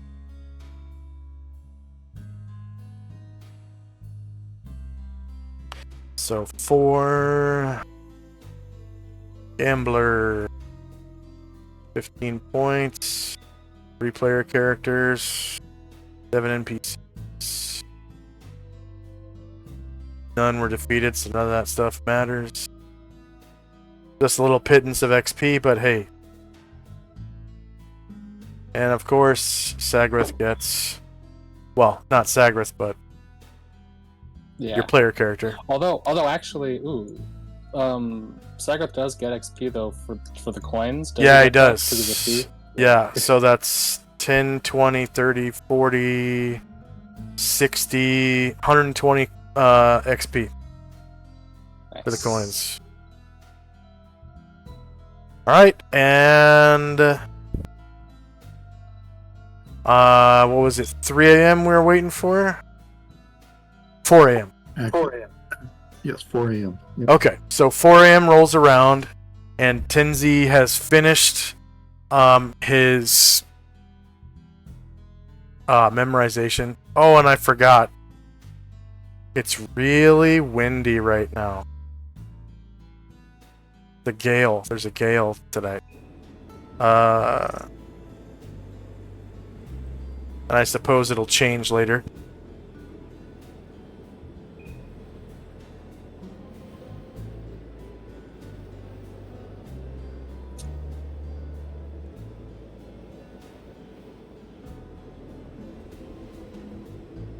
Okay. So by now, you know, everyone is awake. Except, let's see, yeah, even the mounts would be awake by now. Because they would go to bed, or they would start sleeping about 8 p.m. and wake up at 4. So yeah, your mounts are ready to go. And it's before sunrise.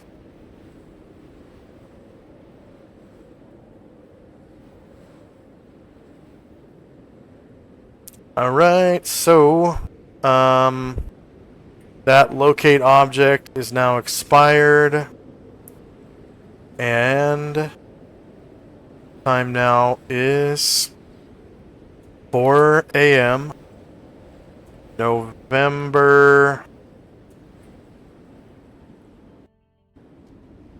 28th. 11:85.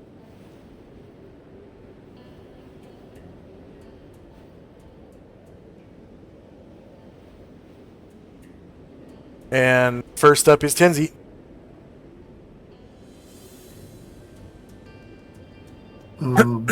Tenzi will walk in and kind of look around for Shandrak, ask his followers, have you seen the chief?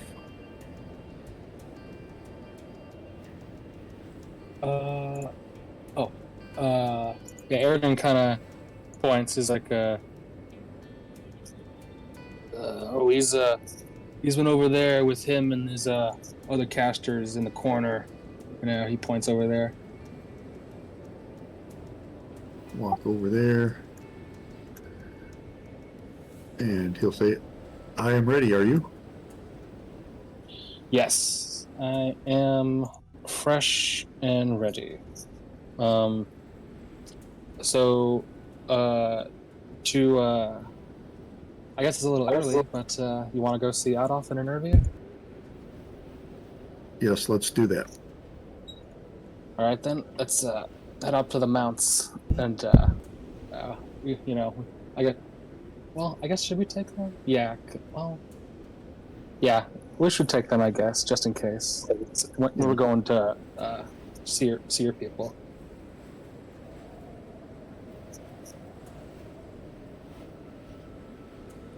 Yeah, I'm ready when you are. All right, so Tenzi will start heading out again. Open the door, and he'll stop here, and his other folks will follow and find their horses.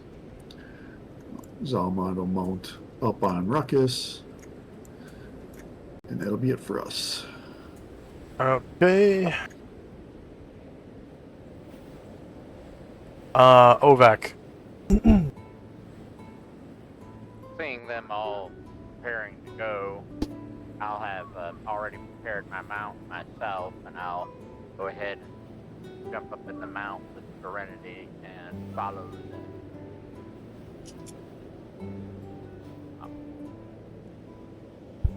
All right.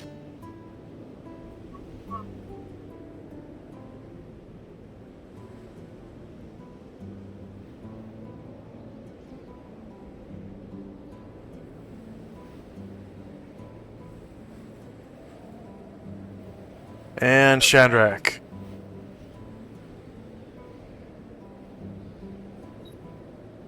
Yeah.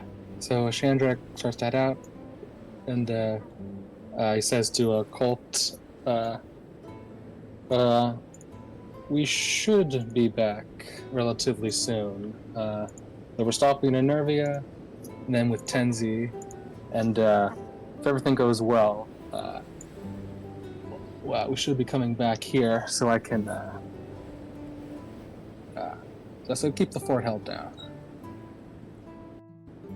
Shandrak saying to Colt. And Colt's like, you got it, Chief.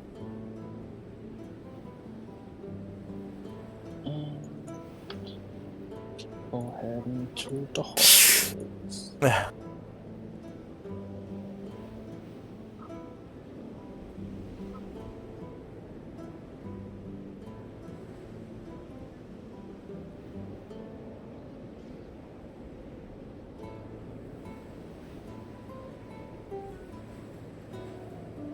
And as Sandrak kind of crosses the entrance, he says Sagrath is you seem awfully pleased with yourself today.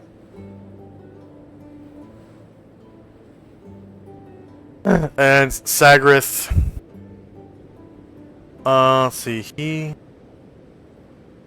he's from Gronar, so he's like,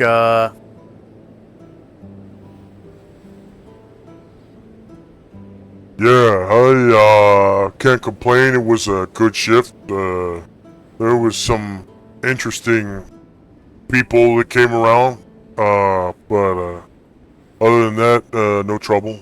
I made a bunch of money. Some gambling gangsters came around. I kind of swindled them, which was fun. So. Oh, good for you. Yeah, they had some kind of dice game they were playing. I just threw the dice and won twice in a row. You know, no big deal. Made 100 gold off. 10, 20, 40, 60 gold off of it. Nice. Although careful, Yeah. Sagrath, the worst thing that can happen when you gamble is win. Wait, why is that? Oh, because you're talking about, like, gambling addiction. Yeah. Don't worry. Don't worry, yeah. Anyways, boss, chief, have a good trip. Keep the fort held down. All right, I'm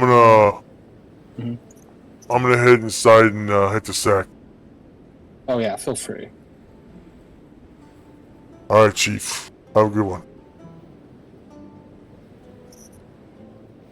and he goes inside, like, unloads his pistol. You can see him, like, just kind of look at the fire and, like, kind of air slaps it, like, yeah, I don't want that, and, you know, kind of walks by everybody, pushes past,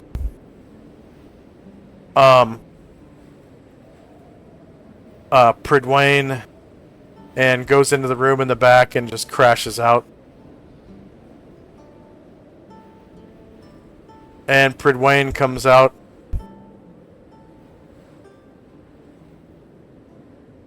And she's like yawning and stretching.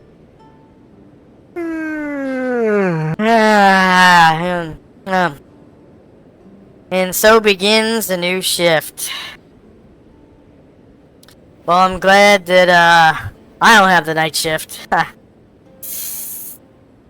All those creepers coming around, stinking up the place. Anyways, have a good one, Chief. And don't worry, I'll keep an eye on the place. I know you will. And Colt knows what he's doing. I believe in him. Oh, and by the way, yeah, remember to have Colt or one of the other members get that money to the ramen place, the newly renamed Shandrak's Ramen. Uh, we'll need the funds available so we can have any charity needed. Ah, yeah, that sounds nice. I'll be sure to stop by there on my days off too, have some ramen. Gonna chip in a little bit.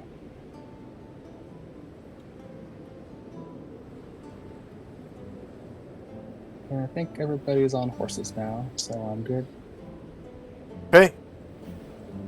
Time now is 4:01. Still dark. Bridwain shuts the gate after, I guess it's Tenzi's turn. As soon as Zalman comes out, she shuts the gate. Zalman and Ruckus come out. Tenzi looks around, sees everybody looks to be ready, and he begins casting Dimensional Folding. Alright. I'm gonna say they cleaned up these ninjas. Alright, is there anyone who does not step through Dimensional Folding? And what's on the other side? I'm sorry, what was that? What's on the other side of the Dimensional Folding? The entryway to the castle in Nervia City. Alright.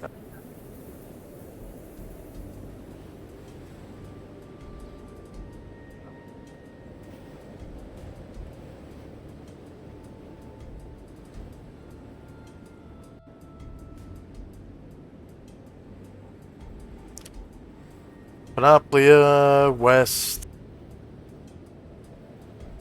Nervia City.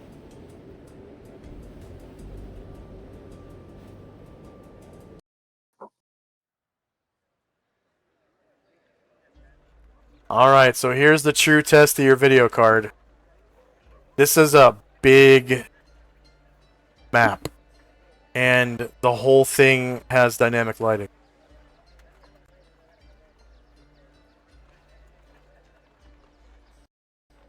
This is probably the biggest, like the most dynamic lighting lines out of any map in the game currently.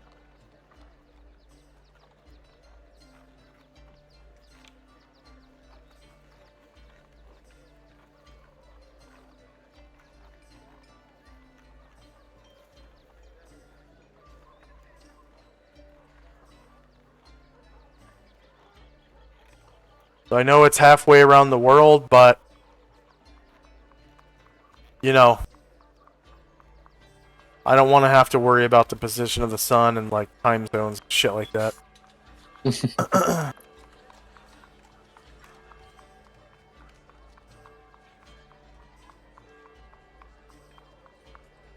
Which just gives us uniform time. Yeah.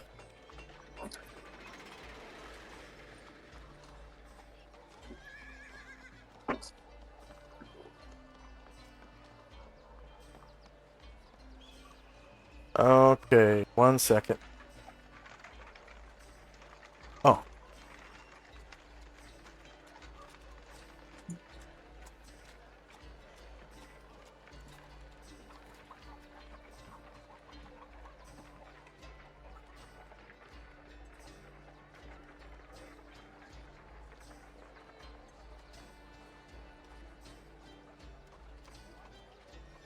Um...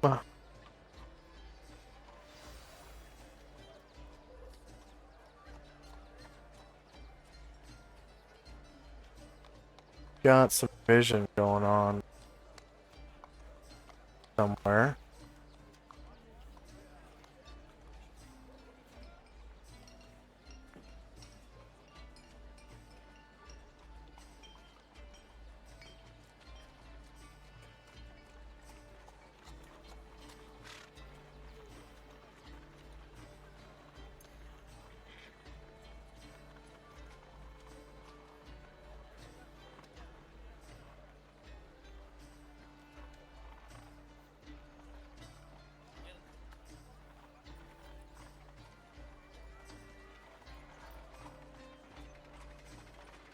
maybe...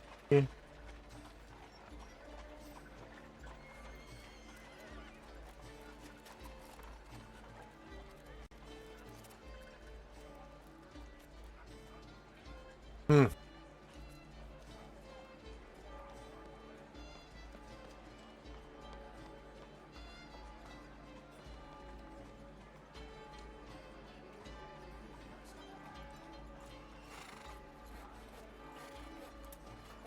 Weird. Does anyone have a token down here?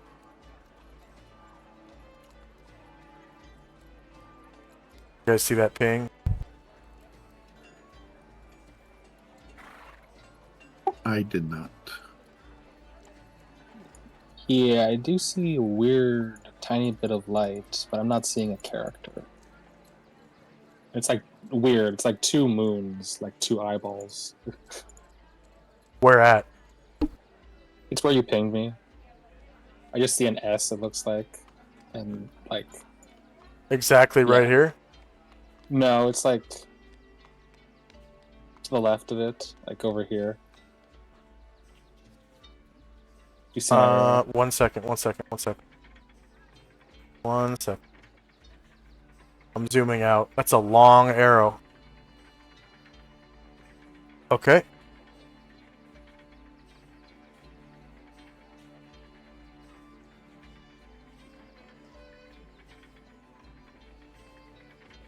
That's where the light is on that spot you just pointed Yeah. at? I see one spot there and one little spot here. But I don't see any characters or NPCs or items. Just tiny little bits of light. Wow, okay. Yeah, those are street lamps. I don't understand why you're able to do it, though. Ah! There's also stuff going on. Temple of... What's that?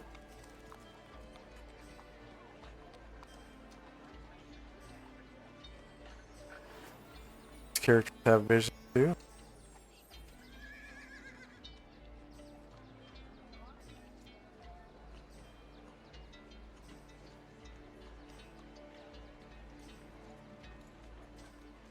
And that's weird.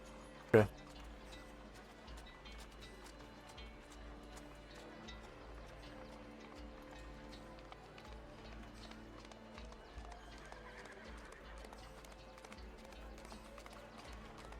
Alright, so...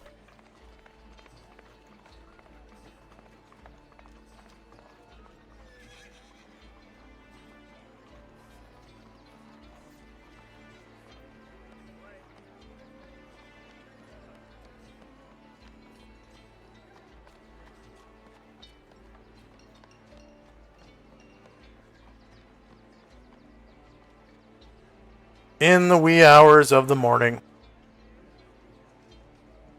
you guys arrive out in front of Enervia City. And why? Oh, why? Oh, they're balconies.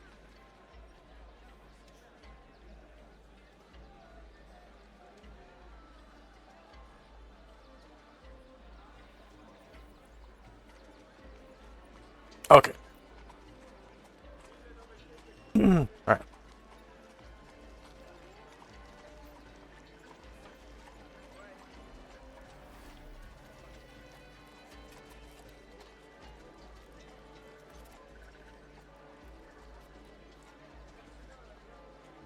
Okay, you guys arrive outside the castle here, and I'm going to take you guys off the turn order from the other map, and then I'm going to put your mounts into the background.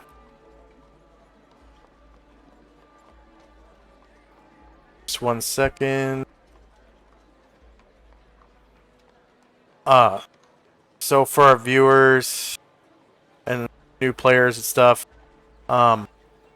anytime I copy and paste the group from one map and then paste it onto another, it flips everything upside down, so the bottom tokens are now on top. So it's kind of a pain in the ass that they haven't fixed that yet, but I'm sure there's like a million programming reasons why that happened.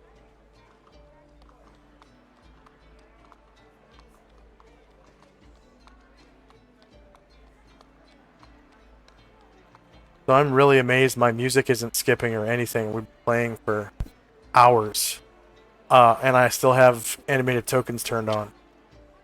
Alright, so players at this time, if you could please roll base size initiative, and we're going to take a second 3-minute break.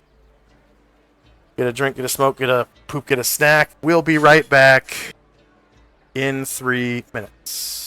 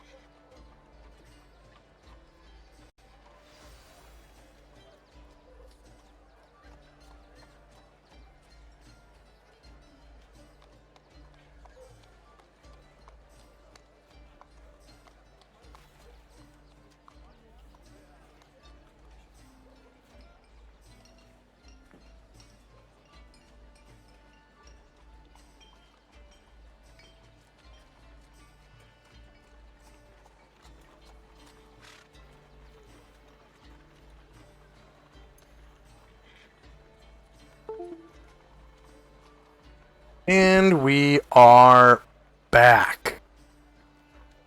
So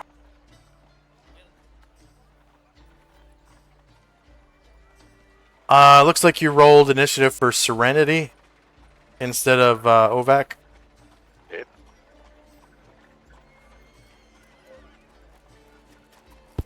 So go ahead and roll base size initiative for Ovac, please. I am currently. Oh, crap.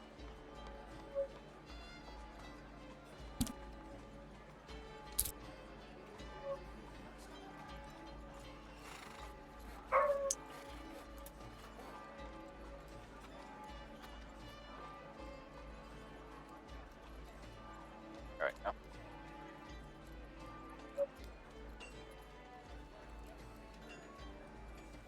All right.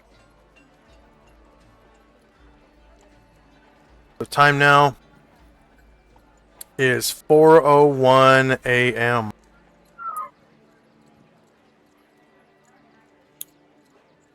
First up is actually it would be 4:02 because you cast it at 4:01. Okay, Shandrak and Company. All right. Shandrak will dismount and come up to the door and give it a knock. All right. So you hear footfalls on the other side of the door, and a musketeer opens the door, and you can see several musketeers behind him. Oh, I need to put down lanterns. The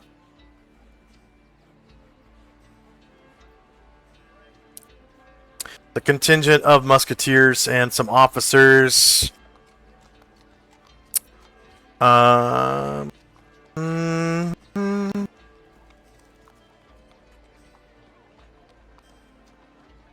That is miscellaneous tokens and light sources. Hooded lantern. Okay. So there's like hooded lanterns hanging on the walls in here. And Shandrak says, good evening or morning or whatever it is exactly. Yeah. The musketeer that opens the door, he says, "Come on in. We've received word from the Archmage of your arrival. Welcome, welcome." Yes, thank you. Oh, it's good to hear he's awake. And Shandrak and his people start to make their way inside.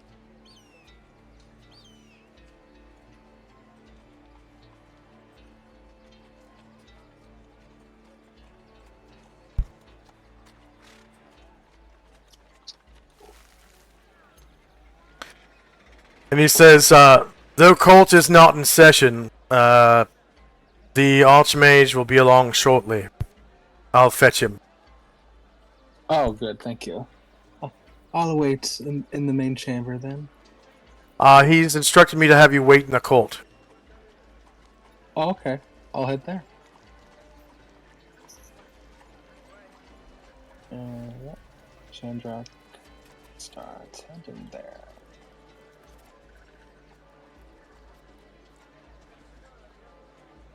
And Ovac Company. I will, see, this is the capital city of the island I'm from, right? Yeah, but this is the capital of the human country. Right. Has my character ever been here? No. Okay, I will follow the rest of the party then, if I don't know my way around yet. Yeah. So, I'll pass. All right. Tenzi. Tenzi tells the others to wait here while he will go in with Shandrak.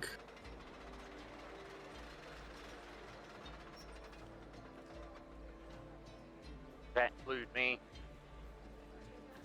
No, no, I was just talking to my followers. Okay. I'll follow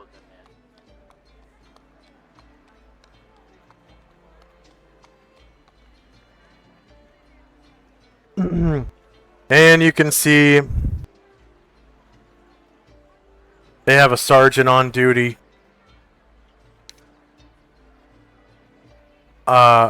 There's this mage with them. He's also wearing the Iron Star emblem for the IMC. But he's not armed with any guns or anything like that. Probably got a staff. And then they've got a lieutenant with them. And the rest are pretty much... There's one... Looks like they have one veteran. Right here. And he's got the short rifle. He doesn't have the long rifle.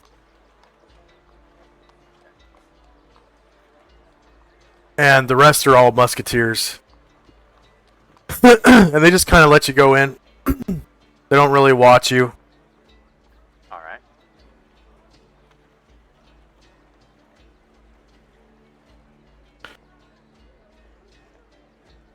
Anything else for Tenzi? Nope. Alright. Time now is 4:03. First up is Shandrak.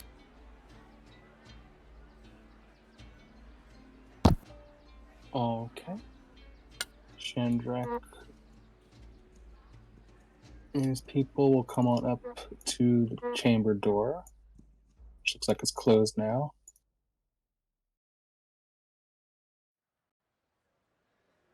As the musketeer that let you in goes by, he just said, "Oh, just push the door open, sir." All right. And Shandrak does.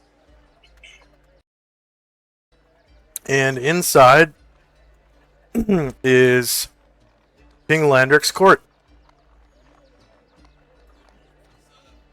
And the musketeer just kind of quickly scurries off this way towards the right and disappears down a hallway.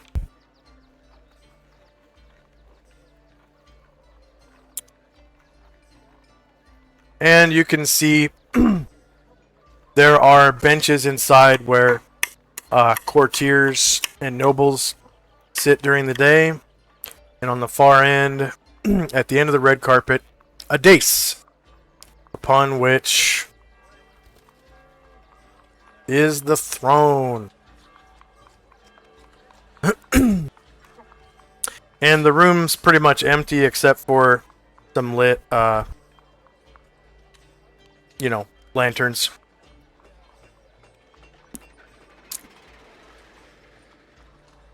Yeah, Shandrak and his people will just make their way in the chamber. And, wait for Adolf. Sounds like he's heading this way.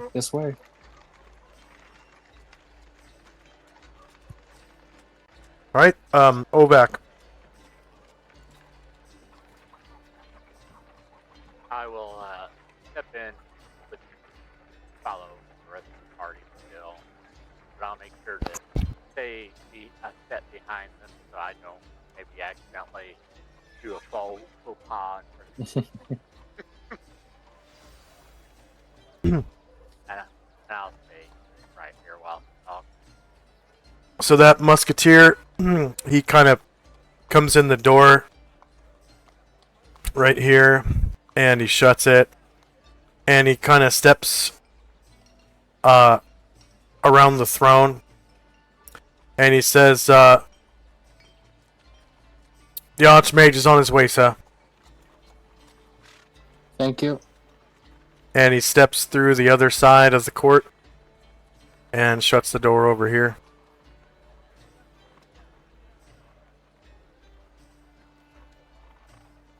You're about to meet a living legend, Ovek. Oh, really? Oh yeah. This guy's been adventuring a lot longer than we have. Ah. Well, is he human? Oh yes, yes. He's a human and a great wizard, an archmage, in fact. Oh. You're gonna be kind of disappointed. And he's used that magic to save this plane many, many times from world-ending threats. With were they also using magic? The enemy? I imagine sometimes some of them were. This is actually I also imagine sometimes the enemy were evil gods. We've met plenty of those in our travels. oh, aye. Many evil gods. But I don't know about this wrangling with the power of the gods of the mortals. It's just the natural world. I'll take your word for it. And Tenzi and Company. Then you'll follow Shandrak into court.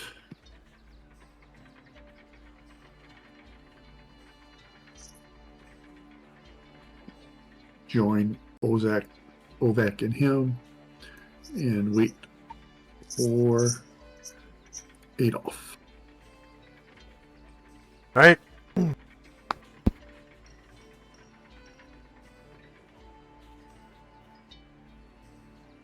So that IMC Musketeer to let you in comes around the corner, steps in the courtroom, and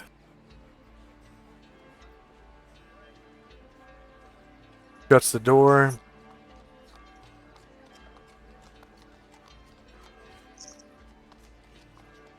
And kind of steps across down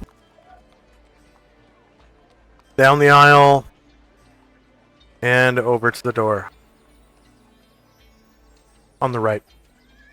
And he like takes position like a British guard or whatever at the door.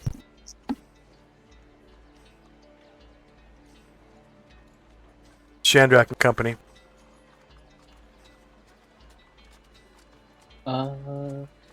Yeah.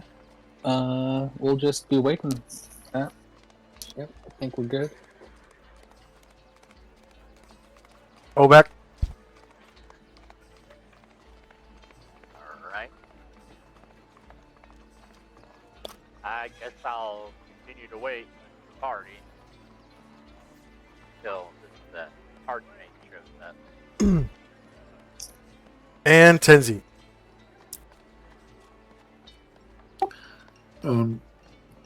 Yeah, we'll just wait, just looking around to see if there's anything different since the last time we were here. You've never seen the court so empty. Like it's Yeah. always filled with people. Crowds of people on the benches there. You know, courtesans and nobles and people that kind of come in like asking for favors from the king and just get kind of tossed out on their ear most of the time. Because people sometimes ask for really stupid shit. Like, hey, can I have 100 gold because, you know, your taxes are too high. You know, stuff like that. So, but yeah, that's pretty much it. It's never really have you seen it this empty. Okay, end of round. You guys hear a knock at this door.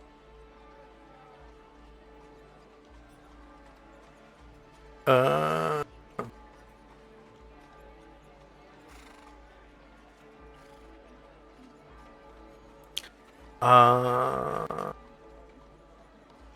I don't have a door knock sound. Shit. I guess I'll just use a bell. And this musketeer, he like stomps as loud as he can on the floor. He takes one step forward and stomps really loud. Smash! And he holds his rifle at attention, and he says, His Eminence, the Archmage, Adolf Gall! And he steps back and opens up the door.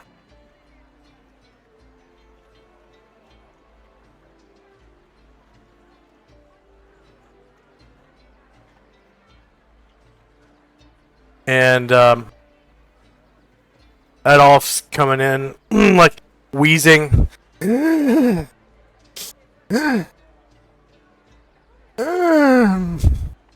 Andrak, my boy. I didn't realize you met so early in the morning.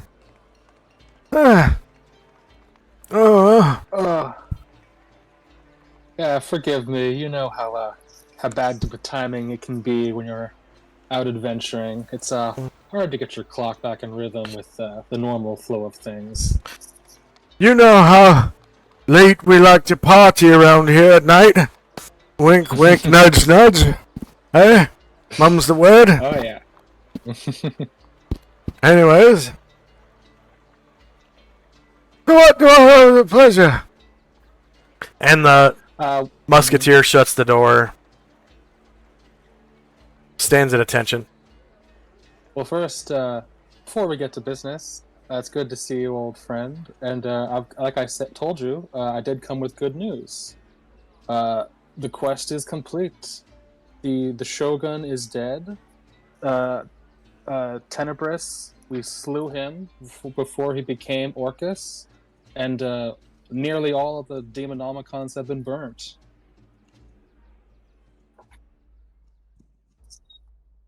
Ah. Yes. Wonderful news. I suppose there would be perhaps reward in order if you were to return to your original quest givers, the Grey Elves of what's the name of that city? The Syria city? Yes, I have been meaning to pay Nim a visit just like you. But, you know, now that our big quest is over, we have a few different errands to run. And you were one of the first ones I wanted to take care of. To see you, of course. And I've grown much stronger now, so I have some spells I'd like to trade for you. Ah, wonderful. I've brought my book. Excellent. And I've brought mine as well. And so Shandrak says, as I remember it, you have a teleport without error spell. Ah, yes. I have recently mastered 7th sphere's magic, and I would like to trade you the spell I've discovered. It's a limited wish. Ah, let's see here. And he pulls out a spell named Volume 1, The Bare Essentials by Adolf Gall, flips through it, and he's like, no, that's not it. And he pulls out Volume 2, Spells of Mass Destruction and How to Use Them Effectively by Adolf Gall, and starts looking through it. Let's see, find...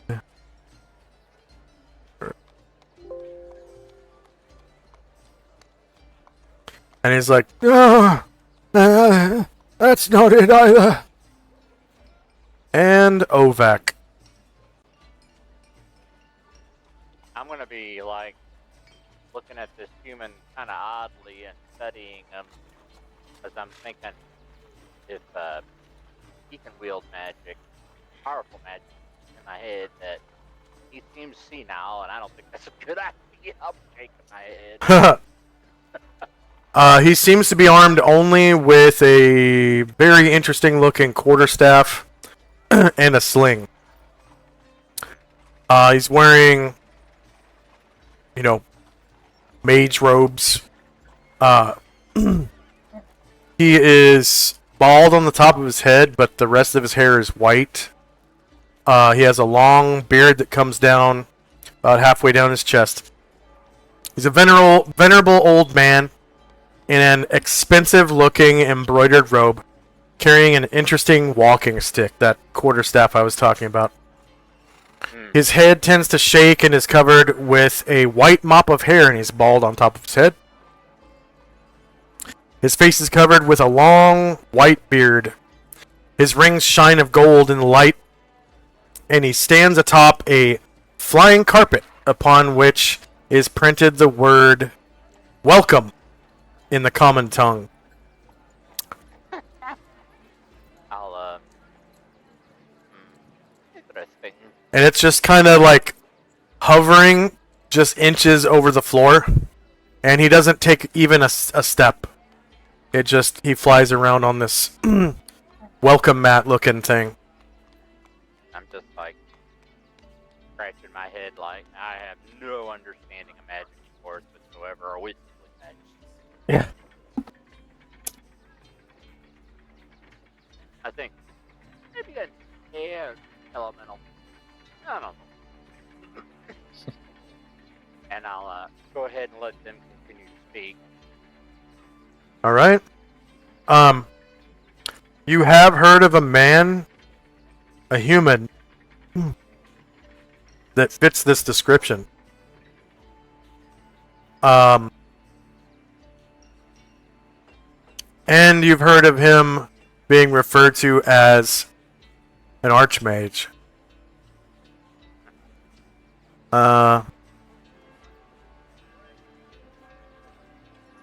that is none other than this man.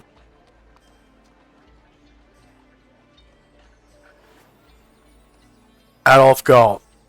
Do you guys see that character sheet? Yeah, I do. Okay. Yeah. Anything else for Ovak? No. Okay. So everything on that bio, you guys know about Adolf Gall. Because he's just so famous. Pretty much worldwide.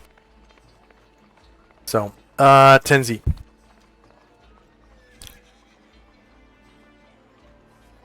We're just going to observe. Look over at Ovak and see the concern in his furrowed brow. And that will be it for us.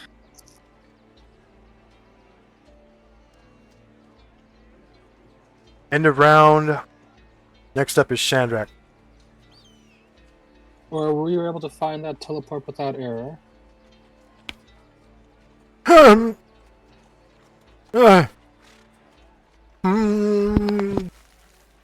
Let's see here. Here it is. Yes. Volume 3. The Arcane Art of Spellcasting by Adolf Gall. That's me!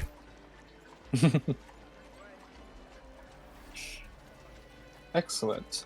And I'll trade you. No, and, not that one. Not that one. No. Let's see here. Volume 4. Magic and Might of Adolf Gall. Perhaps this is it. Oh, yes! Here it is! Eureka! I've found it! As it says here, teleport without error. And he shows you the page, and you're like, no, you've no fucking clue what it says. It looks like scribble shit to you. And he's I like, do look right have there, permanent teleport without reading. error. Oh, you do have to. That's right. Okay. Okay. Yeah. Yeah. You can see his chicken scratch actually spells out teleport without error in your magic language. Nice. Excellent. And he goes, it's the first 12 pages. I know. Sorry. That's a 7th level spell, so that, limited wish will do nicely. That's also the 7th circle, correct? Yes, that's Ah. right. And I have it here. And Shandrak pulls out his book, How to Change Reality. And it's the very first spell of this new book. You're getting a good deal for this. It's 8 pages. Ah, perfect. I have only a dozen pages or so left in this book, so that'll do nicely. Yes. Well, shall we begin? Yes. And Shandrak hands him the book, and Shandrak just picks up his book and just starts reading. And he takes the book from you and trades you his, and pulls out his staff and taps it on the ground and says, "Read magic!" And he begins reading your, what was it, 8 pages? Yeah. 8 pages. Okay.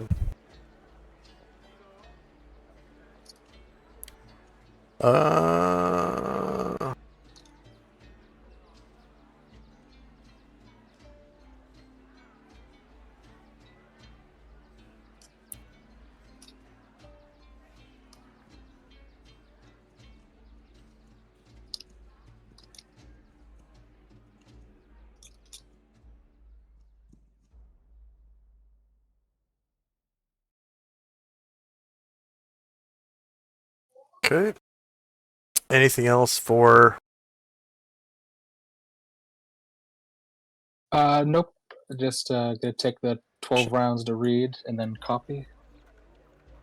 Okay. Ovak, so you can see that Adolf Gall's staff does similar things to Shandrak's staff.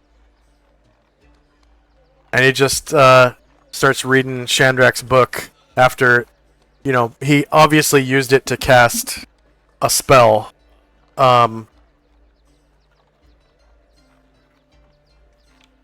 Just now, yeah. I'm watching this with suspicion. Yeah.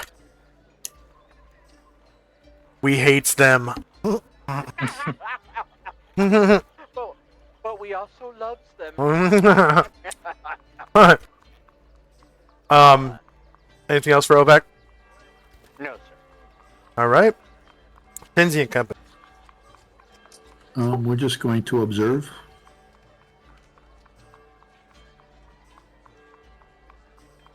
And that will be it for us. All right.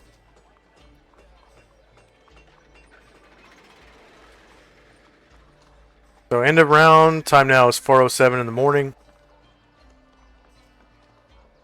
And Shandrak. Yeah, I'm just reading, and Adolf will end reading before I do, so yeah, I'll have something to say to him when he's just done reading. Okay.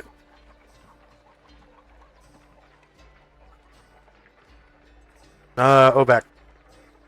Whole lot of reading going on. What was that?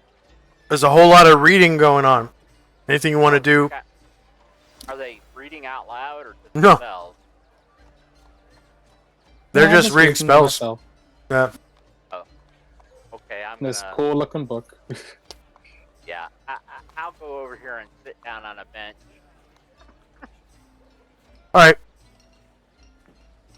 So I'm assuming everyone just wants to wait? Yeah. All right. So Sounded like Michael, you wanted to interject? I was just gonna say yes. Okay. So 7 rounds go by.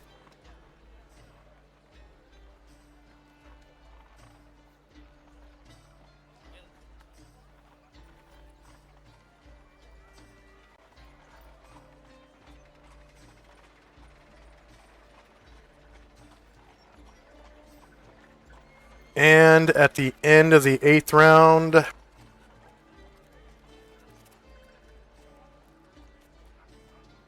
Adolf gets to roll to learn.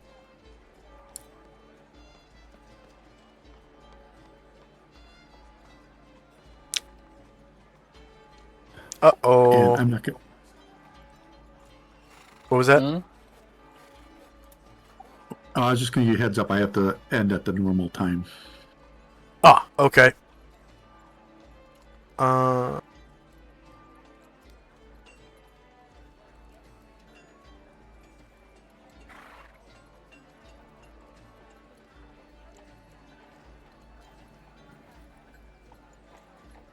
Ah, class, okay.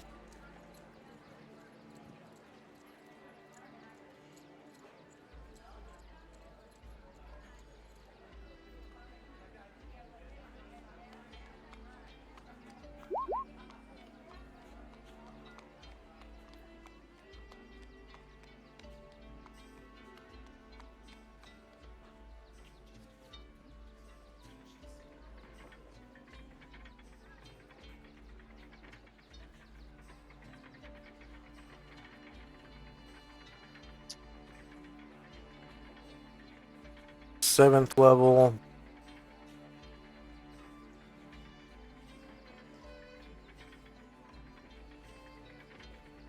Success. Nice.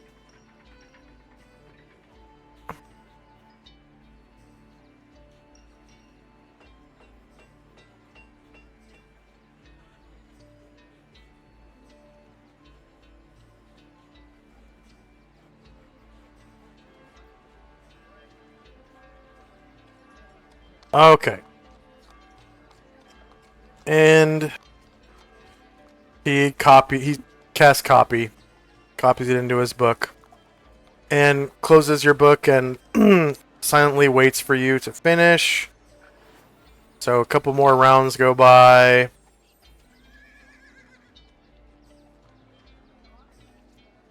And time now is 4:17. And Shandrak, you get to roll now. Okay.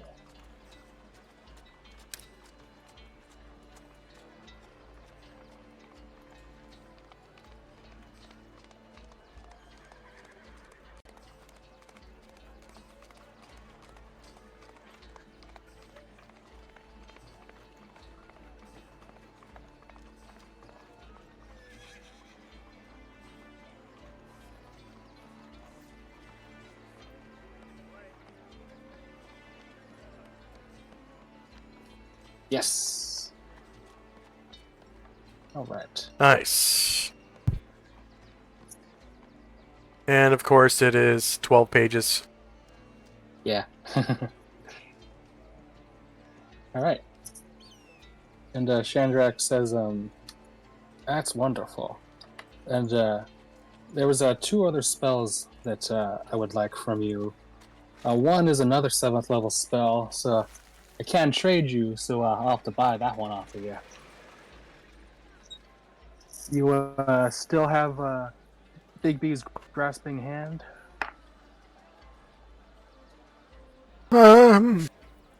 Let's see. Volume 6 current projects. An addendum. Ah, no. There it is.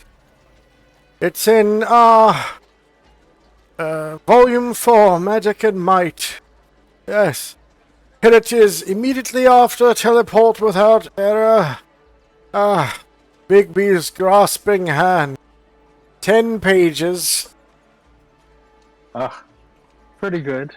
And it's an excellent spell. So, I will give you a diamond and 2 sapphires for that. Ah, yeah. Diamond and 2 sapphire. Worth 7,000 gold. Very well.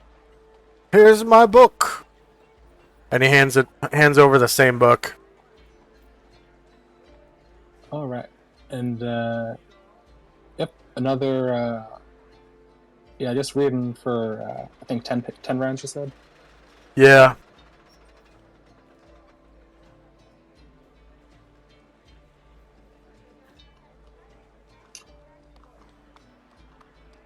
So 10 more rounds go by.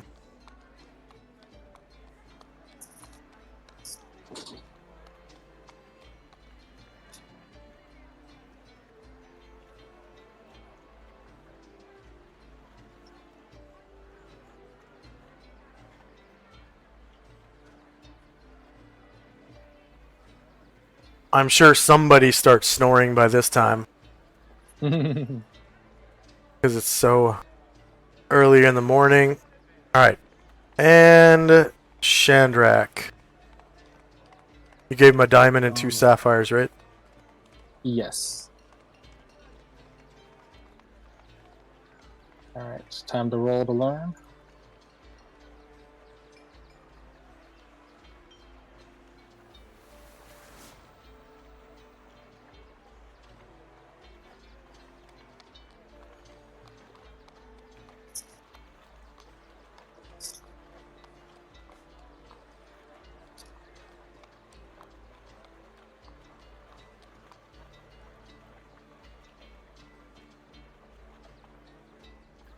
Yes. And that was 10 pages, you said? Yeah, I think so. Oh, right. And Chandrak says, the last spell I would very much like from you. And Chandrak pulls out Chandrak's Combat Essentials Volume 1. So I would like to trade you my Project Image spell for your Disintegrate.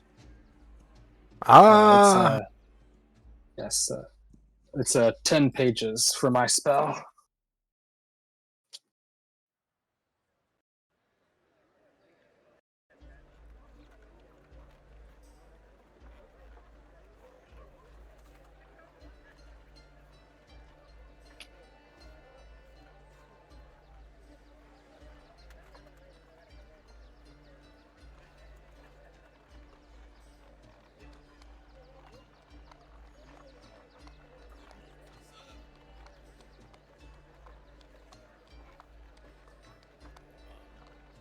what levels disintegrate? Level 6? Uh,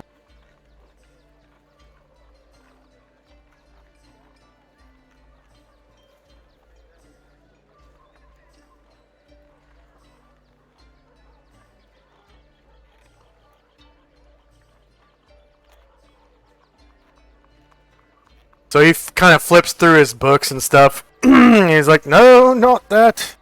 Not that. Not that. Ah, I forgot. Disintegrate is in the 6th circle of magic. Here it is. Volume 2. Spells of Mass Destruction and how to use them effectively. Disintegrate. Yes, right here. 6 pages. Yes. Oh, Page thank you very 38 much. to 43. There you are. And then you traded him A 10-page project image? 10-page project image. Okay.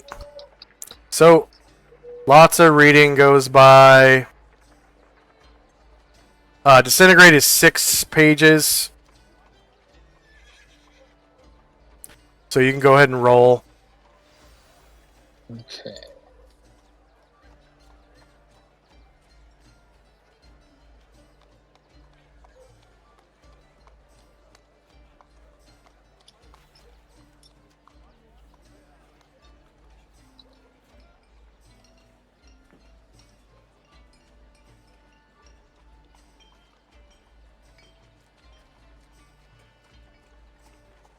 Yes.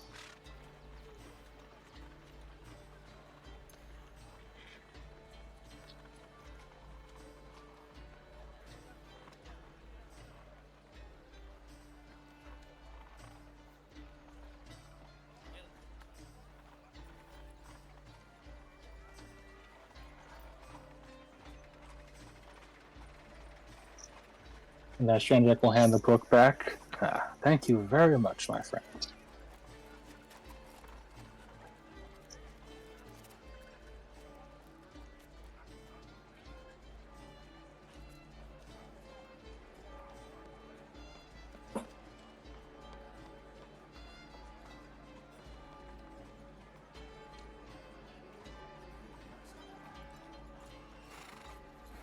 And he succeeds as well and casts copy and copies the spell into his book.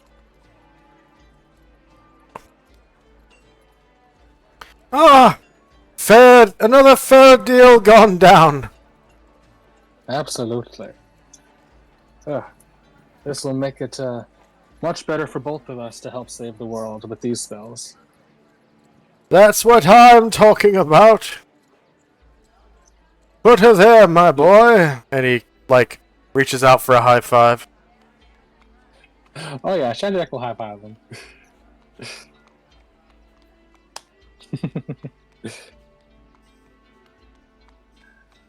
The next threat to the world will be quaking in fear when there's 2 Adolf Gauls on the battlefield throwing spells.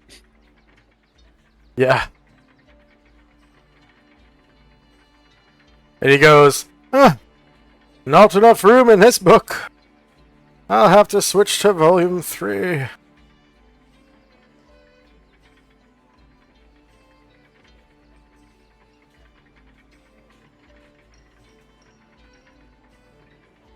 What the hell?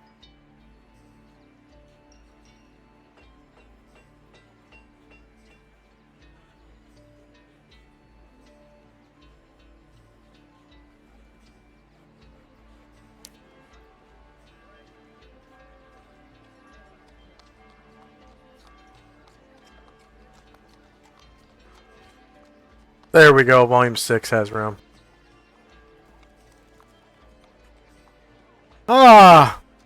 Volume 6, current projects, an addendum by Adolf Gall. Perfect. Might want to buy a new spellbook. Yes, eventually I shall have to. Unfortunately.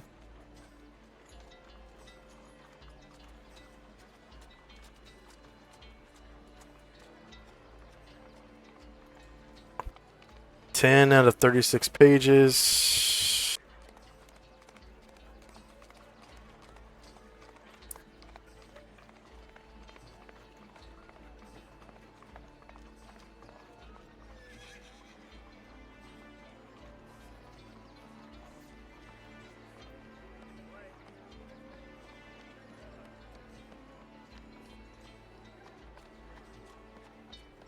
Okay. And it's the top of the hour, so we gotta end it here.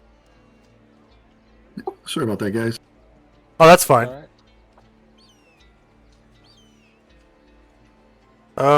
Okay. Back to the landing page.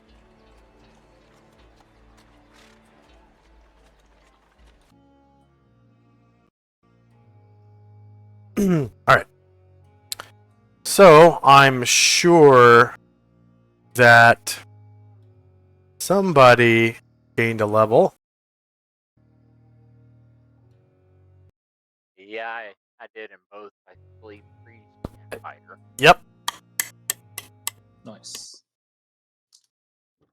And at Priest 5, you start getting 3rd level spells. Good stuff. Sure.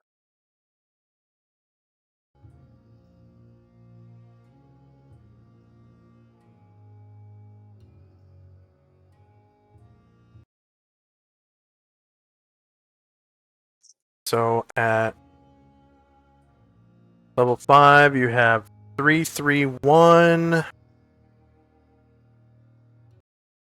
And you have bonus spells from wisdom. Not sure if I have up to third.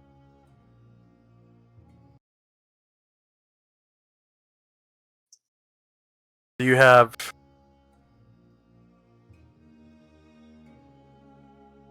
541. Okay.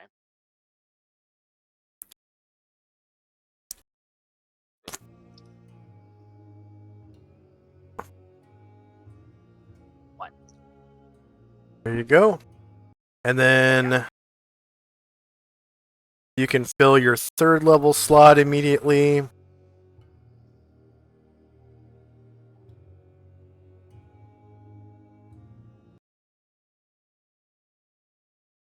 And one of your second level slots you can fill immediately. All right. And then, did you use your weapon slot from level 3 fighter? No, sir, I have not. Okay. So that's always an option. And there's... Oh, go ahead. Sorry. I was just gonna say I was thinking about saving it for, you know, when I find something good. Or something good to spend it on, because somebody has to train me to do other things or with my weapon, right? Are you allowed to specialize with your weapon as a champion? Yes, my holy weapon from the church, yes. Okay. So it's Warhammer. Yeah. So you have the option if you want to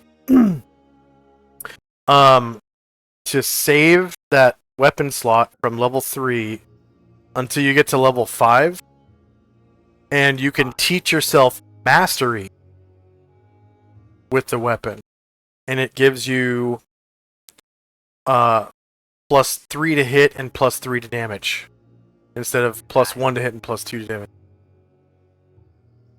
And then I think with thrown weapons, because you can throw a warhammer. Yes. I think there might be a point blank range, but I will check. And I don't want to keep Tenzi too long, so I'm just going to ask for feedback. Does anyone have any questions, comments, or concerns? Just heads up, I put it in notes or whatever, but I'm not gonna be able to play next week. That's right. That's right. I remember. Okay, if that's it, just want to say to our viewers, thank you very much for watching. Please like, share, and subscribe. Explore links below, and please give to St. Jude Children's Research Hospital. And you want to earn some extra channel points, I'm going to try to raid into, well, if he's on, Lord Gosumba.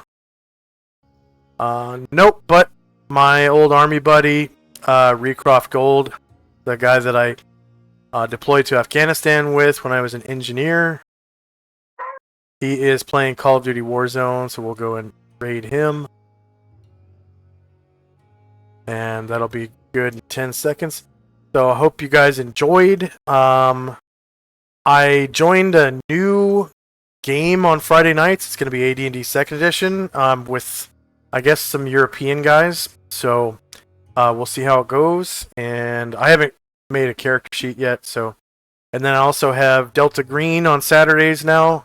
And, of course, I play the Orb of Solynod Hex as DM every Sunday at 10 a.m.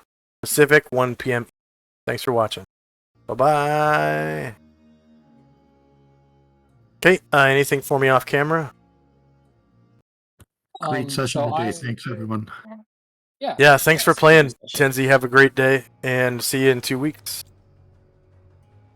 Yeah, and I will be able to play next session, but because it's Father's Day, I'll cut out early, like at 4:30, just because I'm taking my dad to dinner. Yeah, yeah. Yeah, I'll And be able to play most of the game on Sunday. okay. And how about you, Ovac? Gonna be able to show up? Oh yes, sir. Nice. Okay. So it seems like you are pretty close to your next objective. So maybe we could just play the main game without playing a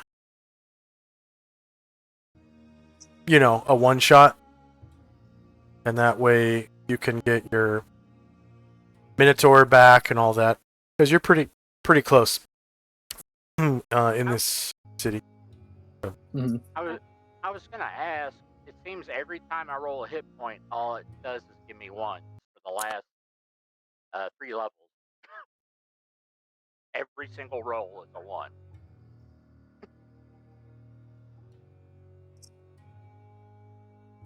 On the So die, or saying 1 it's HP? it's on the die. It's 1. If you look in the parentheses, Ugh. it says you rolled a 2 for the first one, and then the second one you rolled a 3. Of course. Yeah. So those are the numbers that you gotta record. The Yeah. two and the 3. Yeah. And then I don't know what class those were in. Let's see. Fighter and priest. Yeah, in that order. So as fighter, you rolled a 2 on a D10, and as priest, you rolled 3 on a D8. And Ovac, since I gave you a Malance, do you want the donkey next to you, or do you want it in the middle with like the other pack donkeys? It can stay with the other animals. Yeah. Okay. Yeah. This is like our formation where we're in the wilderness, pretty much. Okay.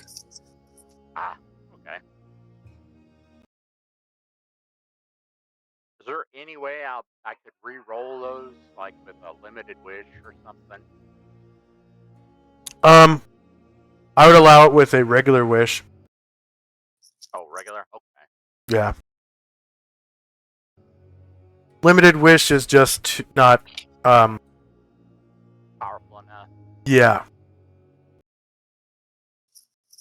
But you can change class and stuff like that with Right. limited wish. Change race, change class, change your proficiencies around, stuff like that. Yeah, Oh, I turned Ryer from a pure bard into a fighter bard multi-class with a limited wish. Yep. Ooh, nice. Does it still have to be a class within your race? Yeah. I mean, if it's just your starting race, yeah, but you could change your race too potentially with a limited wish if we really wanted to. Right. Okay, with the XP I've gained, what do I do? Just hit enter under the gained XP?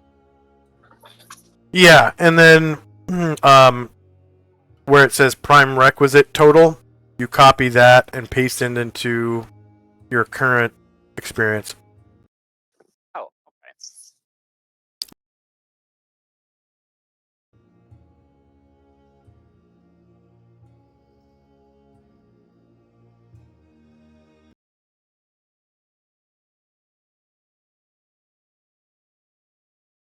And then you reset all of your gained experience back to 0. Here. So 100 times 0 plus 0. Okay.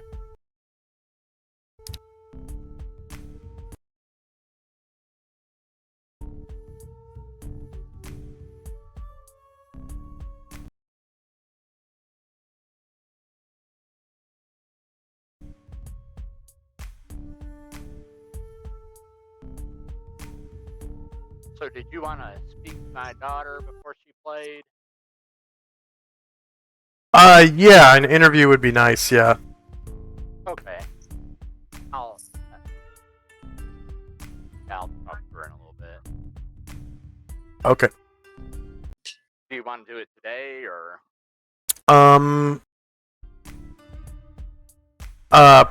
Whenever you can get her machine set up to play.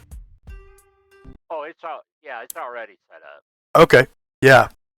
Yeah, if we could talk on while she's using her machine, that'd Sure. be great.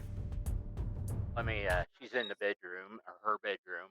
Let me I know it's gonna sound funny, but I'm gonna shoot her a text. I'm out here. Well, that And sounds then- fun. That'd be cool. Yeah. And I'll see you guys later. See you, sir. All right. Have a great week, Shandrak.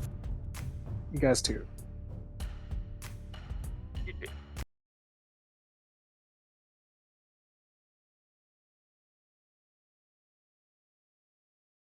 And then you can go ahead and invite her to the chat in Discord. Yeah.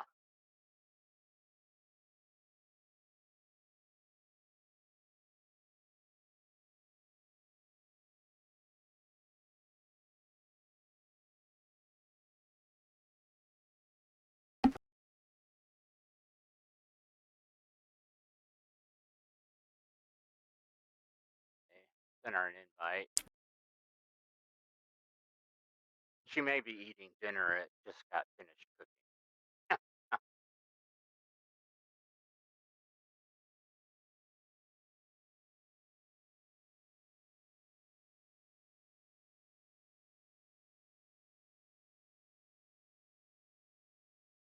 Oh, here she comes.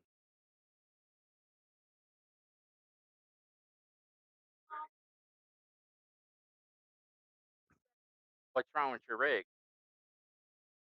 Okay, we'll talk on that. Fine. Yeah, she's coming now. She's gonna turn on her computer and log on. Oh, okay. So, do you want me to leave chat? You don't have to if you want to listen or, you know. I'll sit here because a lot of times if you can't think of a word, she gets frustrated. She doesn't get throw a fit or anything. Yeah.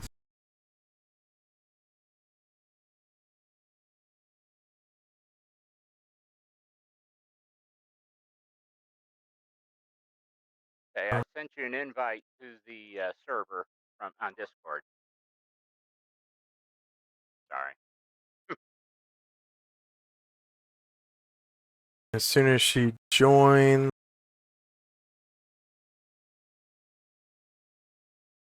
Actually, why don't we just jump into a call with her? Can you call her? And then invite me to the call? Sure. Okay.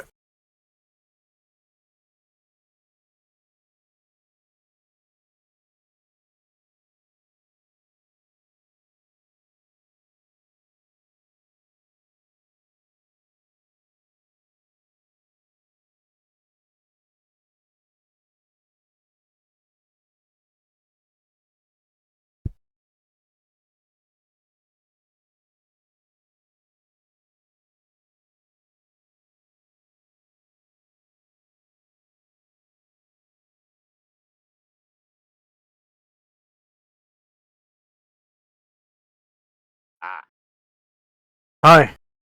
Hello. How are you? I'm doing all right.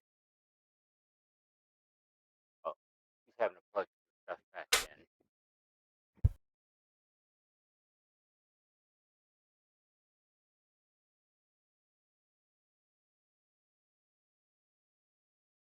Oh yeah, my Thaco will drop.